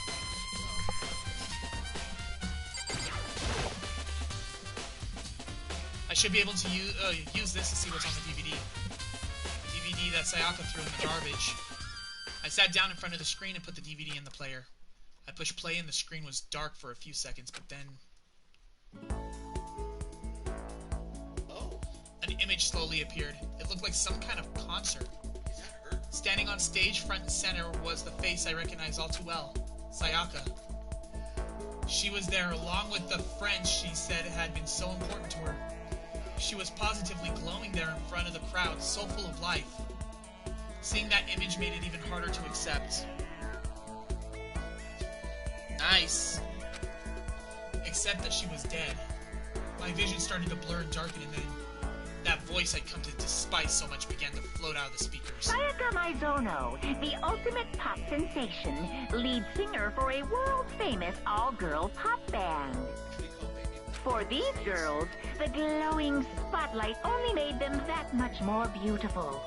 But then someone dropped the fucking death. Suddenly, the screen went dark, and in the next moment, I saw something I could hardly believe. What the? Sayaka disappeared from the stage, which was now in ruins. But what I noticed even more than that was the figure of the other girls who had all simply collapsed. This ultra-successful team suddenly fell apart. None of them will ever perform on stage again. None of them will ever feel the warmth of the spotlight. For Sayaka, there's simply nowhere for her to return to. So here's the billion-dollar question. What, oh what, could have caused the group to go to pieces? The remnants of despair. Look for the answer after graduation. Without warning, the video cut off. What the hell? That wasn't real, right? They're a super famous pop group. Everyone knows who they are. Is he trying to say he was even able to get to them? If that really did happen, everyone on the outside in the outside world must be going crazy. What kind of person would take things this far? Superficial circumstance. Possibility.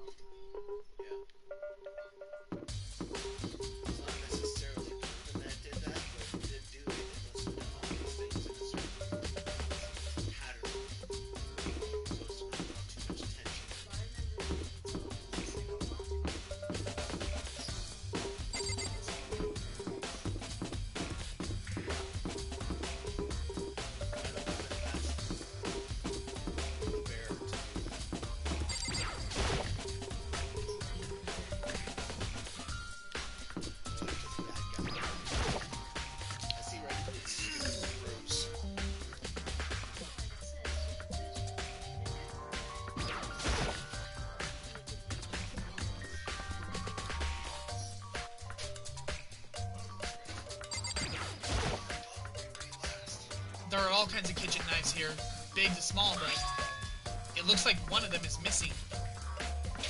Was it missing from the very beginning, or... I better see if anyone here knows more about it.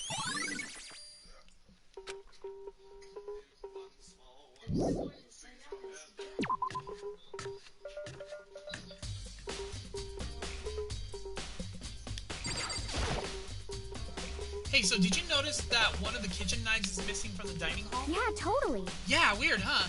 I thought it was kind of strange, a knife just suddenly disappearing like that. So, was it missing from the beginning? That's right. Nope, last I remember they were all lined up in a nice, neat row. So, when did you notice one of them disappeared? Well, I went to go get some tea from the kitchen last night, and all the knives were still there. But when I finished my tea and went back into the kitchen to wash my glass, one of the knives was gone. So you were saying the knives disappeared while you were drinking your tea in the dining hall? Yeah. In other words, you were right there in the dining hall when someone came and took it. Then you should be able to say for sure. You can tell everyone I didn't come to the dining hall last night, which proves I didn't take it. Hey, by the way, did you really kill Sayaka? What? Of course not, I would never. Hina, do you really think I murdered her? I mean... Well, she was killed in your room, right? So, I mean, you guys were supposed to be friends. You guys were supposed to be friends, right? But you still killed her. On the other hand, two people becoming good friends, then one killing the other is a classic drama setup. So when you consider everything together, I honestly have no idea.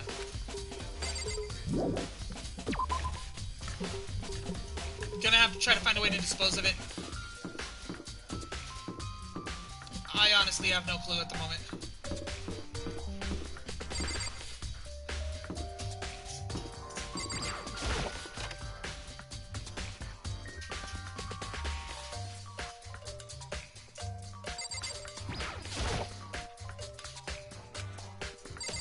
I already had the DVD. What the hell?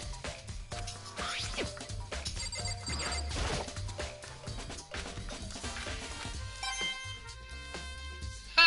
Found another coin. I guess I'll go back to my room.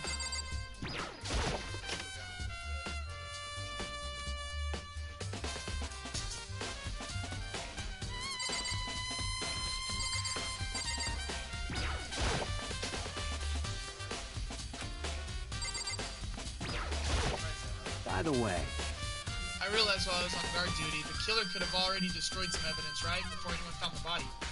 There's a trash room here in the dorms, right? They could have tossed some stuff in there. Yeah, that's definitely... You son of a bitch! That dirty bastard. Anyone who raises their hand to a woman is scum that deserves death. That's what my brother taught me. You're fucking dead. Right? I'm in. So if I ever find that son of a bitch that did this, I'm gonna pound his goddamn face in. But what if it was a girl that did it? Yo. That'll all get sorted out when the time comes. Sakura, do you think I'm guilty too? I try not to make assumptions like that. I simply don't know whether or not you did this. Whatever decision the rest of you come up with, I'll follow your lead. I see.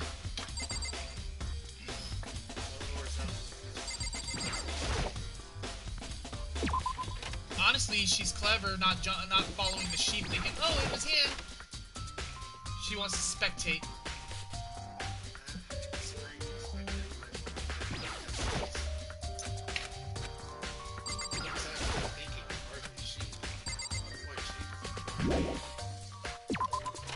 Okay, I'm missing something around here. Where did she go?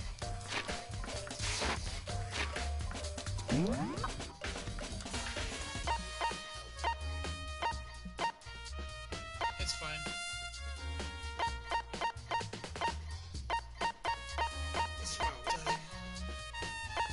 Yeah.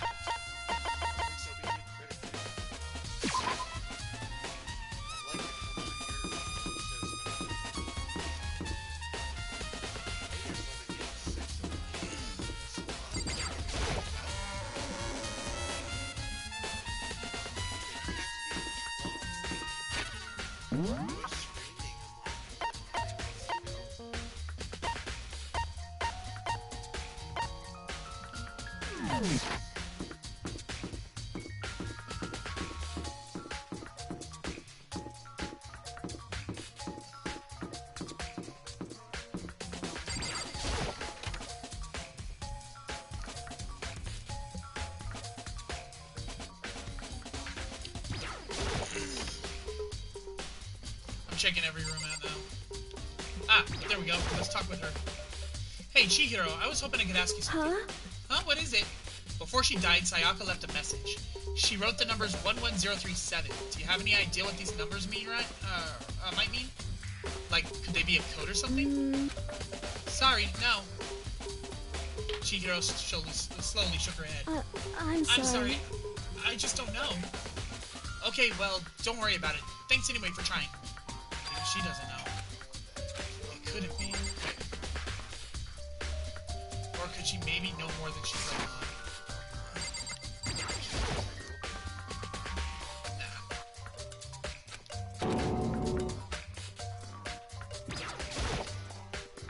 Hey, Hiro, can I ask you something? No.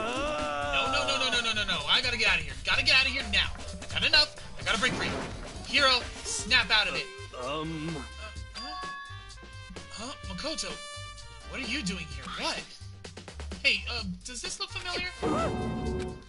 That's my crystal ball! But it's all smashed. What the hell? What the heck? I only bought it because that guy said it was blessed. He said it was unbreakable. So, how did it break? What? Was it actually made of glass and not crystal? That guy totally duped me. Or 500, I think it was like 500,000 yen or something like that. He said it belonged to the pillars of history. Genghis Khan, George Washington, Napoleon. He said whoever controlled that crystal ball controlled the world. Was that seriously all BS? Let's put that aside for now. So, you can say without a doubt that this belonged to you. Yeah, that's mine for sure. I probably forgot it in the laundry room last night. Someone must have come by and snatched it. You left it in the laundry room? What'd you say, girl? Welcome back. That means anyone could have found it and taken it. Thanks, Hiro. That's all I needed to know. Sure. By the way, I'm almost afraid to ask, but how much did you pay for that thing? Everything I saved up from fortune-telling for 2 full years? Came out to be like $1 million. $1 million? Pretty cheap, actually. I mean, considering it gives you the power to control the world. It's just too stupid. I can't even feel bad for him.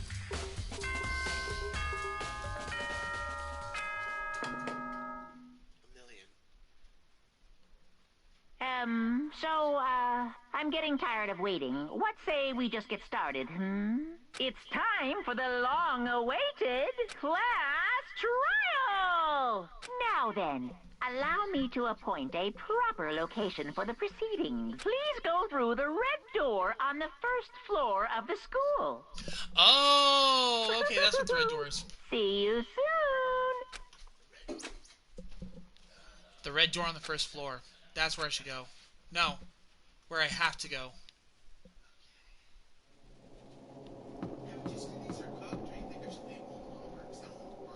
Nice.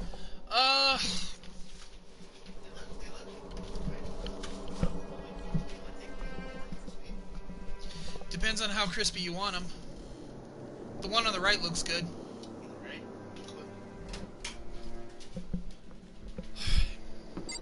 Alright, we all ready for the trial?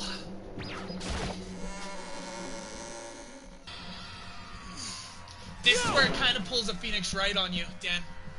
You're late, Makoto. We've all been waiting for you. I bet you were afraid you would be discovered as the murderer you are. Listen to me! Let's not jump to conclusions just yet. Save that for the class trial. Now, we can all reveal the details of Makoto's crime. Or there we can, damn it. There, we can all reveal details of Makoto's crime. So they really are convinced I did it, but... Yeah, just give it a bit and all that. It'll freaking firm up. Phrasing.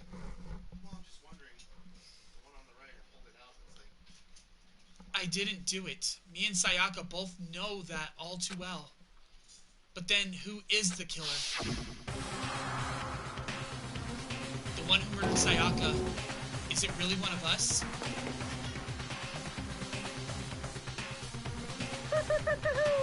Is everyone here?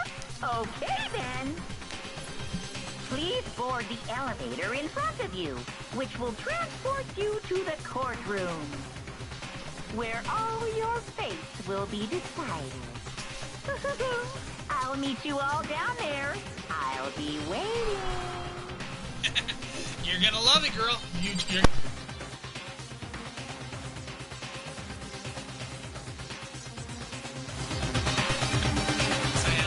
But no, you are gonna love the results of this, trust me. I guess Avalanche was supposed to get on the elevator. Yes, indeed. Good idea. Hey, Are you scared? No, scared isn't quite right. Makoto. As I said before, it's up to you to uncover the mystery surrounding the case yourself. If you don't, you'll never come to grips with the truth. I need to uncover the truth of Sayaka's death. I didn't need someone else to tell me to do that. In Sayaka's death, I swear I'll find out what real horror is. As I raise my voice to try to give up the physical urge, I turned tremblingly in anticipation towards the elevator. With each step forward, I could feel my heart starting to race faster and faster. Everyone else was already in the elevator when I finally stepped in. But...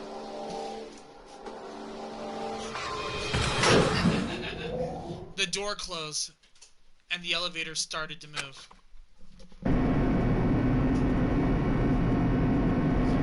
The steel box descended with heavy clunking sounds towards the school's basement.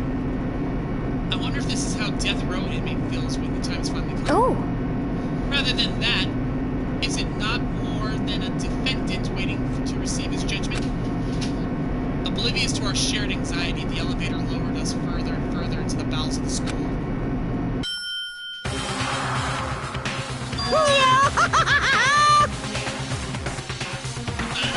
You finally arrived!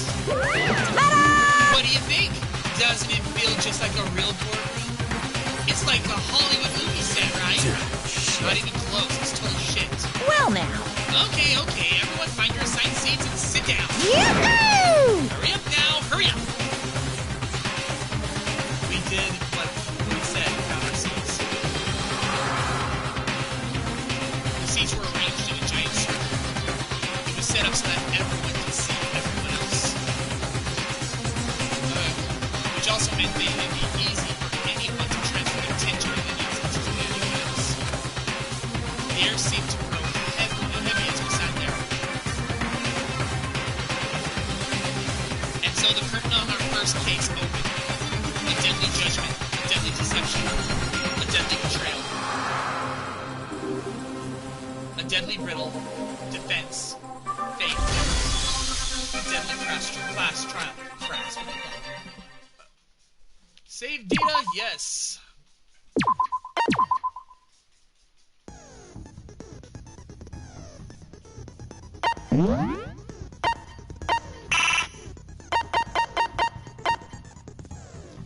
Steadies your aim a little. Effective during non-stop debate and hangman's gauntlet. Yes, definitely want that equipped.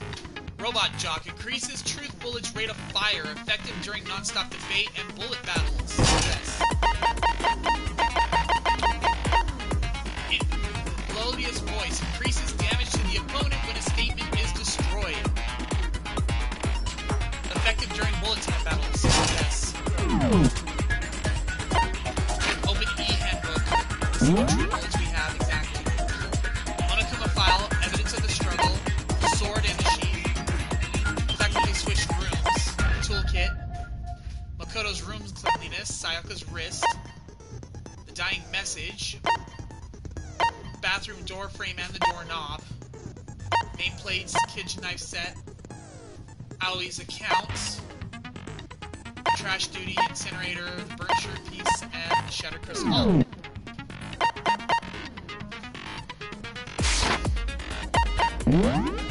Let's go ahead and do this.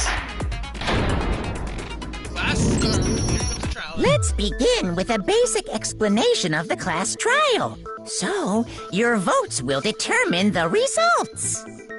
So, I don't have to read any of this anymore, because they're actually going to be talking throughout this whole thing. If you can figure out who done it, then only they will receive punishment. But if you pick the wrong one, then I'll punish everyone besides the blackened, and the one that deceived everyone else will graduate. And the killer really is one of us, right?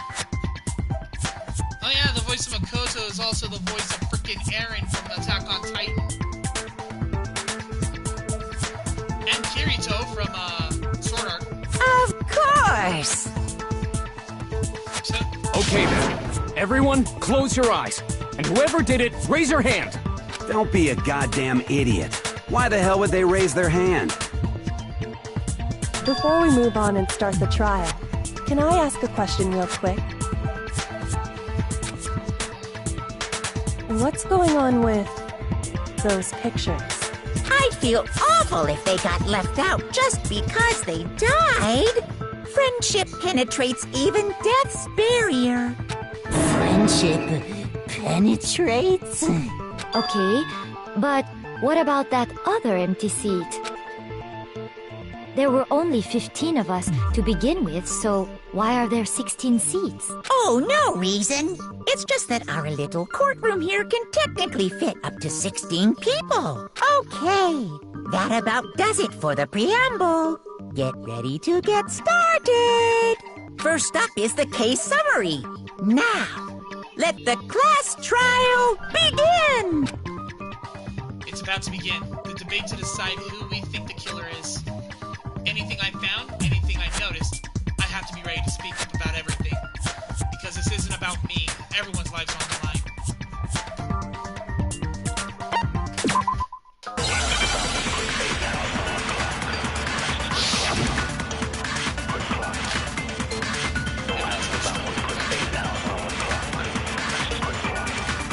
I assert that the one who was murdered was Miss Sayaka Maizono!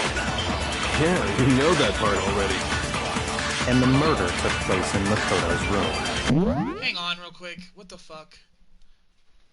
In the bathroom. So it seems most likely that the killer must have taken her by surprise while she was in the bathroom. She didn't even have a chance to resist. Something tells me what you just said. Sayaka resisted at all. There's no explanation for that. I assert that the one who was Controls. Let me see. Aim. Oh, triangle fires. Okay. If you want something to speak, I'm not going to respond to you if you're bawling. Yeah, okay, so triangle fires. was Miss Sayaka Maizono! Yeah, you know that part already. And the murder took place in Makoto's room. In the bathroom. So it seems most likely that the killer must have taken her by surprise while she was in the bathroom. She didn't even have a chance to... No, that's wrong!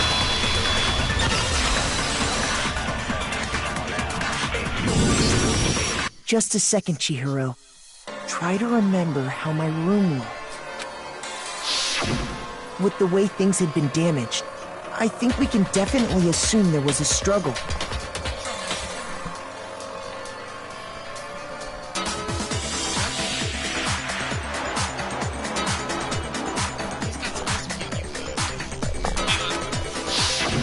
A struggle? Between who and who? Between Sayaka and the killer, of course. So you're saying Sayaka wasn't caught by surprise in the bathroom? She must have been attacked in the main room first. Then, she ran to the bathroom to try and hide. The killer followed her in, and that's where they finished the job. That much should have been obvious after taking one look at the scene. It shouldn't even need explaining. Sorry. Okay, so what's next? Next is the subject of the murder weapon. Wow, this is starting to sound like a real trial. I need to determine what was used to kill Sayaka.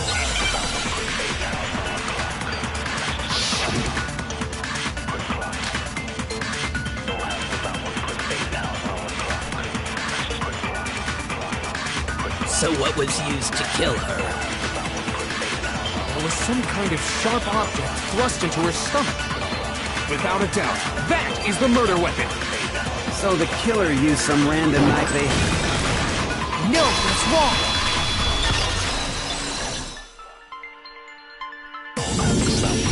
No. I do think it was a knife, but not just any knife. I'm almost positive it was a kitchen knife. Huh? A kitchen knife? After the murder, we discovered that one of the knives from the kitchen was missing. Which means that knife must be the murder weapon. Oh, yeah. I guess that makes sense. You could sort of see the weapon sticking out of her stomach. And if you look real close, I could totally see that being a kitchen knife. Okay, so the murder weapon was a kitchen knife, but where does that get us? I mean, we all know Makoto killed her, right? That's right. Makoto's room was the scene of the crime. What more proof do you need? Hold on a second. Let's draw our conclusions after we presented our arguments. Otherwise, what's the point of the trial? Well, we can talk all we want. It's not going to change that conclusion. I don't think that's true at all. I'm sure if we keep at it, something new will reveal itself. You really believe that? She's right. There's gotta be a breakthrough somewhere just waiting for us to find it. Because I know damn well I'm not the killer. There's a bit.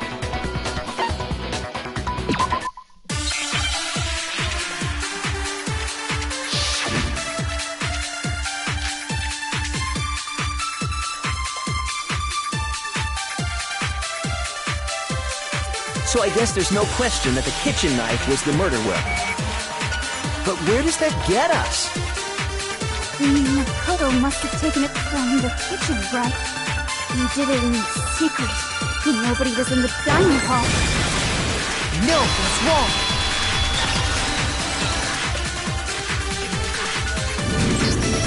Okay, wait. Hold on. I didn't take the knife from the kitchen. Next, you're gonna say you're not the killer, right? Go ahead and say it all you want. Well, what if I have a witness? What do you think, Hina? Huh? Remember what you were telling me earlier?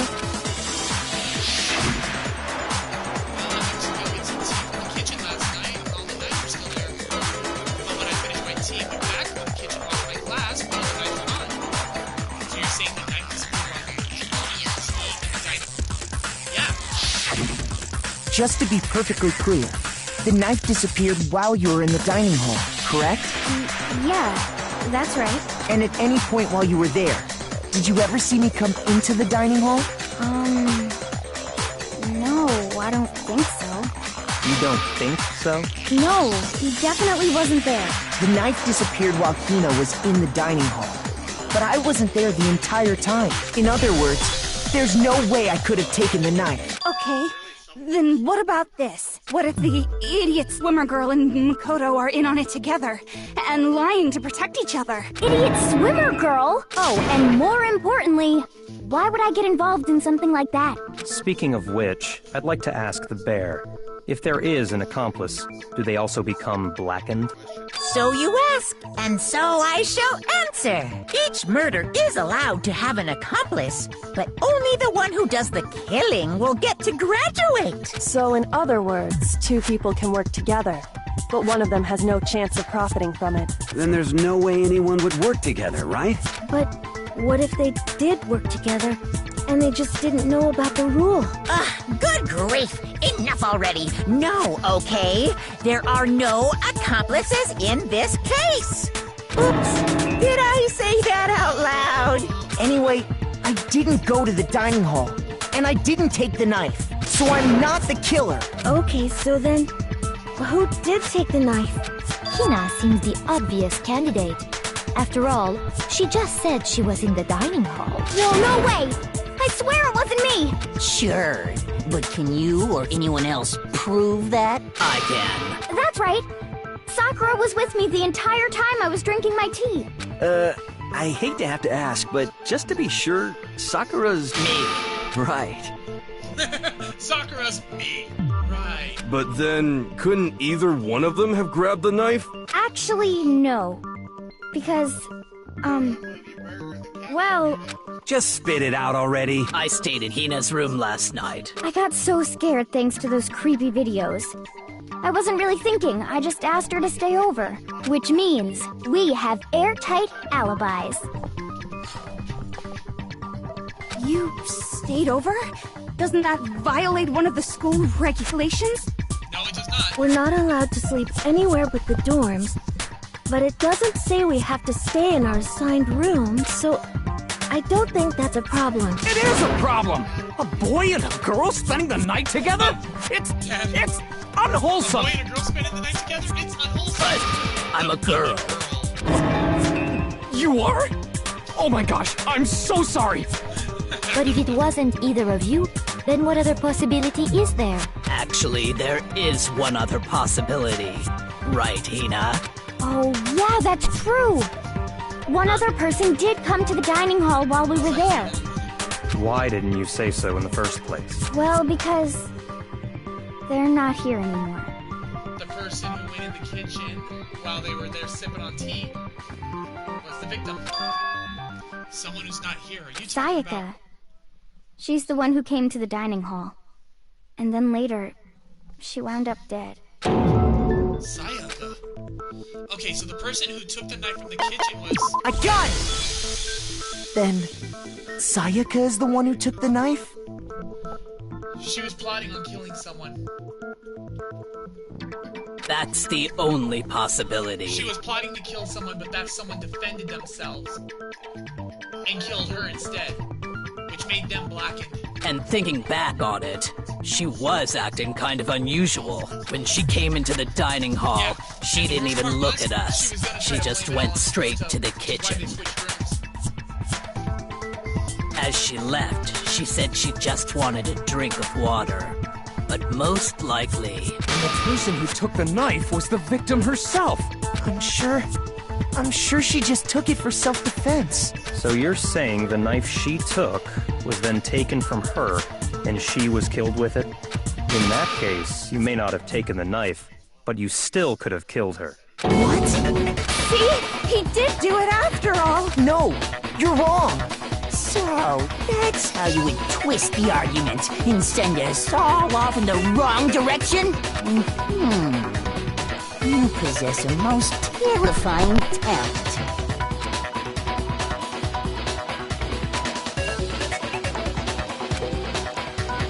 Hold on. It's still too early to decide conclusively that Makoto is the killer, wouldn't you say? Because you see, if the room did belong to the killer, then they did something most bewildering. And until we unravel that little mystery, you simply can't declare that he's the killer. Bewildering? What the hell are you talking about? Something was missing from the scene of the crime that by all rights should have been there. You know what I'm talking about, don't you?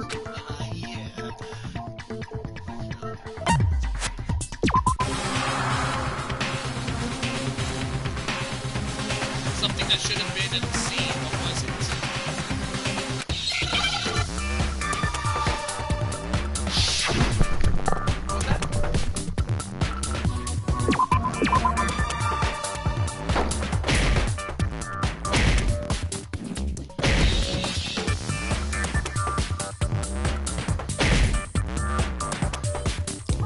Yep. Yeah, I just gotta wait for the next one.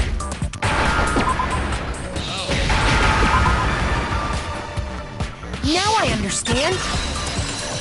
There we go. That's right! There wasn't a single hair on the floor! So, the culprit removed some evidence? Yes, and if I were the culprit, why would I need to get rid of all the hair in my own room? It wouldn't be unusual at all to find my hair at the crime scene if the crime scene is in my room. The reason all the hair was gone was to remove any trace that Sayaka had ever been there. Then why have her there? That makes sense, does it not? No. If that were the case, they would have had to do something about the body itself, not just her hair. Yes, very true, very true. Okay, then why wasn't there any hair on the ground? The killer got rid of it all, of course, to remove any trace that they had ever been there. Wait, then that means... Precisely. It's simply beyond reason to believe that the room's owner and the killer are one and the same. Then, Makoto isn't the culprit? Are you sure we can decide something so important based solely on the absence of some hair? No. There are other reasons that prove why Makoto couldn't have done it. I would like to hear these reasons. Do you remember anything remarkable about the bathroom at the scene? Sayaka was attacked in the main room first, then fled into the bathroom, right? Yeah, Then they ran after her, got into the bathroom, and stabbed her. And how did the killer get into the bathroom? Did they have any trouble with it? What do you mean? It's fairly certain that the killer had some trouble getting into the bathroom. There was clear evidence left behind. Do you remember, Makoto?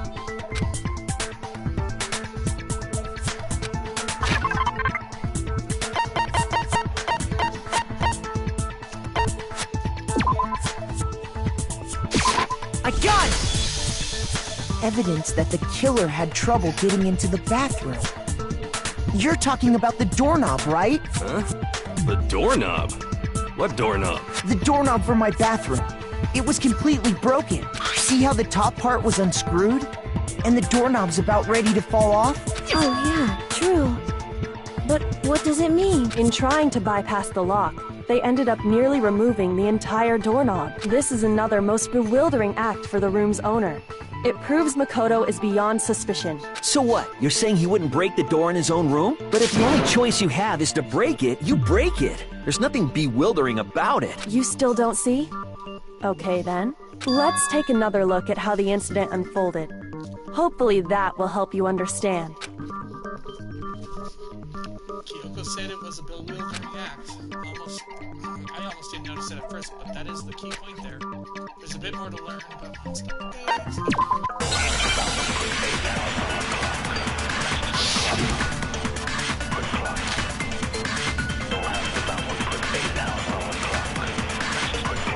The incident took place in Makoto's room. Sayaka was first attacked in the main room. She then fled into the bathroom.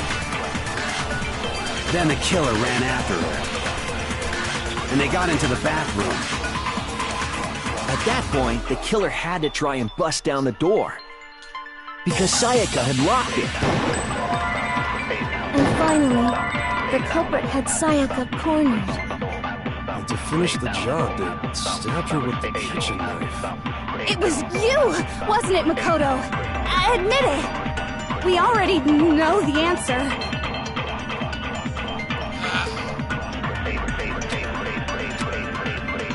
The incident took place in Makoto's room. Sayaka was first attacked in the main room. She then fled into the bathroom. Then the killer ran after her. And they got into the bathroom. At that point, the killer had to try and bust down the door. Because Sayaka had locked it. No, it's wrong!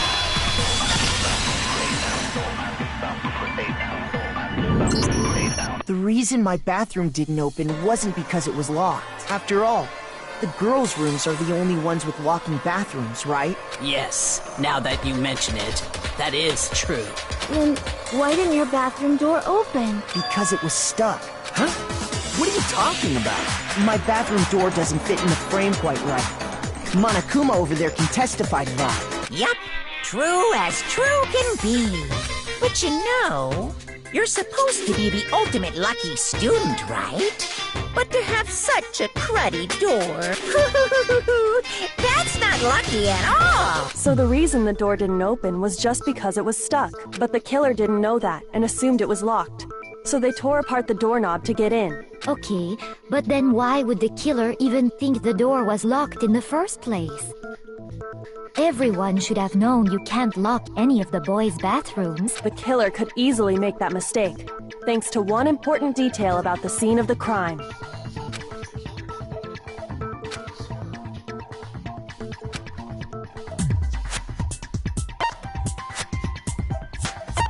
I got it!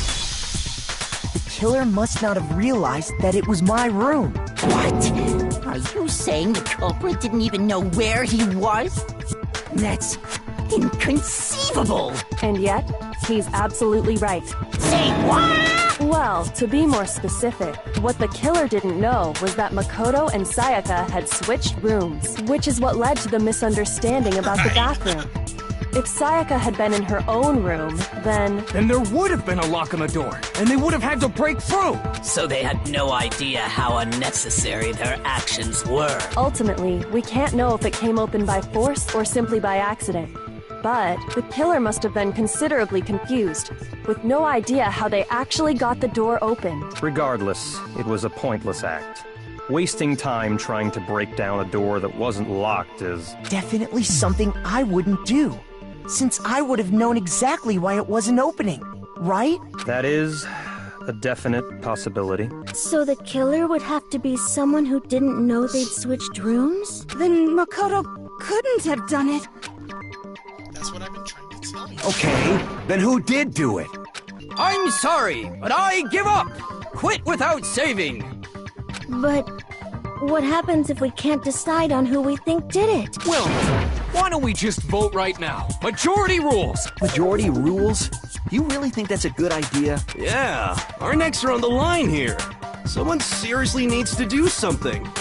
For serious. Does no one have any other thoughts or questions? It does not matter how trivial they may seem. Oh! As a matter of fact, I do have one question. Oh, you don't gotta sound so disappointed. It's fine, it's fine. Just ask your question. Oh yeah. Okay, so, Yeah?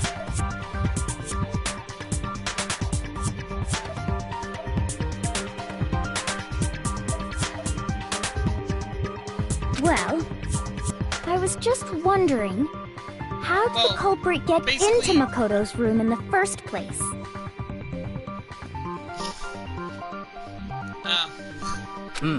Yes. How did the killer get inside? Maybe Sayaka just dropped the key somewhere and the culprit picked it up. That's possible, right? I don't think so. That seems way too convenient. Then maybe someone picked the lock? Negative! If you remember, Monokuma made it quite clear that the locks are all unpickable. Fine. How about this? The killer got in the easy way. They could have knocked and said they wanted to talk or something, and Miss Maizono just let him in. No, that can't be it either. Oh, trying to argue against me? Sounds like someone doesn't know his place. Hello? Why exactly can't that be it? Because she asked me to do something in particular because of how frightened she was. There's no way Sayaka left the room in because... I got it! Because Sayaka was already scared, remember? That's why she asked me to switch rooms in the first place. Same goes for you, Sayaka. No matter who it is, do not open your door for anyone. Even if I'm sure it's you, I absolutely won't open it. Otherwise, what's the point of even switching? Knowing what she'd been through, I just can't believe she would have opened the door for anyone. What if her being scared was a lie? Huh? Well, what the hell is that supposed to mean? Why would she lie about something like that? I know you don't want to consider it, but look at this and tell me. Can you still deny the possibility?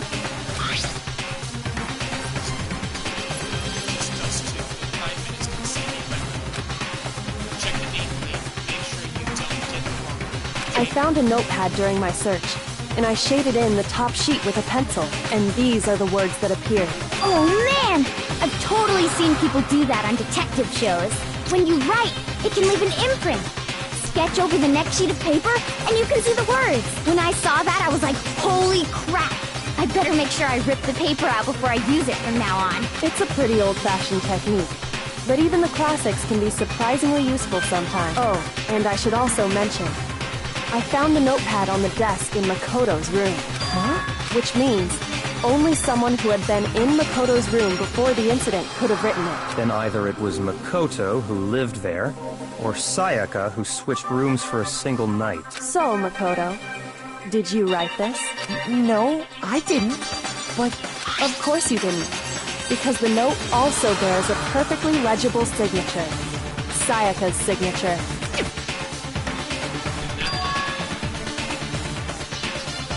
But why? Why would she write that? The note was likely her way of getting in touch with a certain someone. She must have slid it under their door to let them know she wanted to meet with them in secret. If you got an invitation like that from the ultimate pop sensation, What young man could resist? Of course, I'm only into 2D, so it wouldn't have any effect on me. But can we be sure anyone even got this note? And honestly, even if they did, I do not think they are at all involved in what happened. Huh?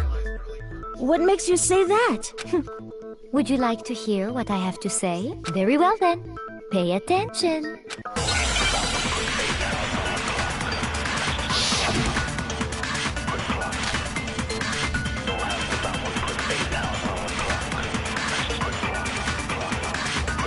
Sayaka and Makoto switched rooms, correct?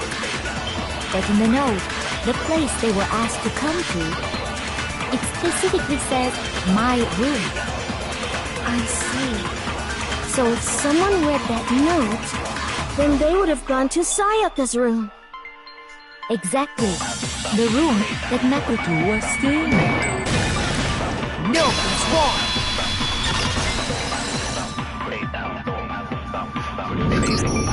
The nameplates on Mai and Sayaka's rooms got switched. They got switched? That's right. The nameplates got switched, just like the rooms themselves. As a result, the nameplate on Sayaka's room actually had Makoto's name. And the nameplate on Makoto's room had Sayaka's. So what you're saying is, the room Sayaka was staying in was actually marked as her room. Then, if someone did do what the note said, they would end up at Makoto's room where Sayaka was. Plus, their rooms are right next to each other, so switching the nameplates would be no problem. And the one who switched the names was... Well, of course it wasn't you, right, Makoto? Right. Okay, then who did it? There's only one person who could have switched the nameplates. The only other person who could have switched it. I got it! Me and Sayaka were the only ones who ever knew about us switching rooms. So the only other person besides me who would even know to switch the nameplates was Sayaka. You can also infer as much from her note. There's something I want to talk to you about. Just those 2 5 minutes come see me in the room. Check the nameplates, make sure you don't get the wrong room. She specifically tells the reader to check the nameplate. She would only have written that if she knew the nameplates had been switched. But why would she switch them in the first place? She wanted someone to come to the room she was in, and also hide the fact that it was Makoto's room. What? Inviting someone to your room, but not telling them you'd switched rooms. Why would anyone do that? To understand that, we first need to understand what happened after she invited the person into the room. That's where the answer lies. What happened then was, whoever she invited over came in and attacked her! We figured it out! We know who did it! Whoever she invited over is the culprit! But we still don't know who it is, you goddamn idiot! Sayaka fought with her killer there in the room, yes? Perhaps the answer to our previous question lies in that initial struggle. Yes, I think you're right. Then... we just have to figure out what happened during the fight, right? That reminds me. There was a replica sword at the murder scene. Was that perhaps used during the fight? Oh yeah. What's the deal with that sword? Sayaka suggested I should hold on to it. I thought it might come in handy if I had to defend myself. It seems pretty likely that the killer used it to break Sayaka's right wrist. How the hell could you possibly know that's what broke her wrist?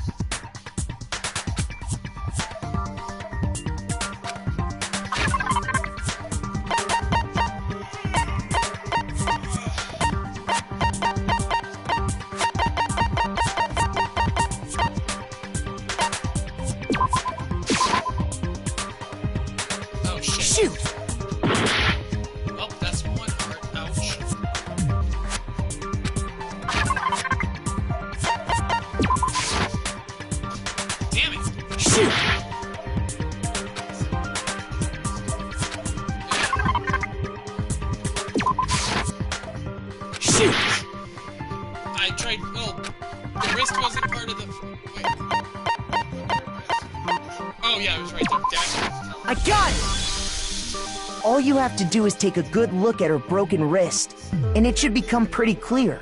Right there where her wrist is all swollen. There's something glittery there. See?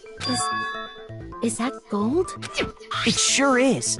Specifically, the gold coating from the replica sword. I figured if I used the sword or the sheath, it would have fucking with it. You barely have to touch that stuff, and it'll stick right to you. And there's some on her wrist because... I got it! Because she got hit with the sword! Right there on her wrist! I see. And so the truth draws ever closer.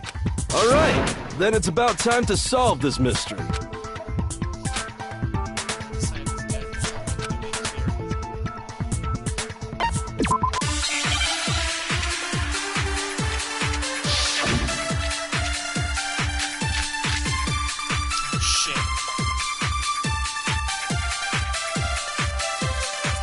When the fighting broke out, the culprit grabbed the sword, and that's when the first blow was dealt.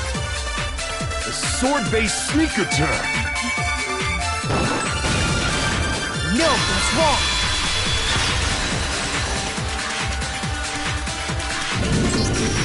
Actually, no. I don't think the fight started with the sword. What are you trying to do? No. No. This is your fault. Whoops, my bad. Hold on. Why not? Because the sword sheath had been scratched.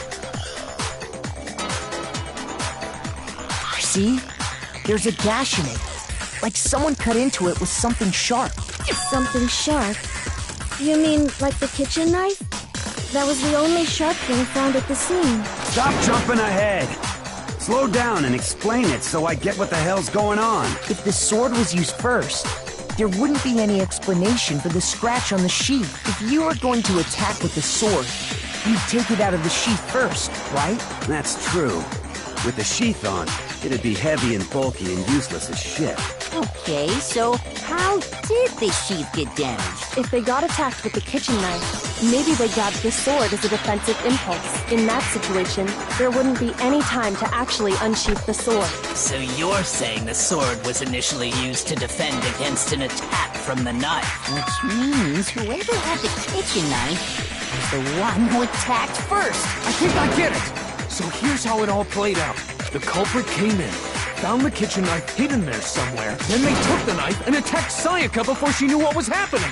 So she grabbed the sword to defend herself, but then the culprit took that from her too. Then, after they broke her wrist with the sword, they took the knife and finished it. Sorry, but I don't think Sayaka used the sword to defend herself. What? How the hell can you not think that? Because she never held the sword at all. There's a certain part of her body that makes this clear.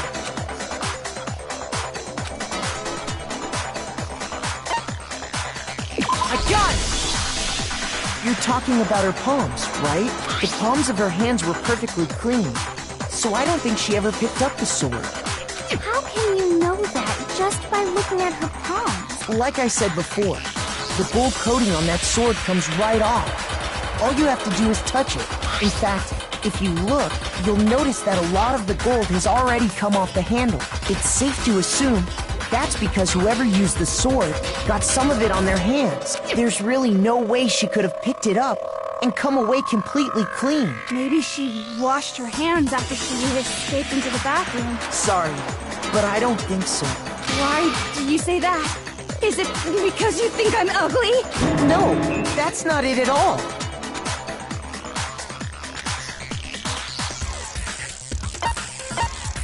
I got it! According to the Monokuma file, Sayaka's time of death was around 1:30 a.m. In other words, at nighttime. And the water in the bathroom shuts off at nighttime, right? Oh, I didn't know that. Actually, I haven't taken a shower here yet. Oh my. You're no different! You smell like a big fat ugly donkey! I'm not sure whether to take that as an insult or a compliment. An insult, obviously. So anyway, if Sayaka never touched the sword, then that means the killer is the only one who used the sword. But hold on. If that's right, then the one who damaged the sheath with the kitchen knife was... I got it! Sayaka? She had the kitchen knife? But we already said that the attack started with... The person with the knife attacked first, and the sword was used as an impromptu defense. And the one who attacked first was... Sayaka? Now do you understand? She wasn't a blameless victim in this. No, far from it. It's almost as if she'd been planning to commit a murder of her own. She took the knife from the kitchen, then invited the culprit to the room she was staying in. And if it's true that she had the kitchen knife and attacked without provocation... Indeed.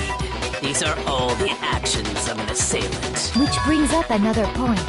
Makoto, Sayaka was the one who suggested you two switch rooms, correct? Maybe the reason she wanted to switch rooms was so that she could pin the crime on you. That is a possibility, is it not? Sayaka wanted to... on me?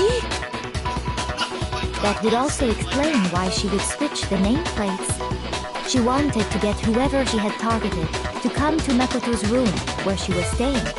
And by committing the murder there, instead of her room, that would implicate Makoto. But for that to work, the target had to be lured out while still keeping the room swap a secret. If the target knew she had switched rooms, they would have become suspicious right away. She didn't expect him to know that the freaking thing was busted.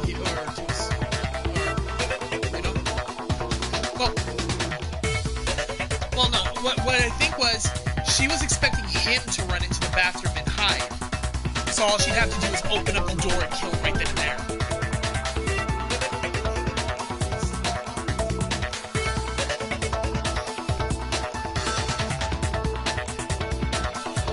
I don't think she... Well, if she was planning on killing the guy first, then yeah, he wouldn't... I mean, it could have been right there in the freaking, in the bedroom. Shut up.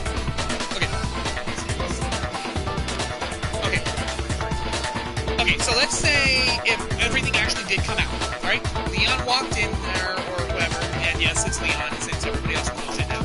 Leon walked in there, not suspecting anything, okay? And if she actually got what she wanted, she would have killed him right there in the bedroom. Frickin' waited until morning, swapped the names plates out before anybody else woke up.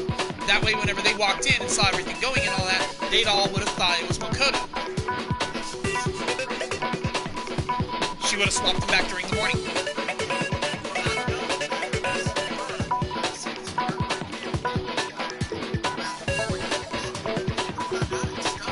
Yeah, but not if she killed him in the bedroom and not in the bathroom. She wasn't expecting to use the bathroom at all.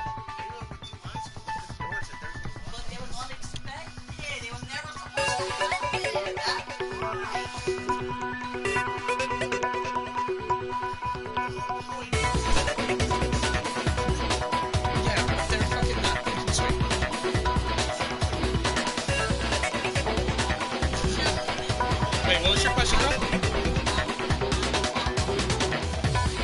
No, I was listening. It's just everybody else is arguing at the same time.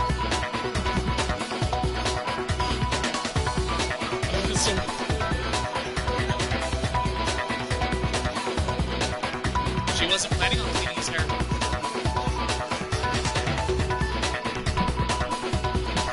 Leon was the one who cleaned the hair up.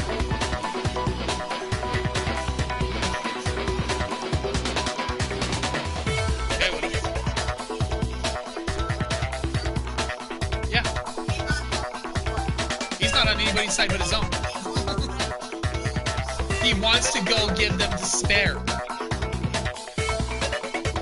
Monokuma's whole objective is to give people despair. So he's not going to be there to help either side.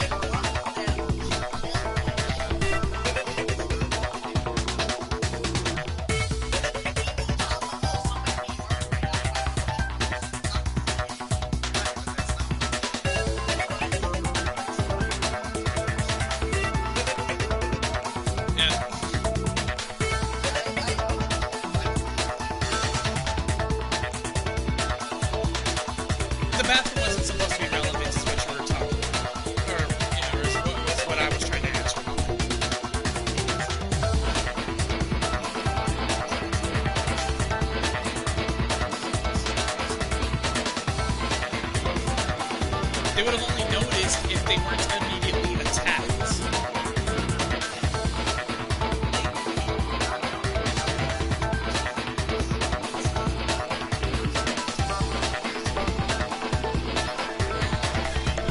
Yes. Well, me and Maja knows, but Maja watched the anime with me. So all that's why she switched the names? But doesn't that plan seem a little risky? For one thing, even if her plan worked, Mr. Naegi would just tell everyone they'd switched rooms. I don't know. I'm not sure our soft-hearted Makoto is capable of that kind of cutthroat behavior. I'm sure Sayaka realized the same thing, which is why out of all of us, she asked him to switch rooms.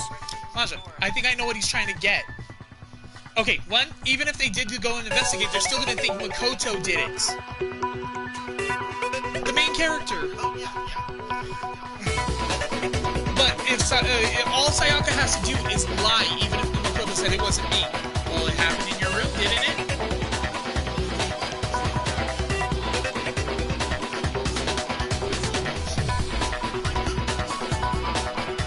Not if she wiped the evidence of her being in there.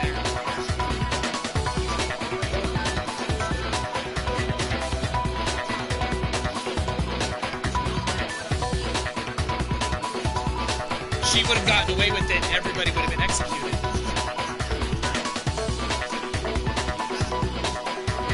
So?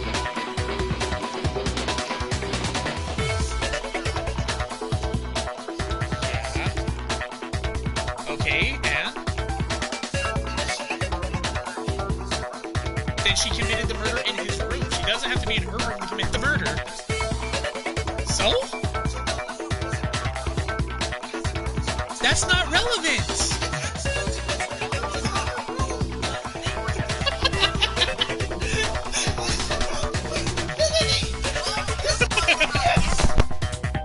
Alright, sorry about that, girl. Plus, she was the ultimate pop sensation. A totally forgettable kid. Or a national superstar. Or, wait, then you're saying she had this all planned out? Holy shit! But in the end, her plan backfired. She launched her attack with the knife, then found herself under attack in turn. That must be when her wrist got broken, and she was forced to drop the knife. The tables were suddenly turned on her, and she died at the hands of the one she planned to... Just hold on! That can't be true! Because... Hey! You guys have totally derailed the argument. You're being super boring right now. Come on, hurry up and decide who did it. Wouldn't it be awful if I had to punish you all just because you ran out of time? Oh yeah, we gotta decide who we think did it. Makoto, right now you just need to concentrate on figuring out the answer to this mystery. If we can't uncover who murdered Sayaka, it's over for all of us. Find out who killed her, but what can I do? I mean, as far as clues go, there's nothing left.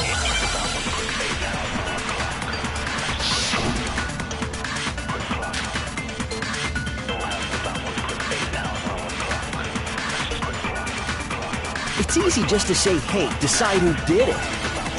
But there just aren't any more clues, right? No, it's wrong.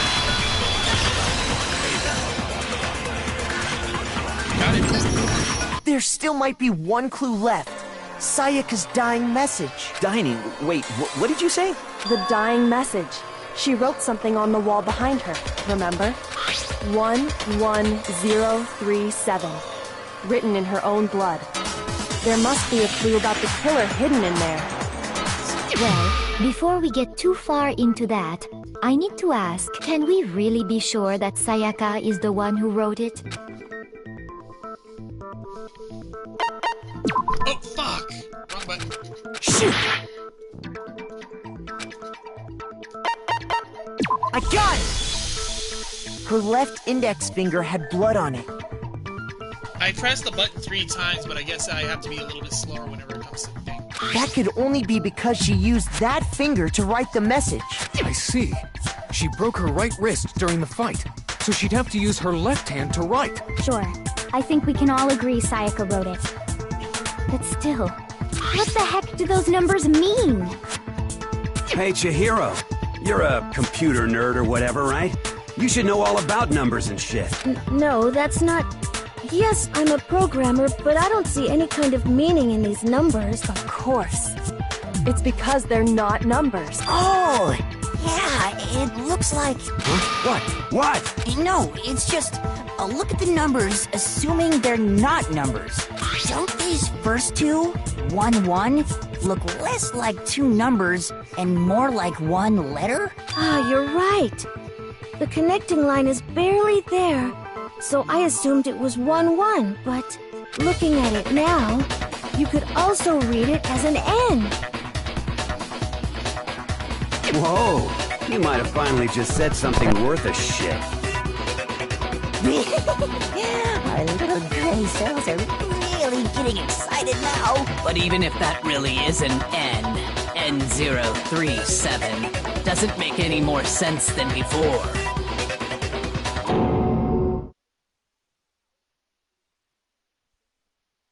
Rotate the image 180 degrees.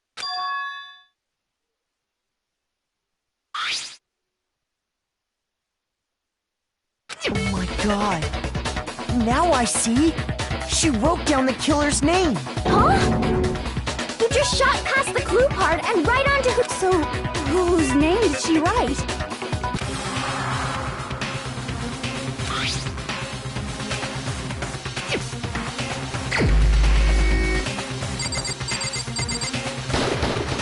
Here's my answer. The key to solving this mystery was simply to rotate the writing 180 degrees. If you turn the message around, it becomes the letters L-E-O-N. L-E-O-N. Or more accurately, Leon. What the hell are you talking about? It's just a coincidence. It's just a bunch of random squiggles that happen to look like my name. No, it's not random at all. She wrote that message on the wall behind her as she was leaning up against it. In that position, she couldn't move to write normally, and had to write upside down, as it were. And as a result, when you look at it standing in front of her, try it for yourself if you want. Write something sitting like her, and the letters will be inverted. That sounds like one hell of a stretch to me. I'm the killer? You can't just go and say shit like that. If you're not the killer, then why did you try to destroy the evidence? Huh? You know what I'm talking about, right, Makoto? The evidence Leon tried to get rid of?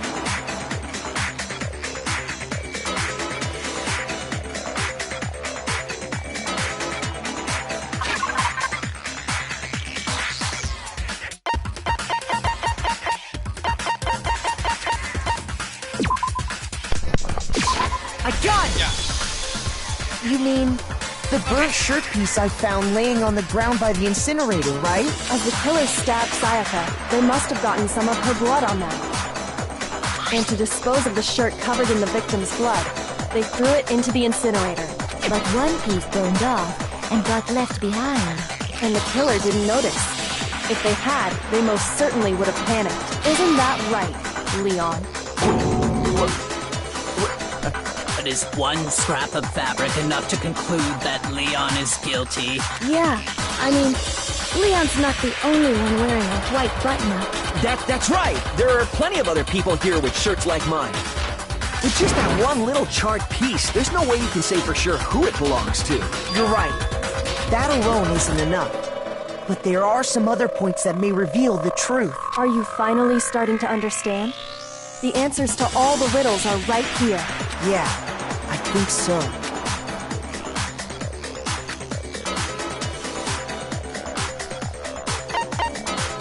I got it!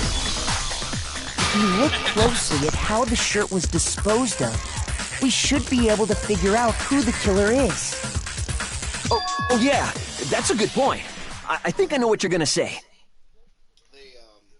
You can't reach the incinerator without opening the gate in front of the trash room, right? And obviously, you wouldn't be able to hit the switch to turn it on either. You'd need the key to get in, and the one with the key was the person on cleaning duty. So the killer had to be whoever was in charge of taking care of the trash, right?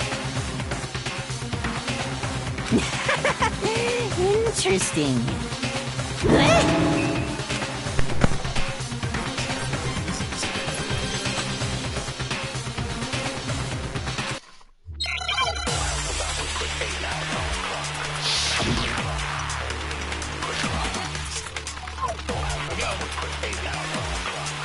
The key to the trash room.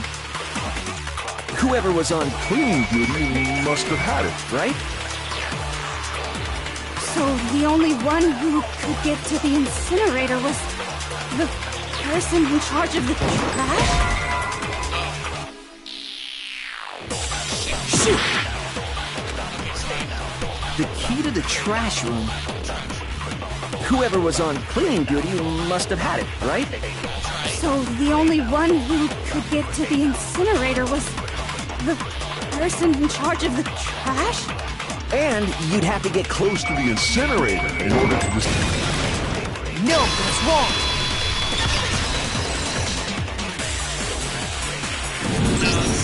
Hold on. I think I know how someone could dispose of the evidence without using the trash room key. But if you can't get past the gate, you couldn't possibly turn on the incinerator, could you? Yes, you could. If you used this. What is it, some kind of glass ball? It's busted to hell. Actually, it was supposed to be a crystal ball, but... But how would you use it? I got it! The killer simply took aim at the incinerator switch and threw the ball through a gap in the gate. All they had to do was hit that switch, and the incinerator would come to life. One through a gap in the gate? Remember what you said before, Hifumi?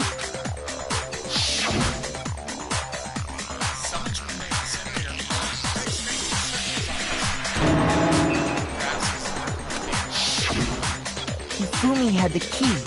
So the only way the incinerator could have been turned on without his knowledge was because the killer was able to hit the switch without opening the gate. Once they got the incinerator going, all they had to do was ball up the shirt and toss it in. Hey, come on! What the hell is this?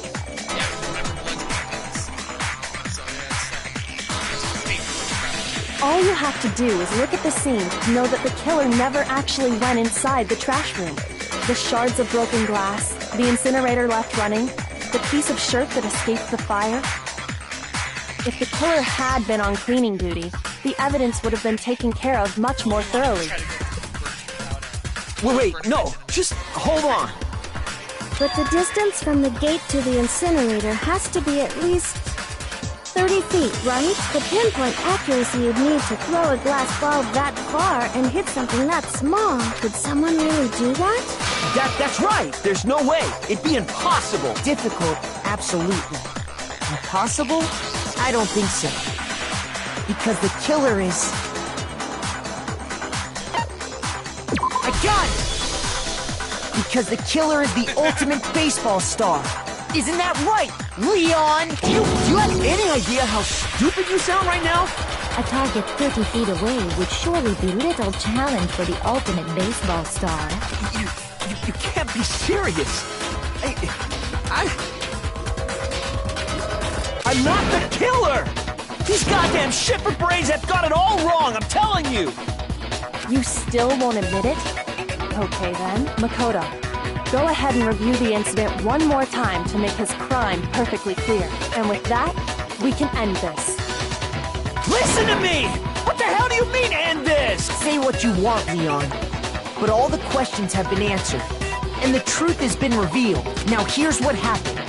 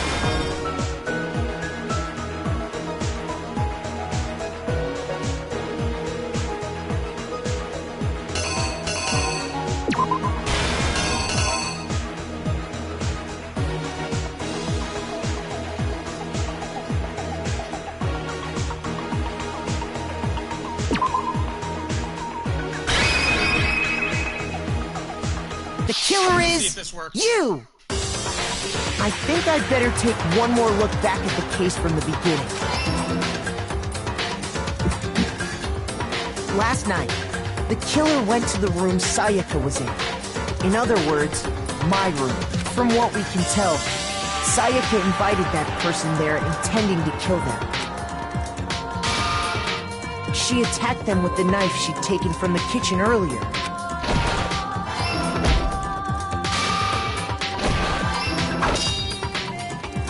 But then something happened that she wasn't prepared for. They grabbed the fake sword I'd put in my room and fought back.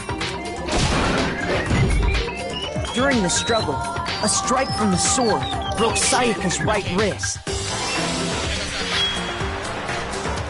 And that's when she lost her grip on the kitchen knife. Finding herself cornered, Sayaka panicked and ran into the bathroom. The killer went after her, but couldn't get the bathroom door open. What they didn't know was that my bathroom door got stuck easily. Sayaka knew about that.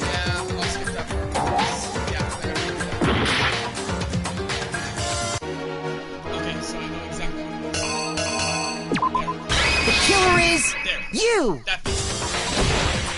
Finding herself cornered, Sayaka panicked and ran into the bathroom. The killer went after her, but couldn't get the bathroom door open. What they didn't know was that my bathroom door got stuck easily, and there was a trick to opening it. Sayaka knew about that because I told her, but of course the killer had no way of knowing. So instead, the killer forced the door open, took the kitchen knife, and stabbed Sayaka.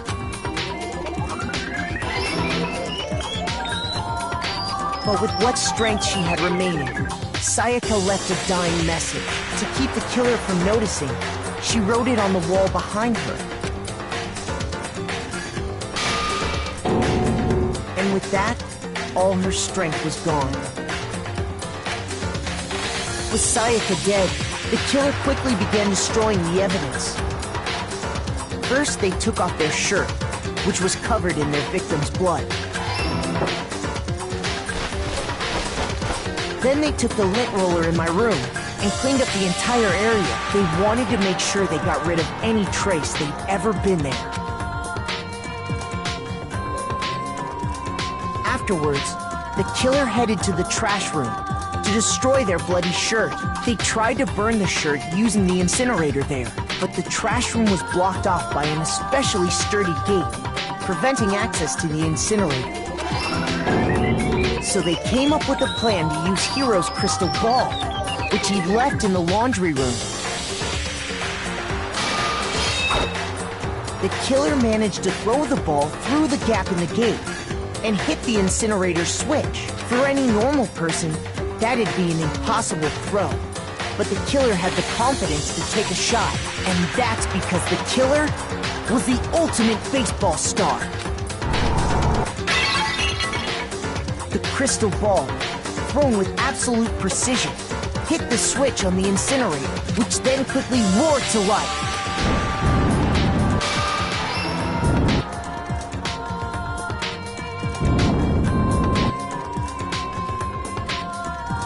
Having destroyed the final piece of evidence, they left the area with, I imagine, a sigh of relief. But there was one thing they missed. Part of the shirt they'd thrown into the fire burnt away and fell out of the incinerator.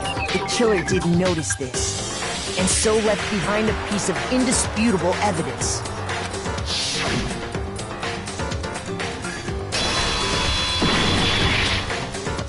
Isn't that right, Leon? It would appear that Hiro simply forgot his crystal ball in the laundry room. You went there to try and wash the blood out of your shirt. And that's where you saw it, right? Seeing the ball? You thought of a way to take care of everything. So, Leon, do you object to anything that's been said? Do I object? Hell Yes, I object! Of course I do! I object! I object! I object! I mean, all of this is just a bunch of stupid theories! You need evidence! Where's the evidence? Without evidence, it's all bullshit!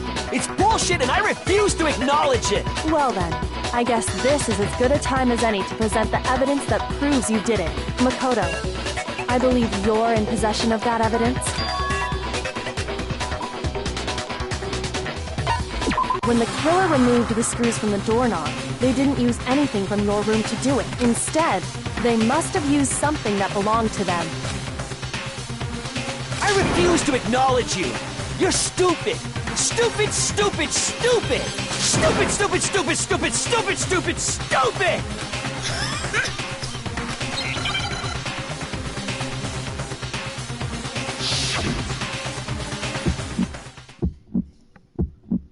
Where's your proof? You kidding me? Not a chance! It wasn't me! Stupid! You lie! Stop talking! Shut up! Here's your proof! You kidding me? Not a chance! Stupid! You lie! Shut up! Yeah. Hold on. Let me remember how to do this.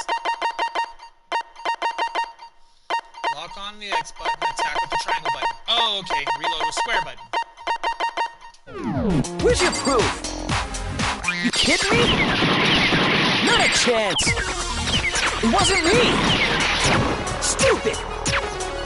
You lie! Stop talking! Shut up! Where's your proof? You kidding me? Not a chance! Stupid!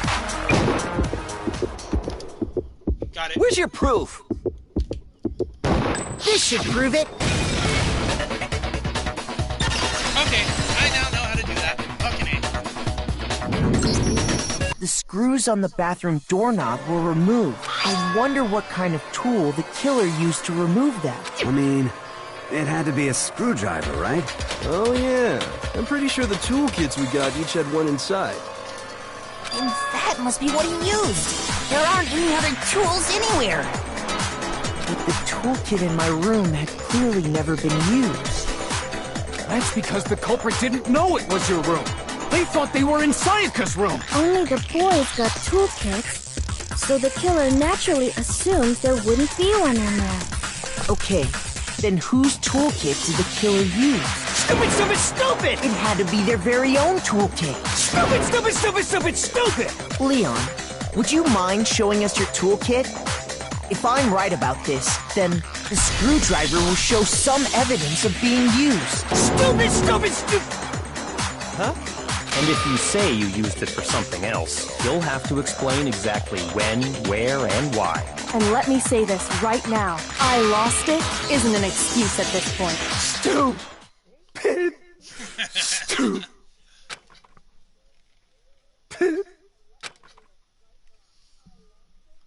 So, you have no rebuttal? Then it would seem we are finished here.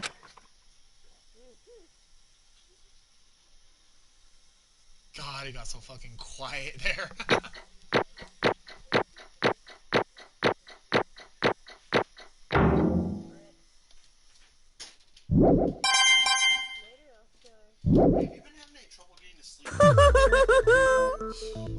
I haven't been sleeping at night lately. I've been sleeping in the mornings. Looks like you've reached your verdict.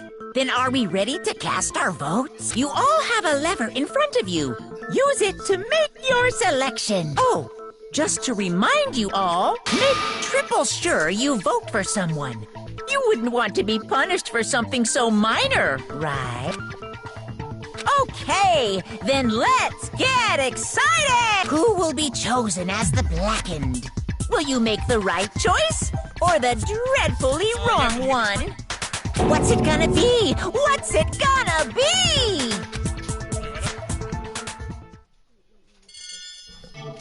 He asked if I want to.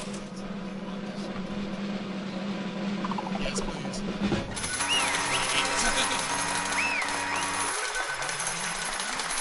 Punishment time!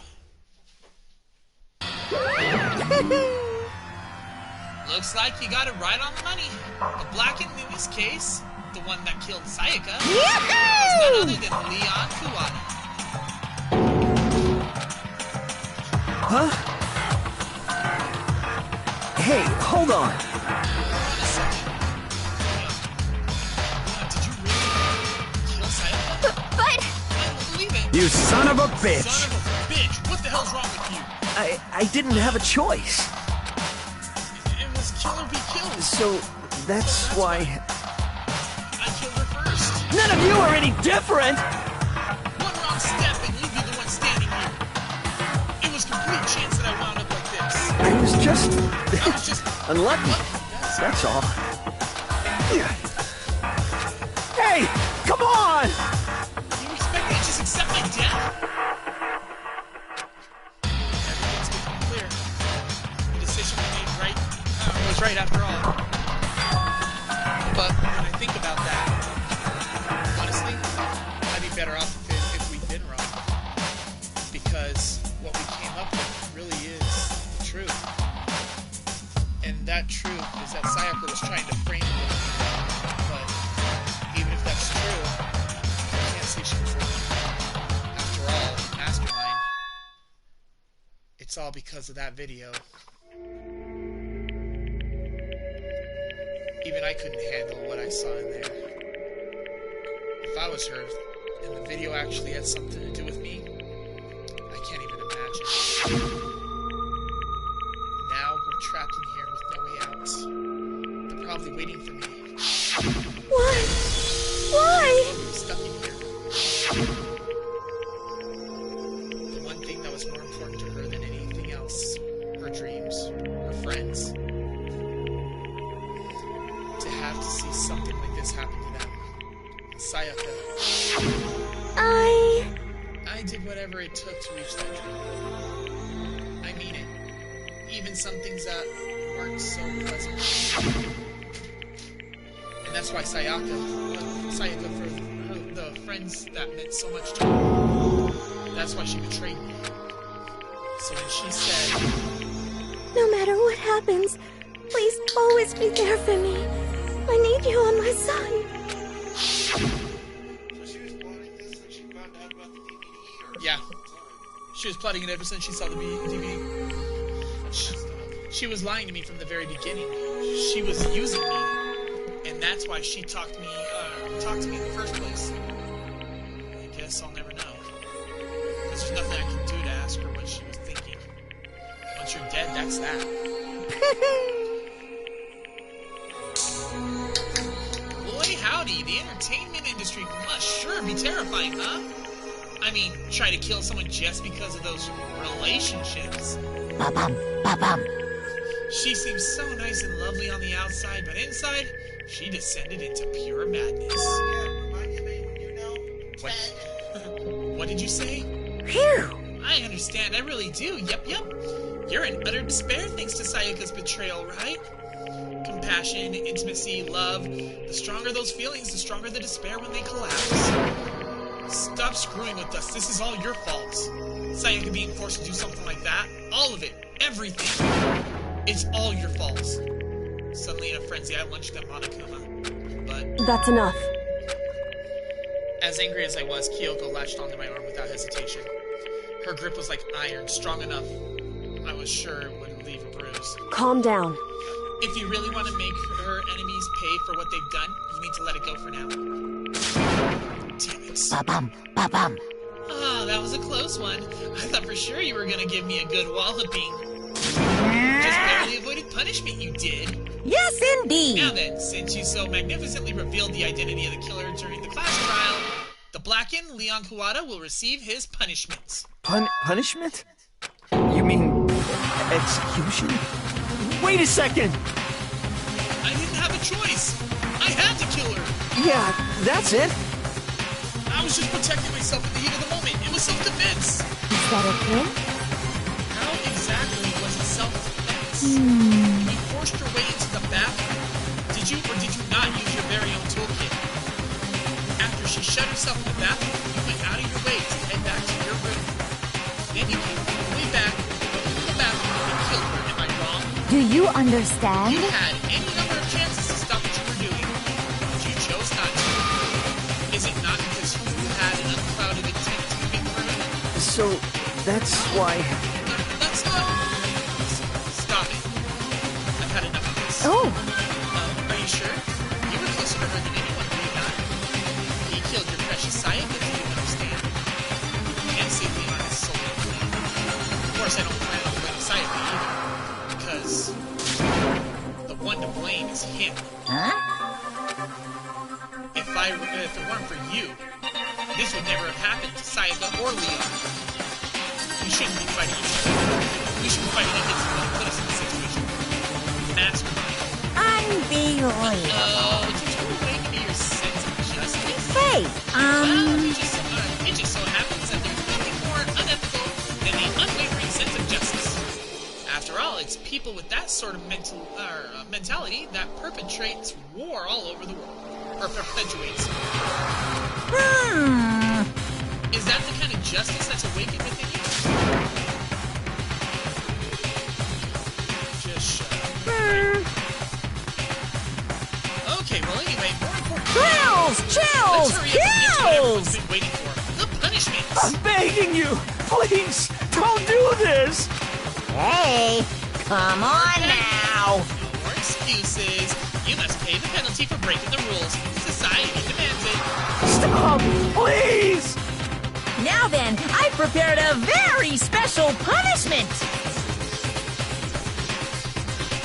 For Leon Kawata, the ultimate baseball star. No, no, no, no, no, no! Let's give it everything we've got! It's punishment time! No!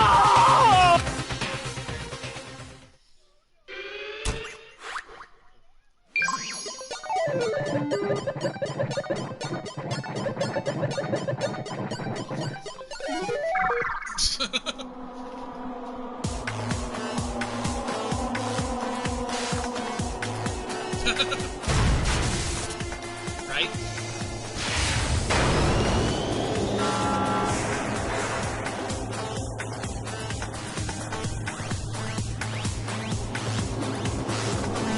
Yeah, this is a fucked up way to die.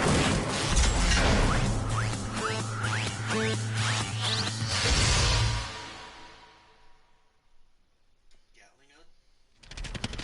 Oh.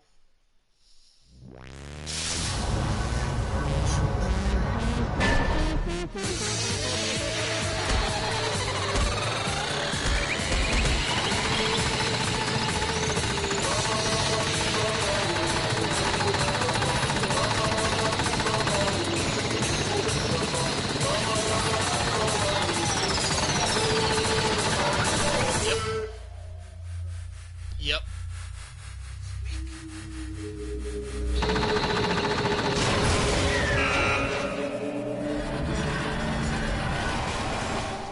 Right?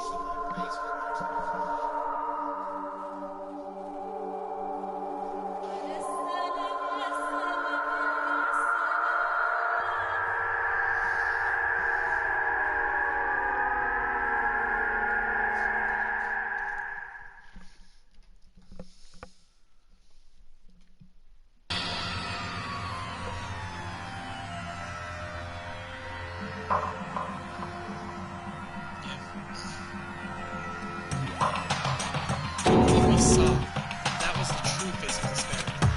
I mean, if we can't call it that, what else can we call it? Extreme! Adrenaline is pumping right out of control! What's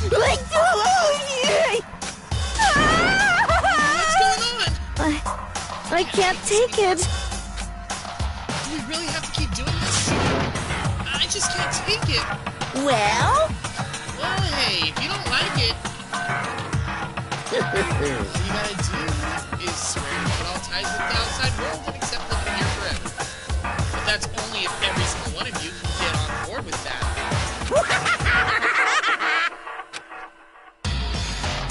Damn you! Man, fuck you. Yeah. Well, they also don't know the full truth of what's going on, too. Why the hell are you Why the fuck are you doing this evil shit to us? What the heck? Evil? You make it sound like I'm some dark, awful secret society type of guy. Say what? Or in this case, a dark, awful secret society type of bear. Well... So why are you putting an upstanding young citizen like me through such a grueling ordeal? Hey, It seems you're trying to use common sense to make sense of something that doesn't make sense. That's like trying to pull a mile on a scale, or just... I just don't think it's possible. Hey, I don't think what you're saying and what I'm saying quite fit together. Shit. Piece of shit. I don't know who you are, but I'm gonna pound your ass into the ground.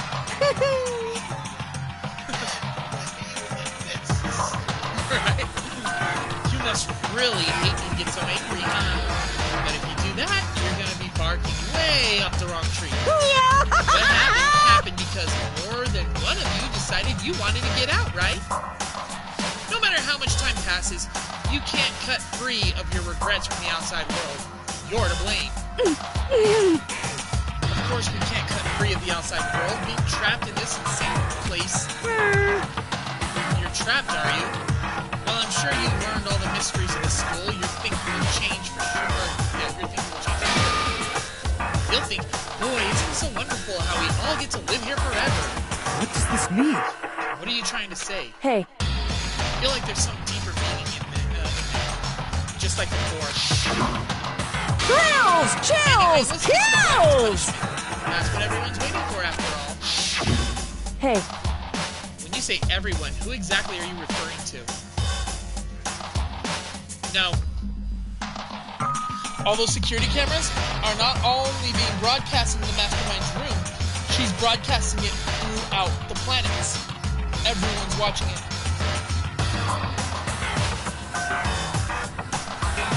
Now, she already did that a long time ago, and she's got this group called the Remnants of Despair. Basically, right now, the Remnants of Despair are out there trying to go and convert more people, and basically there's like a whole big-ass world war going on with it. And there's one small group that's actually trying to stop it all called the Future Organization. So right now, the Future Organization and the Remnants of Despair are watching this shit, trying to find a way to rescue it. Okay.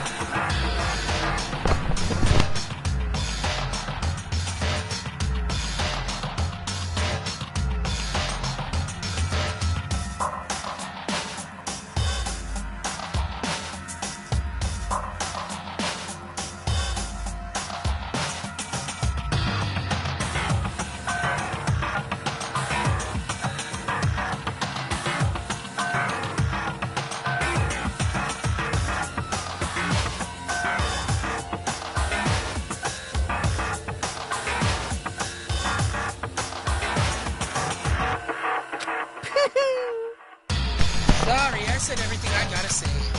I need to save some of the fun for later. And just like that, he was gone. He left us there, overwhelmed by a nightmare turned reality.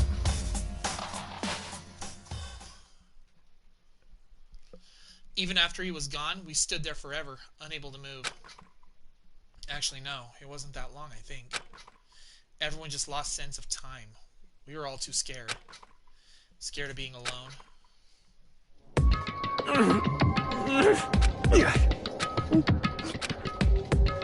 one even tried to speak. Their faces were stone, their voices dead. But it was at that moment... Just a second. Makoto, can I talk to you for a second? She moved close and whispered into my ear. Makoto. Before we head back, there is something I want to talk to you about. It's about Sayaka, isn't it? I'm surprised you figured it out. Listen. I told you before the class trial started, you had to figure out the mystery of this case yourself. You wanted me to realize how Sayaka betrayed me by myself, didn't you? The thought never even crossed my mind. I feel like such a fool. Becoming such an easy target like that. It's true. Sayaka meant to double-cross you. That's a fact that can never change. But even till the very end, she wasn't sure of her decision. That's why, as she lay dying, she was thinking of you. She was thinking of me. can't just say something like that. I mean, there's no way you can know that. Only Sayaka would know for sure, and we can't ask her now. However... Even if you can't ask her, you can infer it. Don't you think? Her final thought was how she could protect you. What? So... The fact that she used her last ounce of energy to leave her dying message proves it. If she didn't care what happened to you, she never would have left that message. Well, maybe she just wanted to get back at the person who killed her. Certainly. That's certainly one possibility. But I don't think that's what it was. Anyway... She was uncertain. She wasn't sure she could kill someone or deceive you. Which is why her plan failed. Her hesitation attracted failure. Right. It's almost ironic when you think about it. Why are you telling me all this? Because you're the kind of person who can overcome this. Because you can move past the deaths of your friends, Sayaka and Leon, and keep moving forward. Correct. Without someone like that, the others would never be able to break free of such a desperate situation. Move past their deaths. I can never do that. No. I'm not gonna carry them with me the rest of my life.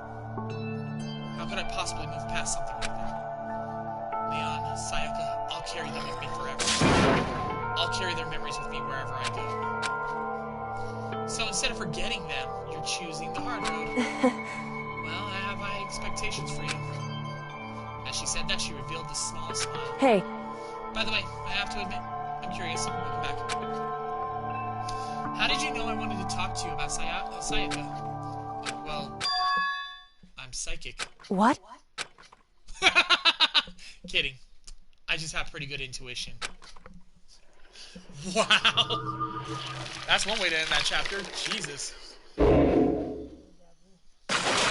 They're going to save everyone.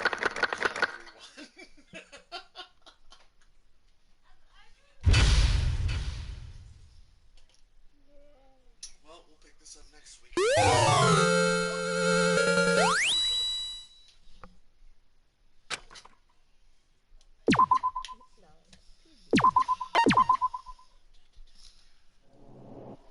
Alright, I'm done with that for now. I think I'll do the next chapter tomorrow, because, geez, that took too long. But now that they got over that whole fucking prologue where you gotta kill somebody, things will start, more deaths will start coming. I'm like, man, I thought Phoenix Wright took a while to get to the point. I mean, it's not that it's bad, there was good story there, just holy cow. Yeah, and like I said, everything gets convoluted. If you want a really quick version of it, watch the anime. I think I might actually pick this game up and play it. Yeah, they got it for Steam, I do believe, so you might be able to go and get a PC version for fairly easily. That'd be nice. But yeah, it's intense. It really is. I mean, it's not Corpse Party intense, but it's still pretty there. It's still pretty much there. I like that girl that was talking to him at the end there, but I am afraid to trust it. Oh, Kyoko? No, she's not a member of Despair. She ends up joining the Future Organization. She survives the whole thing. Actually, there's 6 of them that survive this whole thing.